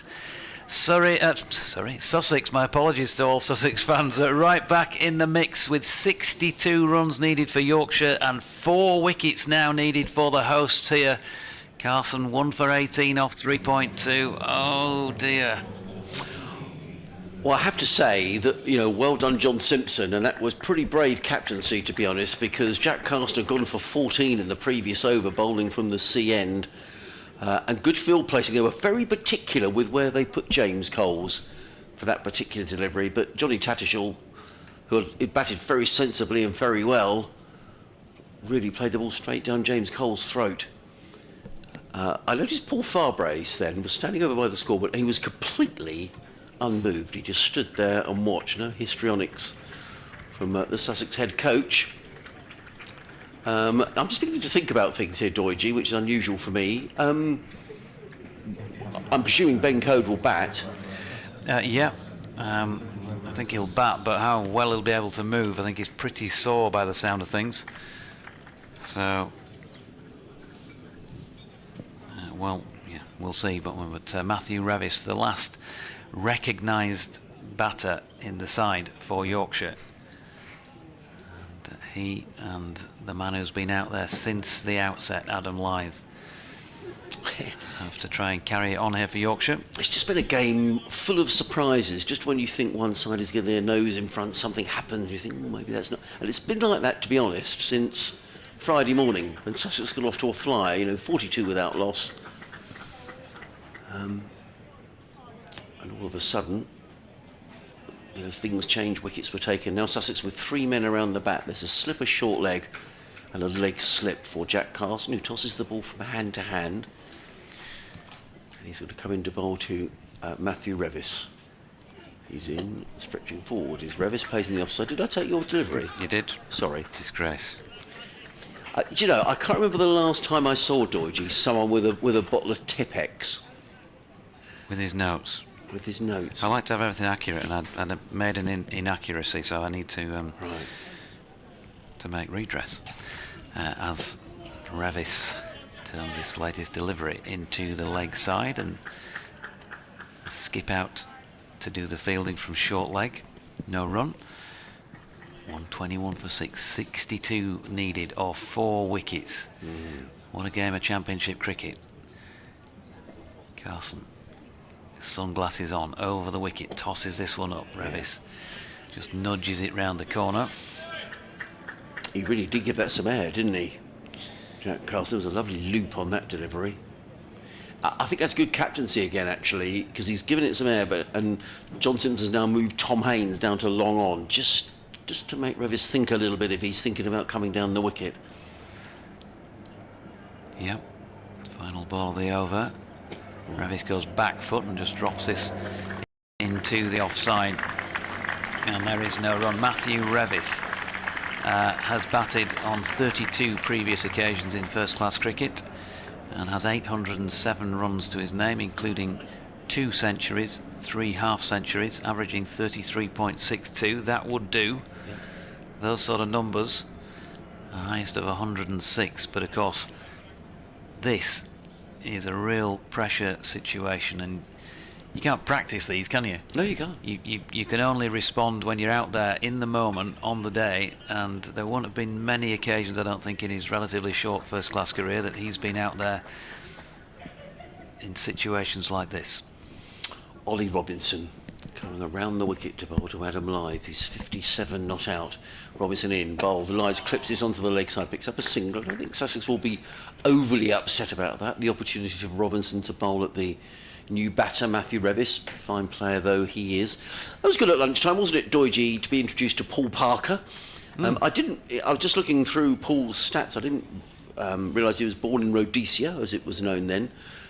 Played just the 1 test match, 19,000 first-class runs. And I was saying, as you went out last time, that he played in that series. I didn't realise there were 6 test matches in the Botham Ashes series. And he played in the one at the Oval, out twice to Terry Alderman. And I was saying to Charlie, did you go to the Botham's Ashes? I've got a feeling you said you did, to the Botham's Ashes test. I did. In comes Robinson. Over the wicket, bowls. Revis is forward solidly, plays onto the onside. There is no run. Were you there on the day? I was. The story is that my old clubmate David Leatherdale from Pudsey St Lawrence days, we used to just knock about in the school holidays in the drive or whatever, playing cricket, you know, like you do. I'd go to the club sometimes and play on the outfield or in the nets. Yep. And that particular day, of obviously England were going to get hammered, weren't they? They were miles behind in the match and following on. And Ros, David's mum, said, well, why don't we go to Headingley instead? Robinson in and bowls, and Revis's foot plays rather late. The ball goes inadvertently down towards fine leg. Ollie Robinson is not best pleased that that's gone for a single. Revis is on his way, 123 for 6, 60 needed to win. So I think we were knocking about early doors in the drive or whatever at Lugs's house, and then Ros, God rest her soul, no longer with us sadly, she said, well, I'll take you up to Headingley, it's only cheap to get in today and all that. So she dropped us off on Kirkstall Lane. We got in at the gates, you know, by the old scoreboard as it was then, the digital scoreboard in the corner, the side of the western terrace next to the old winter sheds, and we went and sat right on ground level, right next to the little white barrier. In comes Robinson, bowls down the leg side. That's going to run away for 4 byes. That's an ill-directed delivery from Ollie Robinson. He looks disappointed, and they are freebies as far as Yorkshire are concerned, and they will be gratefully received. 56 needed to win. Robinson looks disappointed. So if you ever see highlights of that innings, there's the usual advertising hoardings around, but they wasn't fully advertised, if you like, fully loaded with advertising. So there was a little white grill sort of fence about 6 inches, 8 inches high, and there was a lot of us lads just, you know, I was 13 at the time, just sitting round the side. There I was in my Pudsey Juniors football jumper. Robinson's changed the angle of attack. He's coming over the wicket. He's in and bowls to Lyth, who clips this down to fine leg. It's another single. Adam Lyth is playing a terrific innings here for his county. He goes to 59 55 needed to win. What a day to be there. And it wasn't, so the ball was being, flayed to all parts as the day went on. That stand between both of them and Dilly, I'd never seen anything like it at the time. It was phenomenal to watch, and the ball came over towards us a couple of times, and we're on round to get our hands on it and throw it back on, watching the highlights that night and see if you can see yourself on telly. And of course, Lugsy went on to have a really good career with Worcestershire, and wind the clock on 6 years from that day, more or less, and he's playing in the same team as Ian Botham for Worcestershire. Couldn't make it up, could you? In comes Robinson, bowls. Revis is stoutly, solidly forward, head right over the ball, punches the ball to mid-off, and there is no run. He's got some decisions to make here, John Simpson, hasn't he? He'll keep Jack Carson going. I wonder whether he's tried to bowl Ollie Robinson in little bursts here. Pujara has a chat to Robinson, who puts his cap on. My word, it's tense here, isn't it? Now I just wonder whether, we are still going to see Carson. I thought for a minute I saw the umpire signal as if it was going to be a left arm bowling. I just wondered if he was going to turn to James Coles for an over, but I suspect they're quite content just to have the one spinner on at the moment. Oh, wonderful story. It was a great day. Yeah. It really was. I missed the final day with Bob Willis getting his 8:43 because I was playing for the City Boys team over at Manchester. It's Manchester Schools, Manchester Grammar School, and so I remember all the wickets tumbling, listening to TMS driving across the M62, or whoever was driving. Here's Carson bowling to Lythe, who's trying to flick that one off his legs. No run. I've been fortunate to see a few really good days there. Yeah. I was there for the West Indies match in about 2000 when there were 3 innings in one day. I think England beat the Windies. Adam Lythe pushing forward and dropping this one into the offside. There's no run. See Sean Hunt warming up. I suspect that might be the end of Ollie Robinson just for a little while, and maybe a burst after tea. The Diamonds, by the way, going to lose to the Thunder, who've just got 2 runs to win in 32 deliveries, 8 wickets in hand, as Lythe plays one off his legs here down to deep backward square. Hunt coming into field. They're going to settle on 1. South East Stars 89 for 7 against the Western Storm, having decided to bat first. They've still got 6 overs to go, but only 3 wickets left. And Sunrisers 83 for 4 against the Central Sparks, who stuck them in at Worcester. I've just got an update to do, Yep. Doige, sorry. Carson over the wicket, bowls, forward comes Revis, plays onto the onside. 54 needed to win, 129 for 6.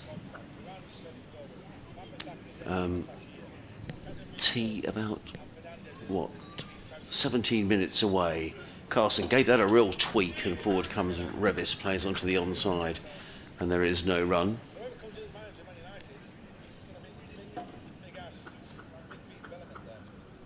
Slip, short leg, and a leg slip.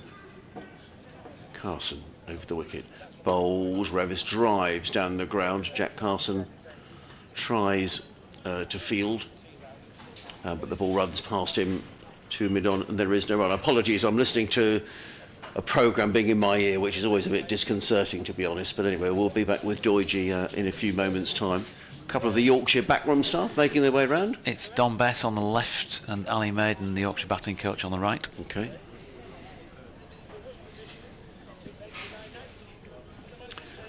We'll talk about that test that Paul Parker played in a moment, but we did call that correctly. No Ollie Robinson, he's been taken out of the attack, and it is going to be Sean Hunt who's going to come back in. He's done a good job here, Sean Hunt. 8 overs, 2 maidens, 2 for 18. He's not let his skipper down at all. But he's going to be bowling to Adam Lythe, who's 60 not out. Live cricket here on the BBC Radio, Sussex, York, Leeds, Sheffield, Tees, Hull. Wherever you're listening from, a very good afternoon. The joys of updates on radio. Yeah. Hunt with 2 slips. He's just having to be careful here, isn't he, John Simpson, in terms of how his field's set. Hunt is in, bowls, Lythe defends down the onside of the track, and there is no run. So there's 2 slips and a third man. Cover mid-off, mid-on, mid-wicket, and a fine leg. It's almost impossible to commentate, isn't it, when you've got something in your ear? Yeah. Well, it's the worst thing is not knowing exactly when they're going to come. Oh, to you. totally, and the game is changing. They'll tell you they're coming to you next, and there's about 2.5 minutes, and then they stick a song on. Yeah, and we're absorbed in this. Hunt on his way. 2 slips go down. He's in and bowls. Oh, and Live plays and misses at one outside of the off stump.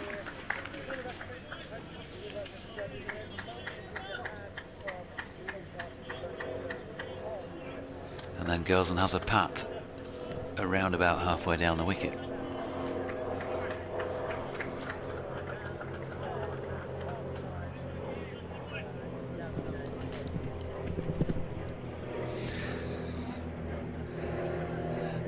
Hunt runs away from us, in and bowls.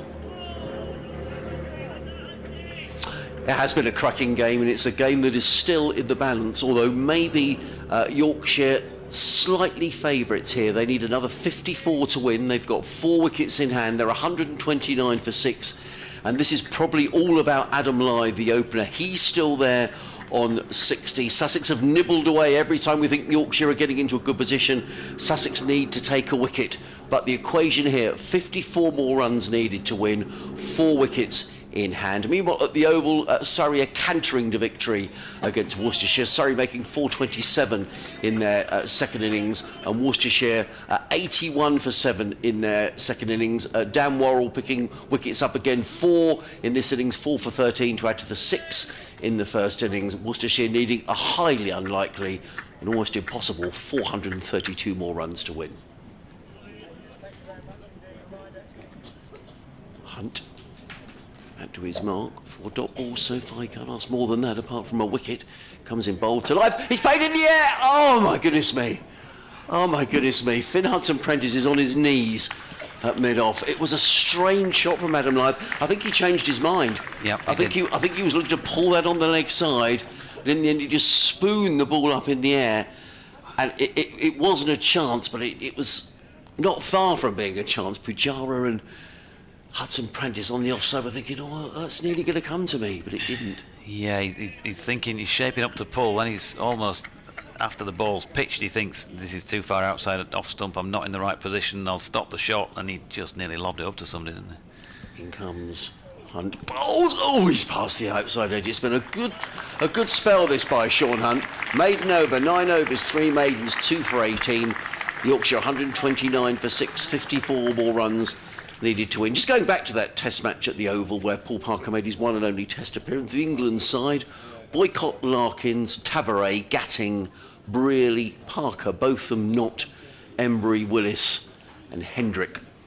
The Australian side, Wood, Kent, Hughes, Yallop, Border, Wellham, Marsh, Bright, Lilly and Whitney. Graham Yallop, you can hear Richie Benno saying that, Graham Yallop, can't you? Some great names in there, isn't there? Some Yeah, really wonderful names. I used to love watching Mike Hendrick bowl. Yeah, what as about a young, it was. Put it on a sixpence. Yep, super bowler to watch. So Jack Carson, meanwhile, is he going to be a super bowler for Sussex to watch here? He's bowling to Revis with a delivery that he thinks about turning round the corner. There's a leg slip in place, short leg, an orthodox slip. Still Coles, backward of square leg. The ball that Johnny Tattersall flicked around the corner to him, he was absolutely nailed on in the right position to take a comfortable catch. Carson is in again. Ooh, keeps a little bit low on Revis, but he watched it well and turned it out square on the leg side for a single. In fact, on the subject of Johnny Tattersall, the chairman of the Tats Appreciation Society, Yorkshire lad, says, hard for the chair of the Tats Appreciation Society to say this, but that was a poor shot, Johnny. Today it was the day to stay there.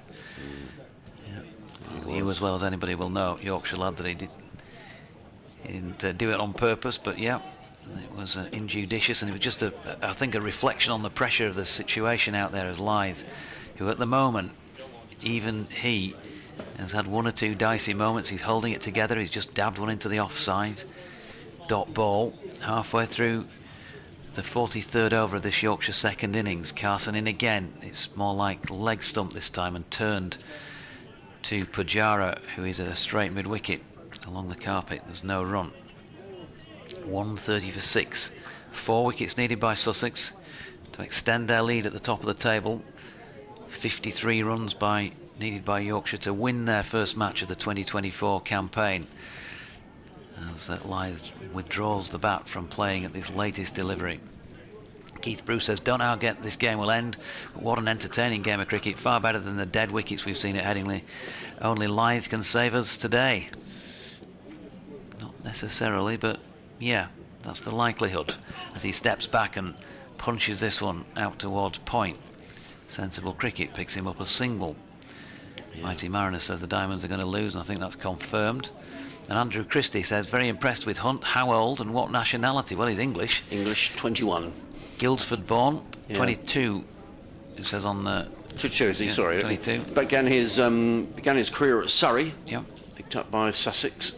You are quite right. Where's my book of words?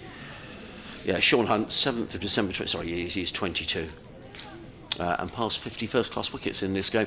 He has got himself incredibly fit, Sean, and he won't mind me saying he did carry a bit of excess weight, Sean, and he's worked incredibly hard, and he deserves his chance in this game. He's coming in now, bowls to Lyth outside the off stump, no run. Well, not only does he deserve his chance, but he's taken his chance. Yes, he has. No, totally. Just final word on that Test match at the Oval. The Yorkshireman playing in the game was Geoffrey Boycott.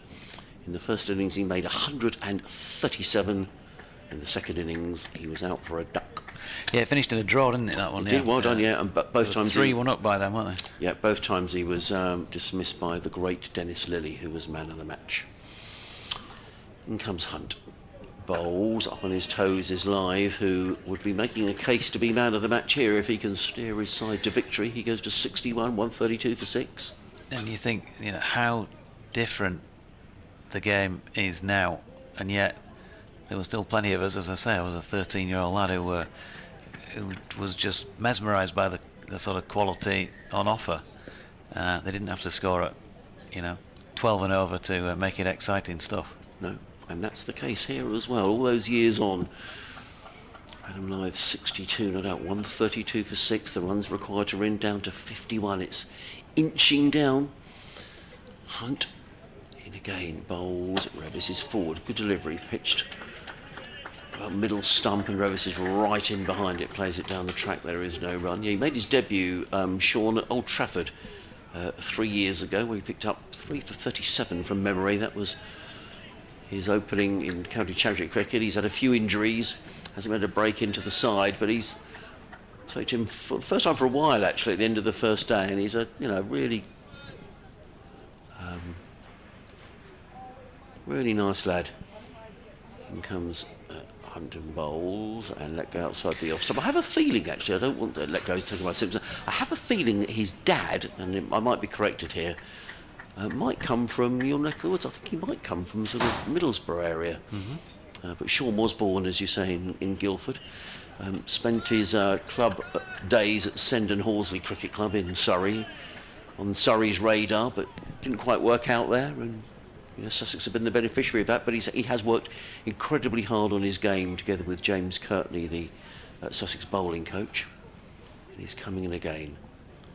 In and bowls and let go by Revis outside the off stump, no run. In fact, I did say to him, well, I interviewed him on whatever day it was, that I thought his run-up had changed. It was a little shorter, and he said, well, funnily enough, they were at Leicester earlier on this season, and he's had a bit of an issue with no balls, and there wasn't much room for a run-up, and so he had to adjust his run-up, and he wasn't bowling any no balls, and so virtually they stumbled across something that was working for Sean. He said he was guilty of bowling far too many no balls, and well, he'd probably bowl one now, but whatever happened has worked. He's in again. Bowls. Revis is solidly forward. Plays to mid-off. Another good over by Sean Hunt. He's just conceded the 1 run. 10 overs, 3 maidens, 2 for 19. He's doing a good job for his side. T is just gone up on the scoreboard at 3:45. We haven't had any cakes this week, but we have been bought, and thank you to Jamie Burnett, the Sussex press officer, who's bought us a packet of chocolate hobnobs, which I can see that Charlie is eyeing up at the back of the box. So we might have to have a chocolate hobnob at tea time. You're not very interested, Doige, in a hobnob. Are they not your favourites? No, just Charlie needs to get a tissue, just salivating there. Look at that as he saw the chocolate hobnobs. Yeah. Charlie Reynolds back with us after tea, because we are going to go to tea. And this game today is going to go into a third session. Yeah, still 5 minutes to tea as well. Carson bowling, so we might get 2 overs in beforehand. Lyth on strike. Silly mid-off and slip in place, and he leaves this first delivery wide of off stump. Now then, Yorkshire lost 2 wickets in close proximity to the lunch break. There will be a resolution, I'm sure, between the pair of them out there. Let's make sure we're still here when we walk off for that 20-minute break. Lyth leaving another one flat and wide of off stump, delivered by Carson with that number 16 shirt hanging out. He just uses the bottom end of it to keep the ball dry, give it maybe a little bit of shine, maybe hoping for a bit of drift as he bowls this latest delivery straighter, and Lyth just drops that down by his feet into the onside no run. You know, if this was a game of football, it'd be about 8-all, wouldn't it, going into extra time? It's that sort of feel about it. 132 for 6, 51 to win, or 4 wickets. Which way will it go? Carson to Lyth, steps back, cuts quite firmly out in front of square on the offside, picks up just the 1. 2 to come in the over. We will get another over in because there are still 4 minutes before the scheduled tea break. Sussex also got to make consideration for their over rate, which is -2 at the moment. Well, I was saying about that, actually. Carson in, and Revis drops it into the leg side, no run. For example, if they did lose the match and they had just the 3 points to play with, and they get 2 deducted. Well, they've already lost 1 this season for a slow over rate, and that will not play out well at all if that happens. Carson in for the final ball of the over, tosses this one up, driven by Revis. There's some bonus runs towards the end of the session here. This could go for 4 through long off. No, good chase, really good chase. 30 Foreman.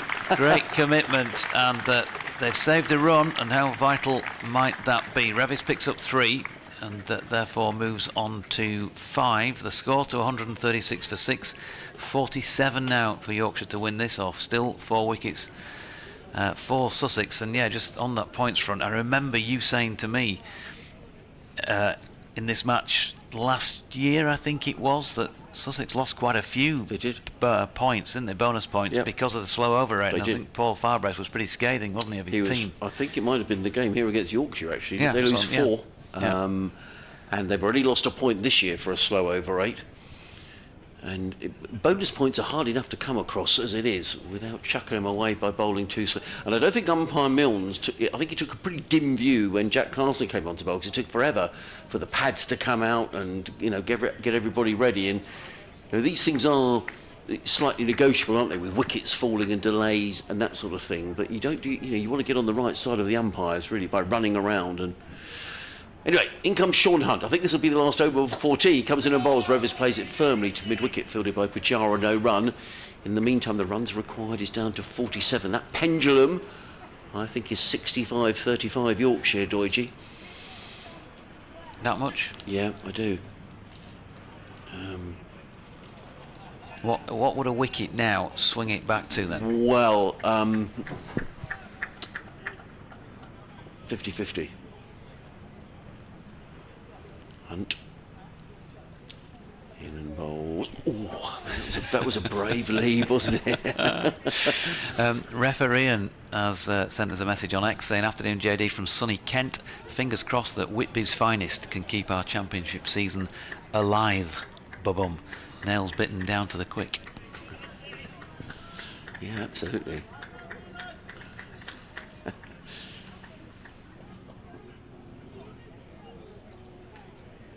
I'll ask you at the end, after this ball, Doige, because you know this Yorkshire side better than I. In comes Hunt over the wicket, bowls. Revis lets that go outside the off stump. There is no run. If it got down to the wire, I mean, if you get sort of 10-11, if you get Ben Code and Dom Leach, are you starting then to get a little worried? Or are you thinking? Of course, because Jordan Thompson can bat. I mean, he's a very fine player. I think you're starting to get a little worried with any of that trio, because, if you like, they're not paid to do that job. These people who have already been in and who are in now, if you like, are more, Matthew Revis is number 8 here, so you could argue on that front as well, but he is a proven first-class batter with a couple of tons to his name. Hunt around the wicket, in and bowls. Revis drives only as far as Lamb at mid-off. There is no run. But you only have to look down the individual scores in this match of everybody, all the batters, and you naturally would have to be worried about your last 3, with needing an appreciable amount of runs to win it. Of course you would, because we know how, even on good pitches, on great days for batting, how quickly sometimes the tail can get wrapped up. So, but that's not to say they can't do it. Yes. Chris Hammond, who's sitting over in the pavilion, in comes Hunt and bowls, and Rivers drives through the covers, and it's a no ball. Well, we spoke about no balls, and Sean Hunt has bowled a no ball. A couple of runs taken. Bertie Foreman, who I think that's Bertie Foreman, he's like a hair across the ground, prevents, or was it Tom Haynes? Anyway, it's prevented a boundary, but 2 runs plus the no ball, all of a sudden runs required down to 43. 70-30 Yorkshire, I reckon. Chris has sent me a photograph of Paul Farbrace chatting away to Joe Root, and Joe Root's just sort of feeling his forehead, and Chris says, perhaps he's trying to smacking Joe Root in the eye, which he clearly isn't. In comes Hunt, bowls, and played mid-on by Revis, no run. When you think about when tail-enders score runs, I know this won't be every time, but as a general principle, it's either that it's a hopeless cause and they're just having a slog and seeing whether or it's the other way around and the team's miles in front and they go out and have a bit of a. But when you really need runs scoring, you won't see them score loads of runs that often, will you? Because that's why they're there, where they are in the batting order, I suppose. Hunt, final ball of the over, in and bowled. Rose lets that go outside the off stump, and that will be tea as the players make their way off with the clock showing 15:47. And Yorkshire go to tea, needing 43 more runs to win. Adam Lyth on 63. Matthew Revis is on 7. Sussex needing those 4 wickets. And I think as they go to the break, I would have Yorkshire as Charlie's 50p we've been talking about throughout the game. I think maybe heading more on Yorkshire than Sussex at the moment, but another couple of wickets could change all of that. Thank you for getting in touch during the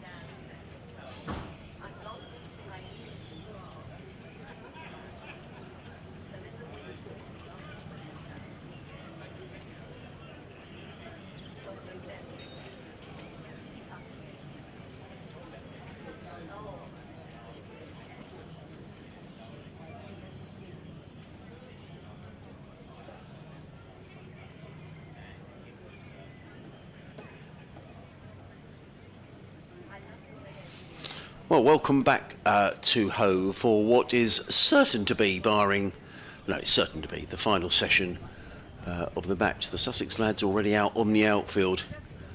The equation here is that Yorkshire need another 43 to win the game, with 4 wickets remaining. A bit of a chat around the press room at tea time. There was we weren't sure quite what had happened. We thought perhaps it had been a mis-stumping, or sorry, that looks like a horrible cup of coffee I've made you, Doidgy, but it's wet and warm, as they say.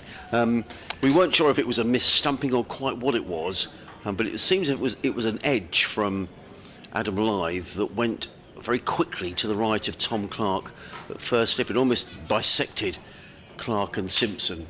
Difficult to tell on the replay whether Tom Clark got a hand to it. He's a fine slip fielder, and these things are often decided on fine margins. The 2 umpires are making their way out for the final session, Hassan Adnam and David Milnes. We're not going to require a final day here at Hove, but which way will this one go? Yorkshire 43 needed to win, 4 wickets in hand, and to guide you through what could be an exciting finale to this match is Jonathan George and Charlie Reynolds. And me.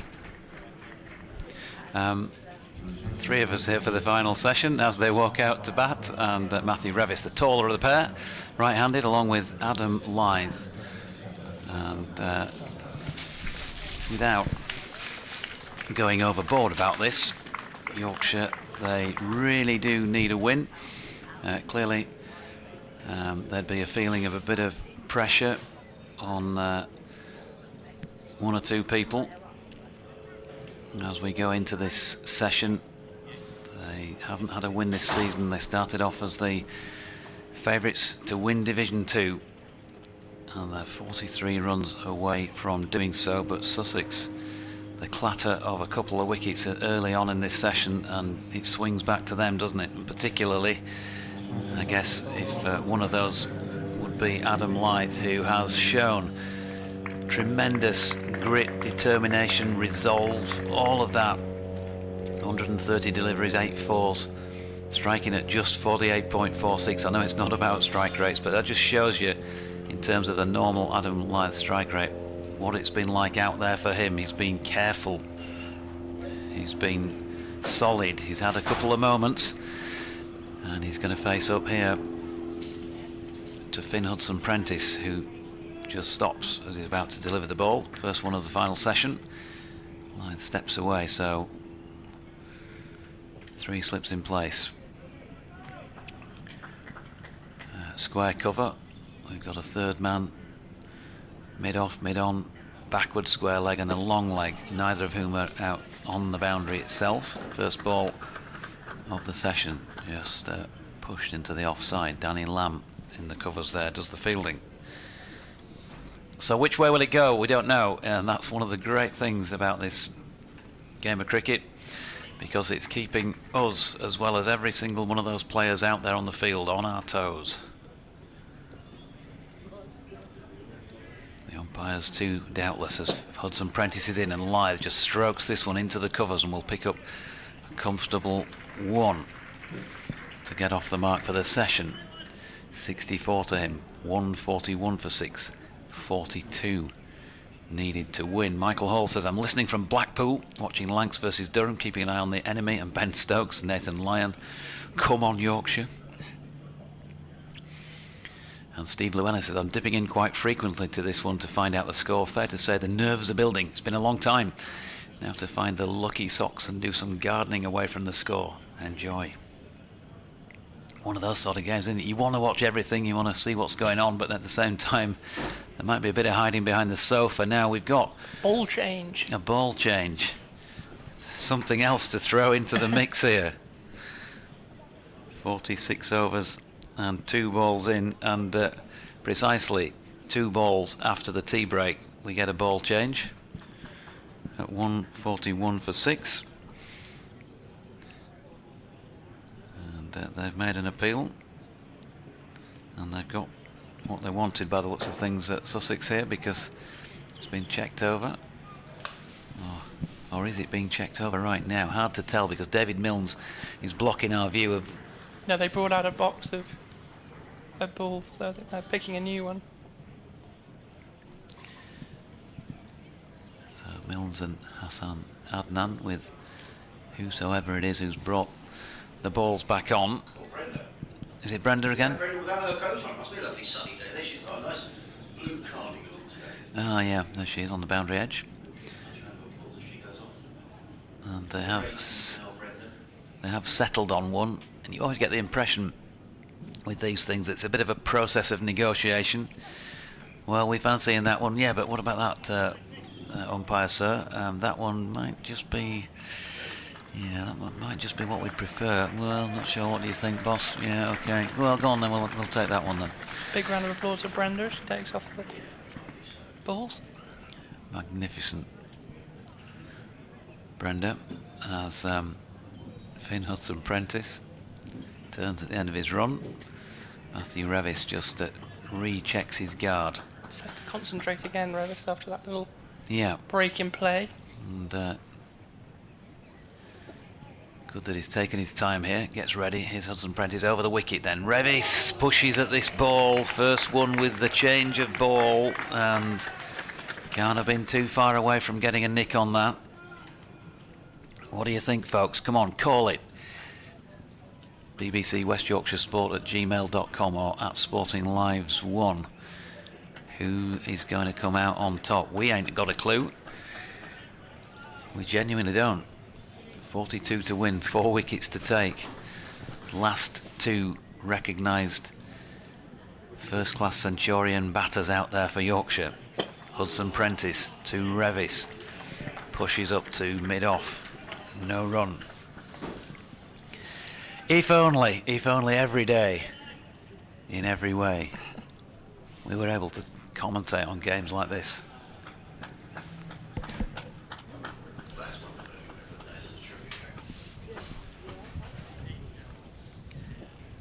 Great advert for the game. Here's Hudson-Prentice coming in once more. Revis pushing forward at this one into the offside. Pujara in from cover to field, no run. It's got a test matchy feel about it, you know, and we know it's not that level of play. We've got some test players on display in the match, but at this level, this is probably that sort of feeling of pressure that you get when you're playing at the very highest level. And the really good players come to the fore. Matthew Revis on strike, facing Hudson-Prentice, gets it away, square on the offside. Jack Carson's chasing, he's going to reel this one in, but they're going to get at least 2 for it. They're going to stick on 2. Good fielding again by Carson. The important thing there, not only was it that he got his ball in his hand, but he was into the throw and turning, and as a batter, you never really want to risk that next run. Yeah, when the fielder's got the throw off. Doesn't sometimes matter too much where the ball's going. Yeah. You just don't want to chance it, do you? So 2 off the final ball of that Hudson-Prentice over. He's 1 for 25 off 10 overs with 3 maidens, and it's 143 for 6, 40 now needed by Yorkshire. And we saw Danny Lamb doing a few stretches at cover in the last over, and he is kind of come into the attack from the C end. And bearing in mind how he bowled earlier in the day, yeah. Charlie, I think this is a good and astute move by John Simpson, because he was causing problems. Yeah, well, he picked up the wicket of Joe Root, which in any game is always an important one, as he runs in now, bowls to Lythe, who defends that back down the pitch with a straight bat, and there's no run. He was a little... Well, he bowled a couple down the leg side that ran away for byes, with Simpson standing up to the stumps, but before that he did look difficult to get away. And Sussex could do with a breakthrough, as Lamb runs in now, bowls to Lythe, who drives that to Hunt at mid-off, who pulls out the long barrier and prevents that from going anywhere.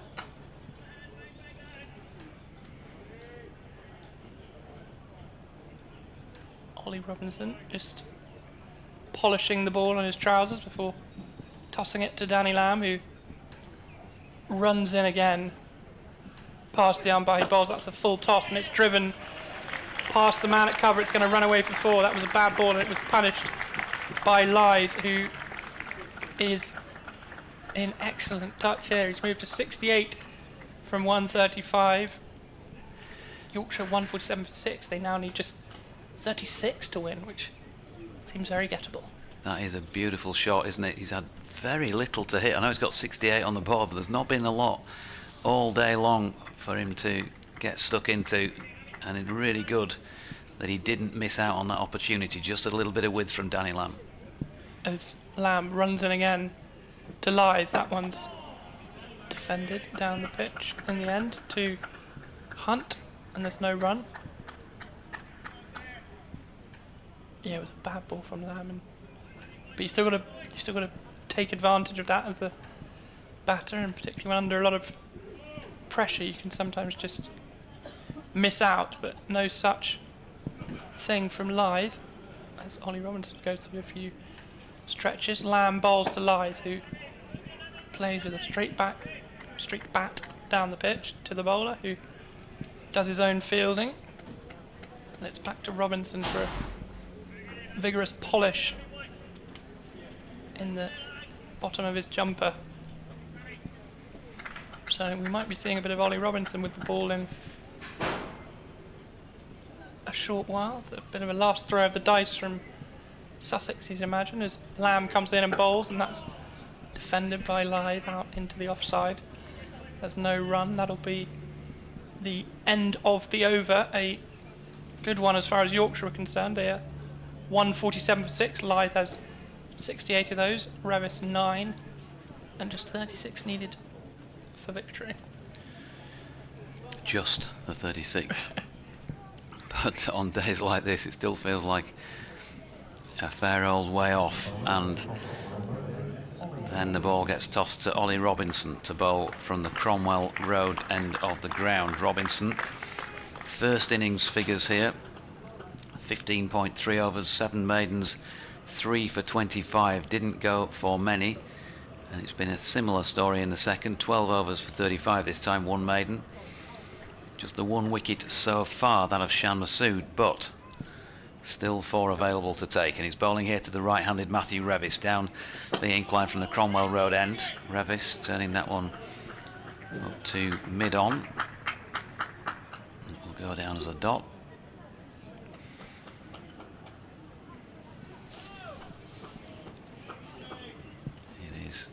He's tense, Adam Lythe, walking down to have a word with Revis,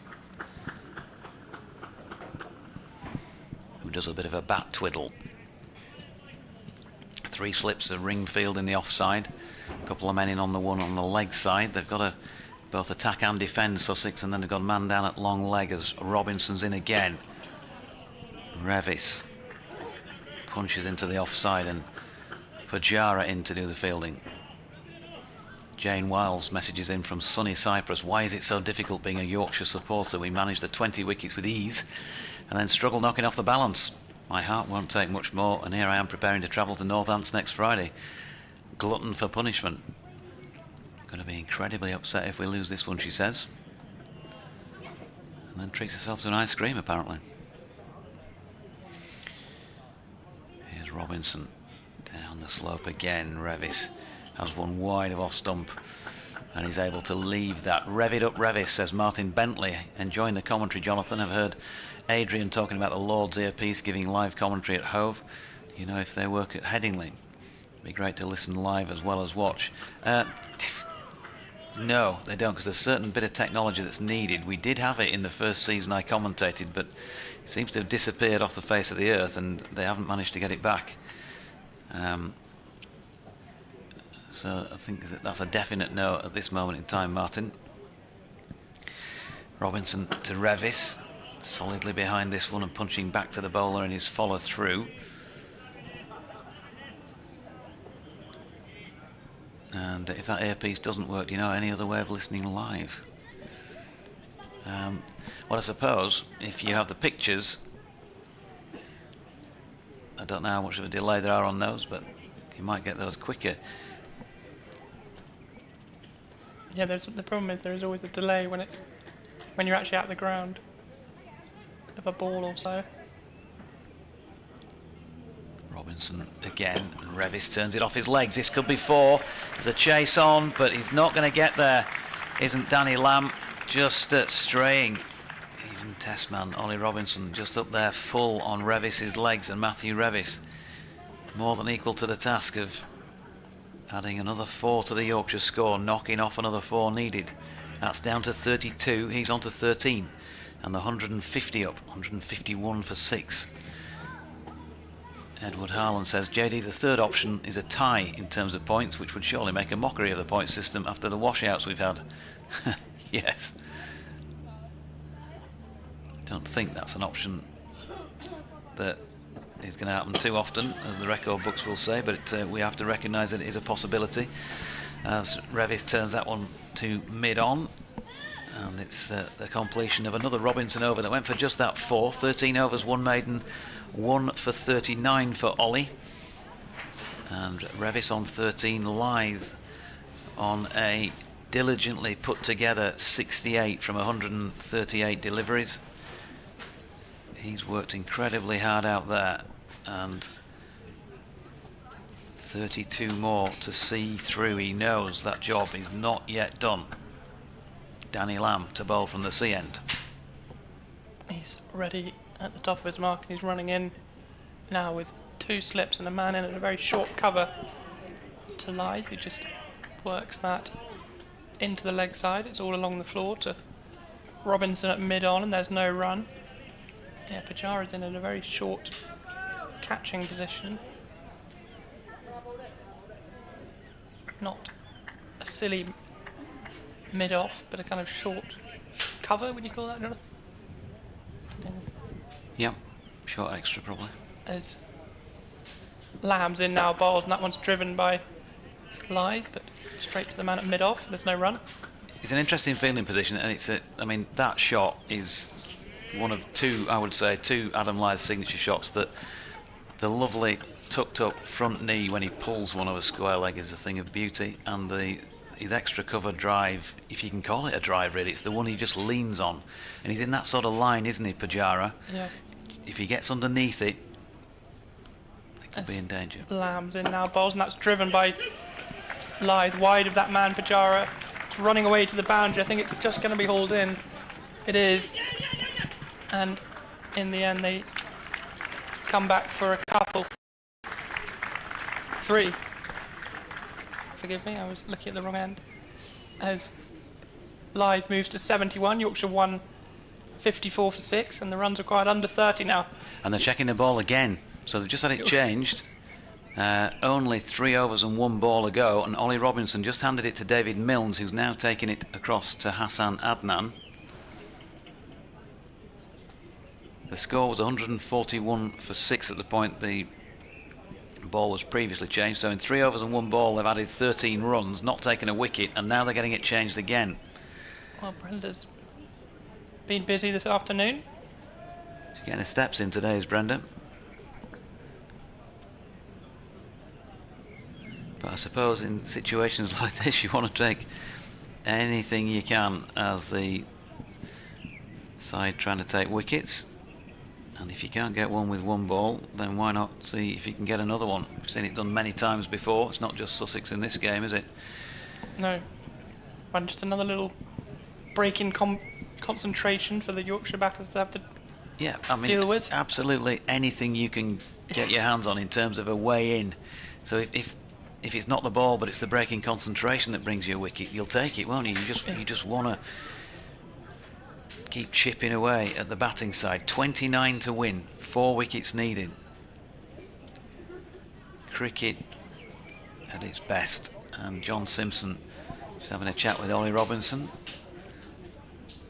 maybe saying well done Rig, as the lads seem to be calling him out there. He got us a ball change. Let's hope it does us some favours. Brenda, to a round of applause, takes the suitcase off. Brilliant. Can you imagine that? Stamford Bridge or something like that, you know, where the local Lenny brings on a new match ball because the other one's gone out of shape or whatever. Yeah, punctured. Oh, okay. Cricket. What a sport. Danny Lamb going to continue. Yeah, after that break in play, he's bowling to Matthew Revis, who takes guard, and then that one played off the back foot in defence. He gets a steep bounce and just drops it down into the offside. There's no run. Sterling job he's doing here, and he just needs to stay there. I'm sure he's fully aware of that. He'll pick up some runs himself, and if he can keep supporting the main man, Adam Lyth, Matthew Revis, it's an experience that he's building in here, isn't he?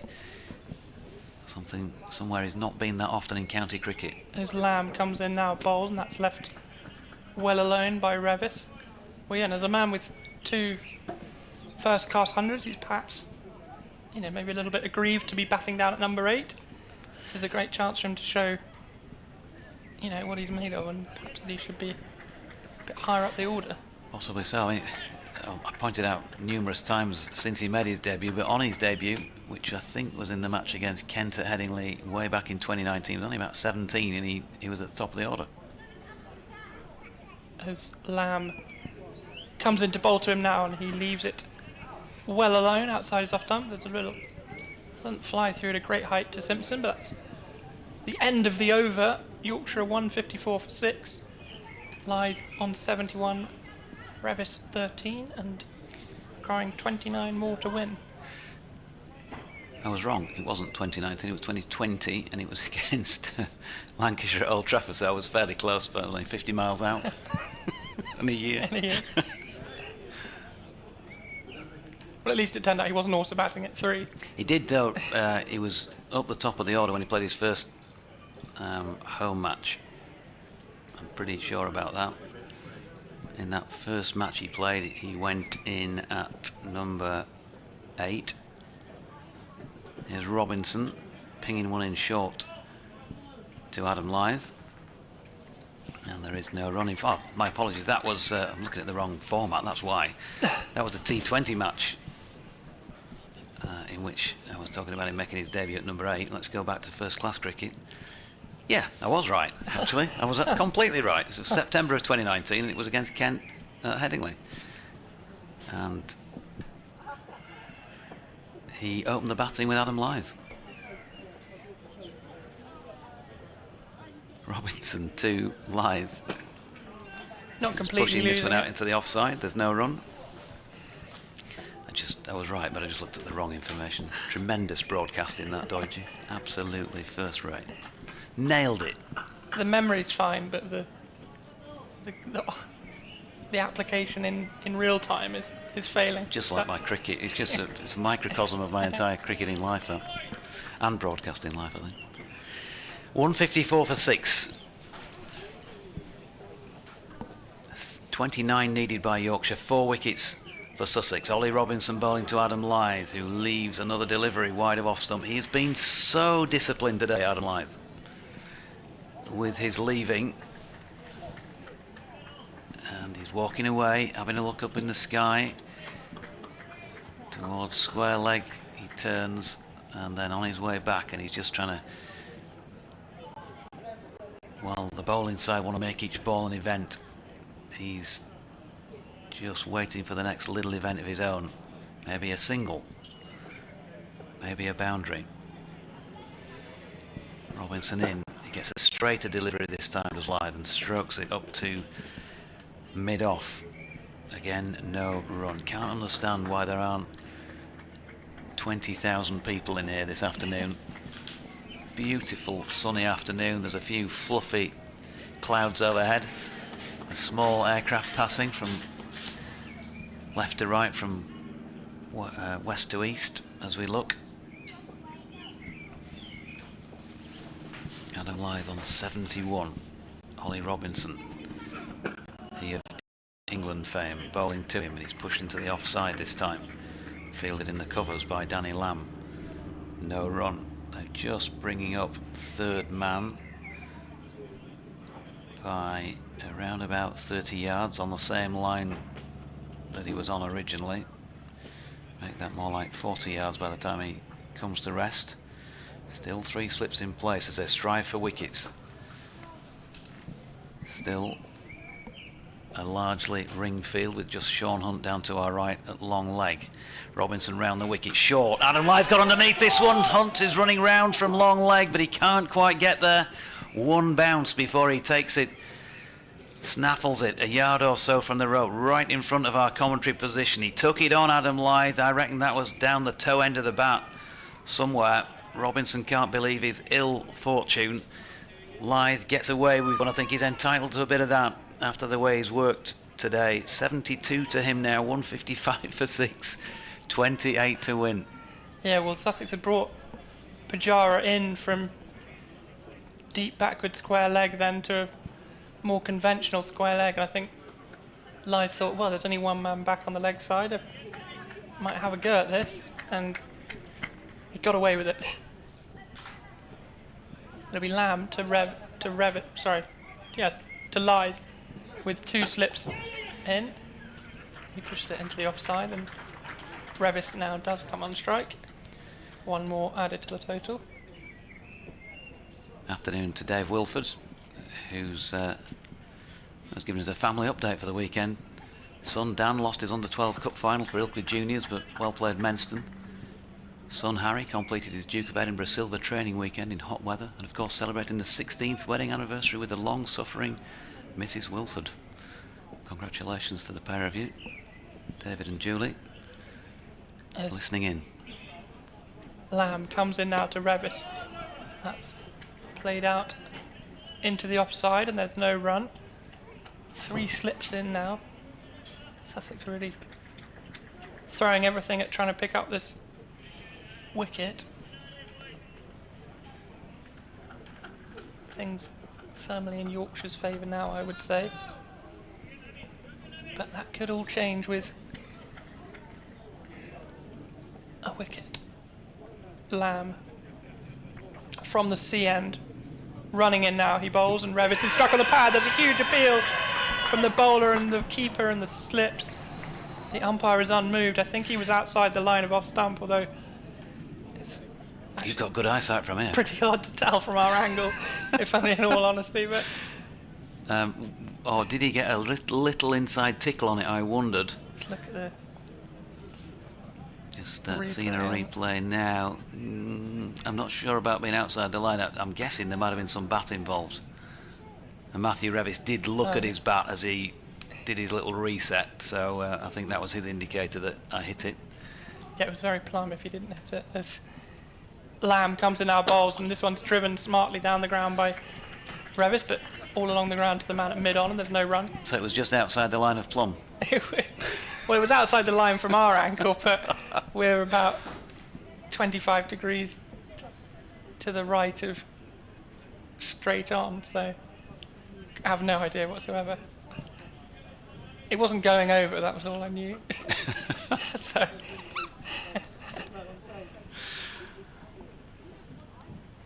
Lamb runs in now, bowls, and that one's played safely into the offside by Revis, and there's no run.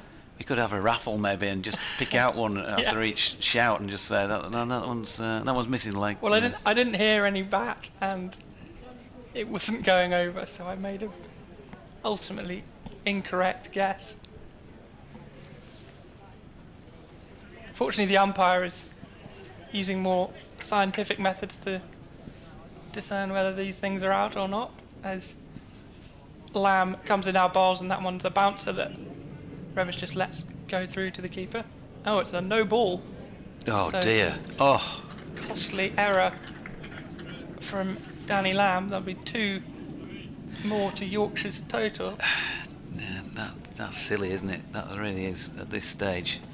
We saw it with Yorkshire with 3 men behind square, schoolboy error, when they were in the field giving 2 runs away, and it's kind of levelled out now, hasn't it, with that?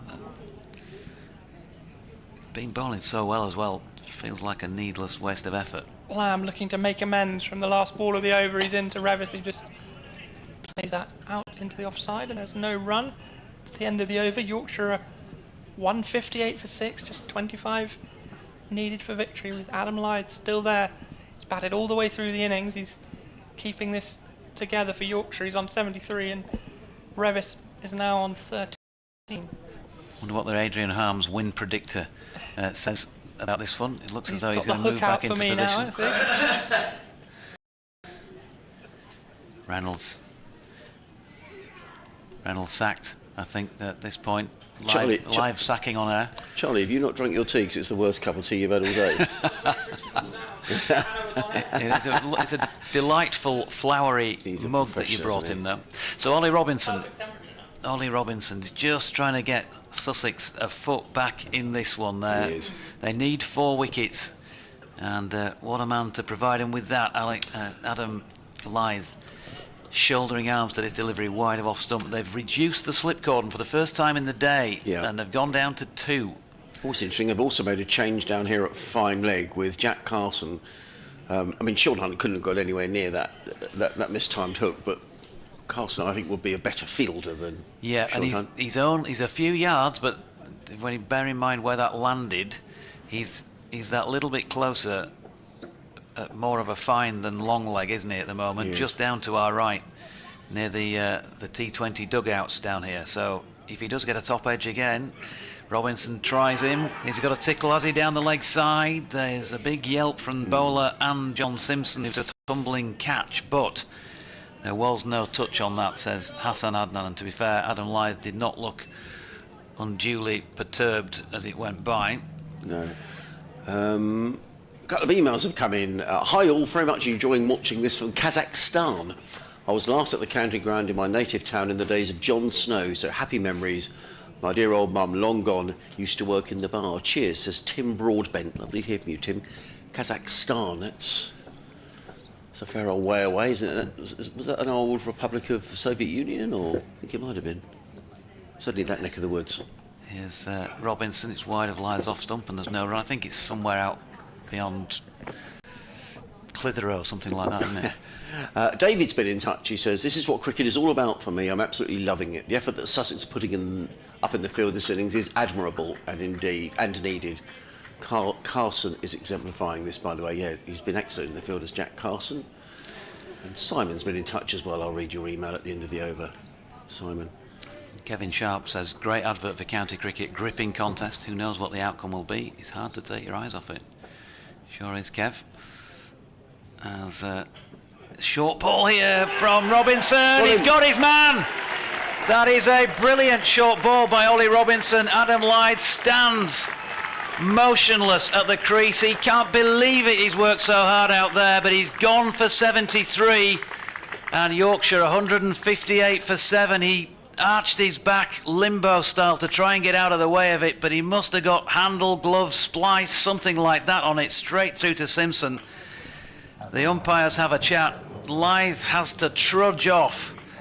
225 minutes, 152 deliveries, 73 runs, including 9 fours. He takes his helmet off, and I think the crowd take their hats off collectively to him, because that's been a monumental effort in a match where batting has been so tricky, but ultimately he hasn't quite managed to see his team home, and ultimately Sussex will now feel they are into the Yorkshire tale. Well, terrific reception for Adam Lyth, and fully deserved, as you say, Georgie, so nearly getting Yorkshire over the line. But wow, this game has just, well, we're almost lost for words, really. It's just swung one way and t'other. And Sussex will feel now the new man coming out is Jordan Thompson, who's a fine player. I wonder whether Jordan might think to himself, do you know what, I fancy her. Well, Jack Carson's looking up to the commentary box. He can't quite see us, hiding behind the glass. And a couple of lusty blows, maybe. Emails come in from Simon, who's sitting in a deck chair at the Cromwell Road end. Hello, Simon. He says, hello, Adrian, Jonathan and Charlie. Thanks for the last few days of commentary. A fantastic match in beautiful weather. There's been a lot of mention about various rosaries over the last few days. I can't help thinking the failures make at least some reference to Dally Lamb in connection with that represents a missed opportunity. We talked about roast dinners, weren't we? Anyway, it's made me hungry for a roast dinner now. All the best, says Simon. Thank you, Simon. I'm sure you're enjoying it from the deck chairs at the far end. What else does this game have in store, Georgie? Well, we talked about approaches, haven't we? What is Jordan Thompson going to do? Flexes at the knee, Robinson round the wicket to him. It's full line of off stump. He'll think that's a missed opportunity. He really will. That is in Jordan Thompson's range. I know it's first ball, and there's almost a feeling of that as the ball goes by with a puff of dust. It was Yorker length but wide, and he had a flash at it. There are 2 slips in place and a third man, but you'd have fancied that would have been boundary bound somewhere, whether it even would have been an outside edge or a full-blooded drive if he'd have made some contact. He didn't. 25 to win, 3 wickets to win for Sussex. Robinson down the incline again. Jordan Thompson back and across, gets a short ball, ducks underneath it, and he's got through the last 2 balls of the over, an over in which Ollie Robinson really did come to the party. We've talked about quality players standing up throughout this match, Adrian, both with ball and with bat. That's what you want to see. That's why they play at higher levels. Adam Lyth, he's played Test cricket. I know it's not been for some time, but we just know he's a class player at the top of the order. He's shown that today. He's stood up. Unfortunately for him, he's not seen it through, and Ollie Robinson took his wicket. Big scalp at just about the right time for Sussex. A second wicket for him, but how important could that be in the final outcome? Well, totally. We've been saying all afternoon about the wicket of Adam Lyth. Wonderful effort from Adam Lyth. Give him a huge amount of credit. 73. He, together with Joe Root and Tom Alsop, have played the 3 major innings of this match. But a little earlier on, I said to Charlie, this has got the feel of 4 to win, 1 wicket needed, and I still think that. In comes Danny Lamb over the wicket, bowls to Revises. Oh, I thought he'd been caught a second slip. It just bounced a little short of Tom Clark in there, and there is no run. And there is no wicket. It's true. It almost seems unfair, really, that whoever loses this game, and sadly one of these sides is going to lose, will only pick up 3 points from a game. But them's the rules in county championship cricket. Yeah, and win or lose, you've said Paul Farbrace had said that the measure of his team this season will be matches like this, the next 2 or 3 matches, and you know, they're right in there, aren't they? In comes Lamb, in and bowls. It's with a loose drive outside of the off stump. There are nerves aplenty out there. The ball rattles through into the gloves of John Simpson. The crowd are totally engrossed in this. Yeah, and you know, I'm going to say this, but easy to say before I say it. Matthew Revis, 13, 2 first-class centuries to his name, the senior player of these 2. He's got to now take this, hasn't he? Yes. By the scruff of the neck. Twiddles his Oh, that's what you want to see, and he'll want to try and do that. He's trying his level best to do it. Lamb in, bowls. Revis is forward solidly, plays out into the covers, fielded by Haynes, and there is no run. You're looking for that. You're looking for some sort of maturity, even in a young player. And it's so much easier to sit here in a commentary box and say that, but the pressure out there must be immense. Well, it is huge, and we were looking at the table and the difference between the 2 sides. Were Sussex to win, they would go about 40 points clear of Yorkshire. Yorkshire haven't won this season. They'll be desperate to win the game. In comes Lamb. Bowls. Revis is beaten outside the off stump here. Play and a miss. Good carry again, Doige, through to John Simpson, who's taken out about waist high. I think the first morning when we arrived, we looked at the pitch, and indeed the feeling has been throughout the game that it was a pitch that gave a bit of assistance to the bowlers. But it's been a good cricket wicket. Here we are. Nothing has moved sideways. It's just been plenty of carry, plenty of bounce. It's been terrific. So well done to Ben Gibson and his ground staff here at Hove. Lamb again. In and bowls. Revis is forward defensively, solidly, right behind it. Plays it down the onside, fielded by Danny Lamb. And there is no run. 158 for 7. 25 more runs needed to win. 3 wickets in hand. It's been a game that's swung this way and then the other, right the way through since the opening morning back on Friday. Lamb, 2 slips go down. He's in and bowls. Revis drives, doesn't quite time that down the ground. But Ollie Robinson gets right in behind that. And I think they'll struggle to get the ball out of Ollie Robinson's hand now. He picked up that wicket in the last over of Adam Lyth. He's already peeling off the jumper, taking off the cap and marching up towards the Cromwell Road end of the ground. Charlie's 50p was on Yorkshire about an hour ago. I think he's probably, what do you reckon, Noigi, 55-45 or 50-50? Well, if you're asking Charlie, I mean, Charlie's very fickle. You know, let's say that before we even start. So. Oh, okay. Yeah. Okay, what about you? Yeah, I think it probably is a 50-50 call again at this moment in time. Okay. 3 wickets. Or 25 runs. Short ball Robinson. Jordan Thompson deals with it pretty well. Just coming back to that delivery that dismissed Adam Lyth. I mean, it was a cracking delivery from Robinson, wasn't it? I mean, he's someone who's trying to bowl himself back into form. Paul Farbrace was saying last night that they feel he's getting back into some rhythm. It's some rhythm that he needs if he's going to play for England this summer. But he may not be in rhythm, but he's bowled his heart out here, Robinson. There's no questioning his commitment. 15 overs, 2 for 40. Here he comes again then, round the wicket still. Short, pulled by Thompson, he's underneath this one. Carson takes a brilliant catch. Goodness me, that is a stellar catch by Jack Carson, who's just been moved around here a couple of overs ago, diving to his right, made a few yards to his right at long leg. Thompson gone without scoring.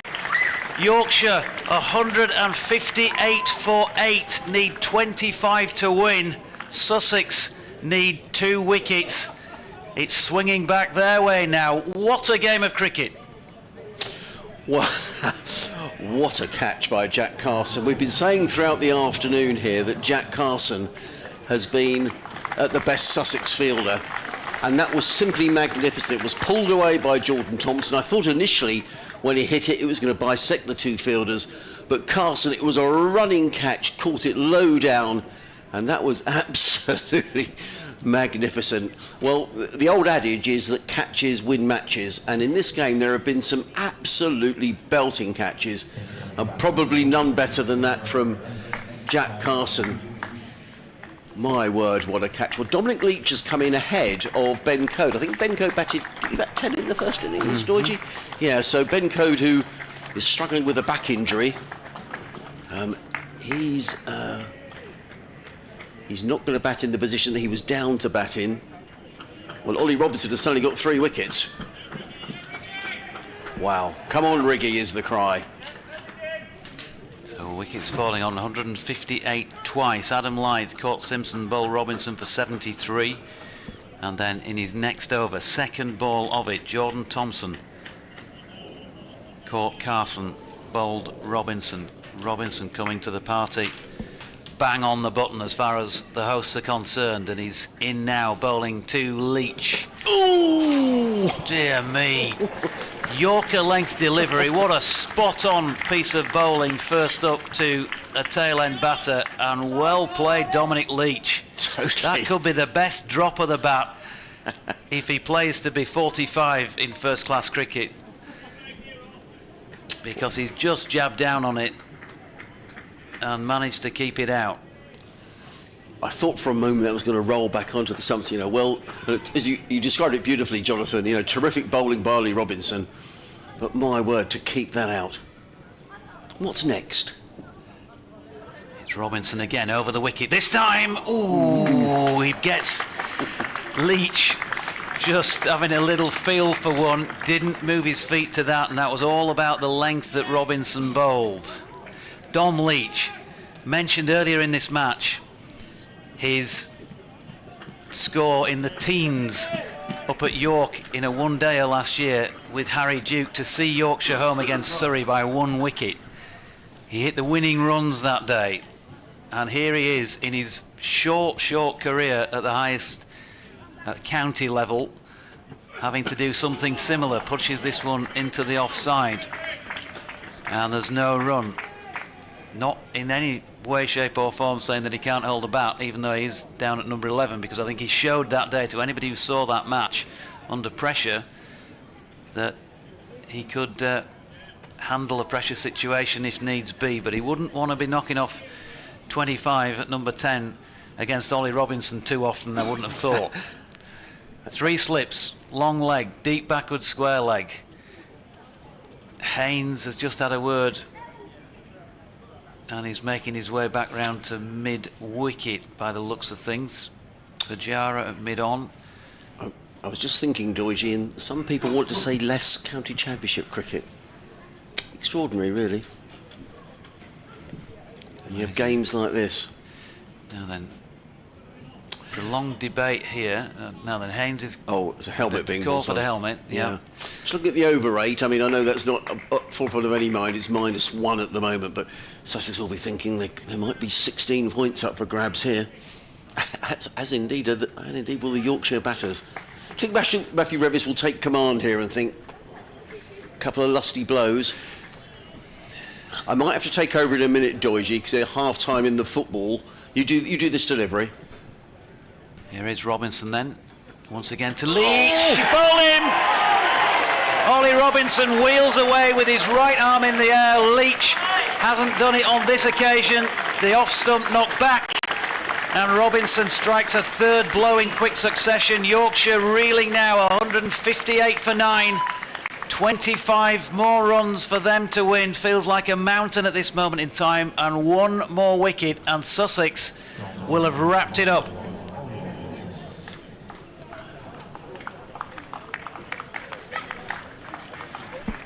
It has been a magnificent, and I mean magnificent, game of county cricket. It's still not decided, but Sussex, looking as if they were almost dead and buried, have taken 3 wickets with the score on 158. And you want your big players to come to the party on the big occasion, and that's exactly what Ollie Robinson has done. He's taken 3 wickets to fall. Adam Lyth, the magnificent innings of 73, looked to have steered Yorkshire to victory. Jordan Thompson then caught a brilliant, and I mean a brilliant, running catch by Jack Carson at fine leg, and Ollie Robinson has just bowled Dom Leach for a duck. The last man is making his way out for Yorkshire. It's Ben Code, who's got a bad back. He didn't come out to field today. Sussex needing 1 more wicket, Yorkshire needing 25 to win. It's just breathtaking stuff. I should mention the Oval. Where's that gone?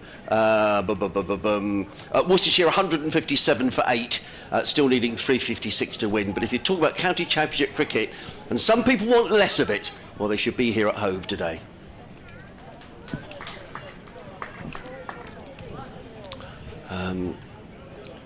So it's going to be Danny Lamb. Well, the way this game has twisted and turned, there could still be a twist or a turn in this, but Ollie Robinson, so you want your big players to come to the party. You've said that consistently. Danny Lamb, listen to the crowd. Blue skies, terrific game of cricket. Matthew Revis is still there, though, we have to say. And he might be thinking, I'm going to have a dart at this. In comes Lamb. Bowls to Revis, who's beaten outside the off stump, taken by Simpson. And there is no run. 2 slips in place. Sean Hunt down below has clapped his hands. Yeah, everybody. They're giving him the signal. Well, they were. Ollie Robinson just coming and having a word to Danny Lamb. Apart from the slip, everybody is back saving the 1. Ben Code clearly is no hopeless cause. He's had a first-class 50. 46 here last year. Yeah, he's just struggling with his back. You can see he is, can't you? And comes Lamb, bowls. Revis turns this one back to the square on that and decides not to take the single. So the tactic is clear. Matthew Revis probably thinks, well, I've got to farm the strike. 25 needed. A couple of lusty blows will make it interesting. Yeah, this is huge for Matthew Revis, and there'll be a lot of people Yorkshire-wise willing him on here. He's been out there 52 deliveries. He's seen plenty of it now, Harmsy. Yes. Lamb runs away from us. In and bowls. Revis thumps that one away through the offside. It's only as far as the fielder down at deep backward point. They don't take the single. I wonder whether Ben Code might be saying to him, look, it's okay, you can give me the strike. I mean, 25 is quite a lot to farm the strike for, isn't it? Particularly with everybody back on the fence. It's going to be very difficult to hit boundaries here. Danny Lamb mops his brow. Ollie Robinson all of a sudden got 4 for 40 out of absolutely nowhere. In comes Lamb again. bowls. Revis punches this down the ground. Well, he's going to have to take a single sooner or later, and he decides now is the time. And that will leave Ben Code to face 2 deliveries. The field comes in 159 for 9, 24 more runs needed for victory. Well, we said to Charlie earlier on, we thought this felt like a 4 to win, 1 wicket left. It's not quite at that, but who knows? Who knows? You wouldn't bet against it. 3 slips in place now. Ollie Robinson is always conducting affairs out there, isn't he? He's moving the field around, but it's Danny Lamb who runs away from us. Comes into bowl to Code, who's right in behind this. Plays it into the point position where James Coles fields. He was always encouraging Ben Code to take the single, but clearly there was no desire to do that. 1 more ball of this over. No question Ollie Robinson will bowl the next over from the Cromwell Road end. I mean, the field spreads. It's a notional spreading of the field because there's no way that Yorkshire are going to take a single here. Lamb in. Bowls. Oh, Ben Code all ends up. The ball ends up in the gloves of John Simpson. Sussex running between the overs. John Simpson's coming running down to have a word to Ollie Robinson. Now the applause and the involvement from the crowd is almost sort of like a T20 game, isn't it? When people are applauding and clapping, and it's just been terrific. Yep, fantastic. 159 for 9, and I don't say that with my Sussex hat on. If whoever wins this game, it's just been terrific, and it's just a shame that whoever loses will come away with just the 3 points. But, they're the rules. And this will be interesting to see how. I mean, well, it looks as if Sussex are again going to prevent the boundaries here, which has to be the right tactic. Yeah. What's Matthew Revis going to do? Well, pretty obvious. He'll just drop it into that gap over there on the right and run 2. Well, and it's a difficult ground. Well, everyone's back on the fence. I mean, there's a. Well, I'm trying to think where there might be a 2. Maybe through extra cover. There might be a 2 in front of square on the leg side, but I don't see Ollie Robinson bowling in one. Through extra cover. Yes, my apologies. As he's right-handed and Robinson is in, and that's pushed up to long on, and there's no run. I'm not quite sure what we do in these situations, Harms, because we don't have too many of them. Do you want the honour as is 1 wicket remaining? Well, that's very kind, but it could go on for a long time, couldn't it? So should we do that and just see what happens? And if Yorkshire, suddenly hits 3 sixes in a row, then we'll come back to you, or we'll toss a coin or whatever. Go for it. That's very kind. It's a sort of bit of an honour within the commentary box as in comes Robinson running in down the hill. Bowls to Revis, who drives firmly in the offside. He's gone through extra cover. I think there might be 2 here. Pujara comes running in, and there is going to be 2. Well, we thought that might be where the area in which he aims. Ben Code gets back. His back can't be that bad. I mean, he's clearly struggling. There's no question about that. And he's now down on his haunches at the far end. I wonder whether he could have a runner. Can you have a runner? I mean, I know there's all sorts of rules about runners, but he was struggling to get back there, Ben Code, wasn't he? You would think he can have a runner. I mean, that would really add to the drama, wouldn't it? Because what how bizarre things get when you get a runner out there. But he's stretching and all sorts. Yeah, he could call for a run. He's injured in the game, isn't he? And he didn't manage to make it out into the field after the. Oh, today, did he? No, I'm a little surprised. Maybe they might be thinking, let's get someone out there. Anyway, 2 to Revis, 22 needed to win. Yorkshire aren't done yet. In comes Robinson. Bowls to Revis, who defends back down the track. Robinson fields off his own bowling, and there is no run. 2 slips in place. The other 7 fielders are scattered around the boundary edge. But as we saw there, that was good placement by Matthew Revis, picking up a couple of runs. Yes, so easy from here, isn't it? But I mean, there's a vast area in the offside between point and wide-ish long off, who's brought himself in probably, I'm guessing, 15 yards from the boundary just to cover a bit of extra ground if needed. There's a huge area between the pair of them that you could probably drop it in and get to, but it's...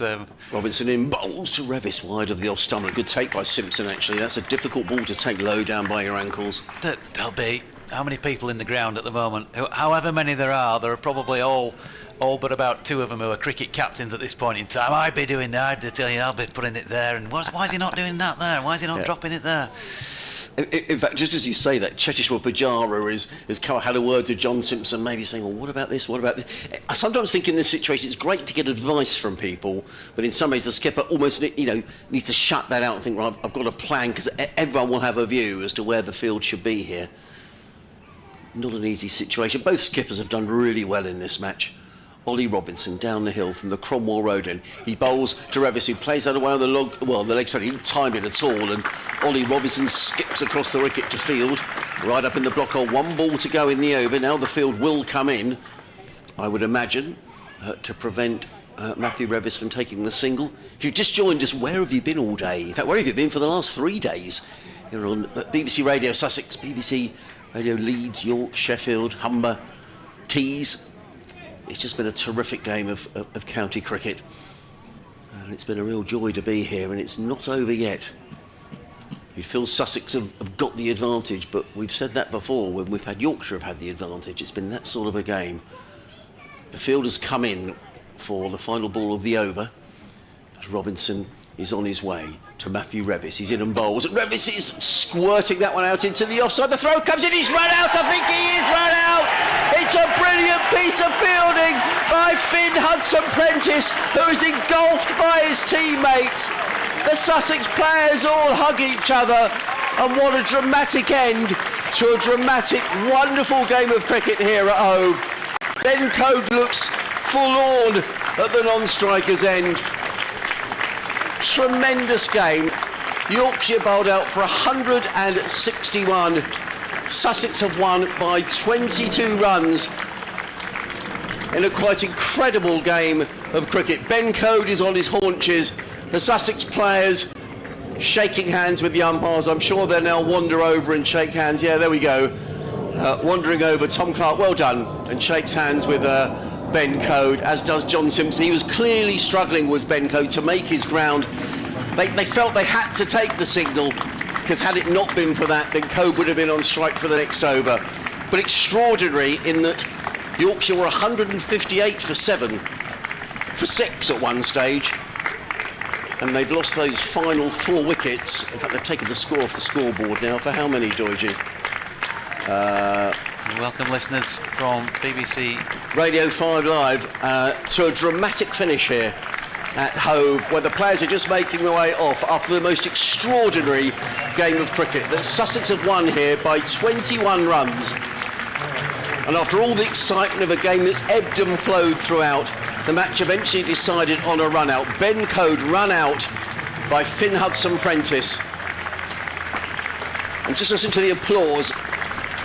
People say they want less county cricket, Jonathan Doige. That's as good a match as you could possibly wish to see. Sussex victorious, bad luck to Yorkshire, but without being too crass about it, county cricket's the winner in this. Just a magnificent game. Yeah, absolutely superb game of cricket, and right down to the wire. Yorkshire, well, they'll scratch their heads, won't they, in those closing stages. 2 players out for 3 players out for ducks, as it turned out in the end, with Ben Code having gone there, run out, and all out for 195. Sussex win it by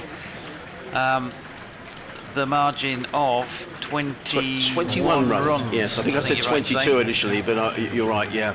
Yep, and yeah, fantastic advert for the game of county cricket. There's no doubt about that. You feel so sorry, really, for Adam Lyth, who worked his socks off out there for Yorkshire. And just 22 minutes ago, he was the 7th man out. Court Simpson bowled Ollie Robinson for 73, but it proved to be, well, a landmark moment in the match, because Robinson, the first of 3 wickets in quick succession, he got Lyth out, he got into the tail, and then Jordan Thompson without scoring, Leach without scoring, and then Code gone as well. And yeah, there'll be some soul searching being done now in the Yorkshire dressing room, because it was there for them to win. They haven't won many tosses this season, but they won this one here. They had the choice of what to do, and they haven't managed to get across the line. And you were saying, Jonathan, throughout this match, how you want the big players to step up. Joe Root, magnificent in the first innings for Yorkshire, making 67. Adam Lyth, 73, so nearly getting Yorkshire over the line. Tom Alsop with 86. But we need to talk about Ollie Robinson, because there's so much talk about Robinson and his fitness and his attitude and everything else. I think if anyone was here watching from England today, they would know that Ollie Robinson gave absolutely everything to the cause, and just when it was needed, there was Robinson to take that vital wicket of Adam Lyth. The wicket of Jordan Thompson, a quite brilliant running catch by Jack Carson down at fine leg. And what a game of cricket. Well, a lovely buzz around the ground. It's just been magnificent. So Yorkshire still without a win. Sussex now with 3 wins. Yep. In the second division of the county championship. They go to Lords next week to face Middlesex. If that game is anything like the game we've had here today, we're in for an absolute belter of a game. Yorkshire go next, Doigi, to... They go to Northants next week. Later on. Yep, later on in the week. And there'll be a bit of soul searching, I guess, now, because they got close but weren't able to force it. It's a second defeat of the championship season for them, to go with the 4 draws that they've also been held to. So favourites to win this division and get promoted before the season started, and we are now 6 games in and they haven't yet got a win on the board. So there's going to be some questions asked, I guess. I think I'm going to be asking a few of them as well. I think you might be. And we'll find out what people have to say after the match. But just shaded out of this one, and just like you say, Hamza, it's been a magnificent game of cricket. Yorkshire have been on the right end of these a couple of times. I remember a game at Scarborough when there were 10 balls remaining in the match. They managed to beat Surrey a few years ago, and then of course the famous win against Northants at Headingley by 1 run. Yeah. Well, it's been brilliant stuff. Thank you everybody for listening. Thanks for your emails. Thank you to Doigi. Thank you to Charlie Reynolds. Thank you, Charlie. It's been great to have your company here over the last 3 days. And thank you to you, the listeners. And don't forget, every ball of every match right through the county championship season until the end of September. And they say some people want less county cricket. I can't understand them. Thanks for joining us, and we'll speak to you next time.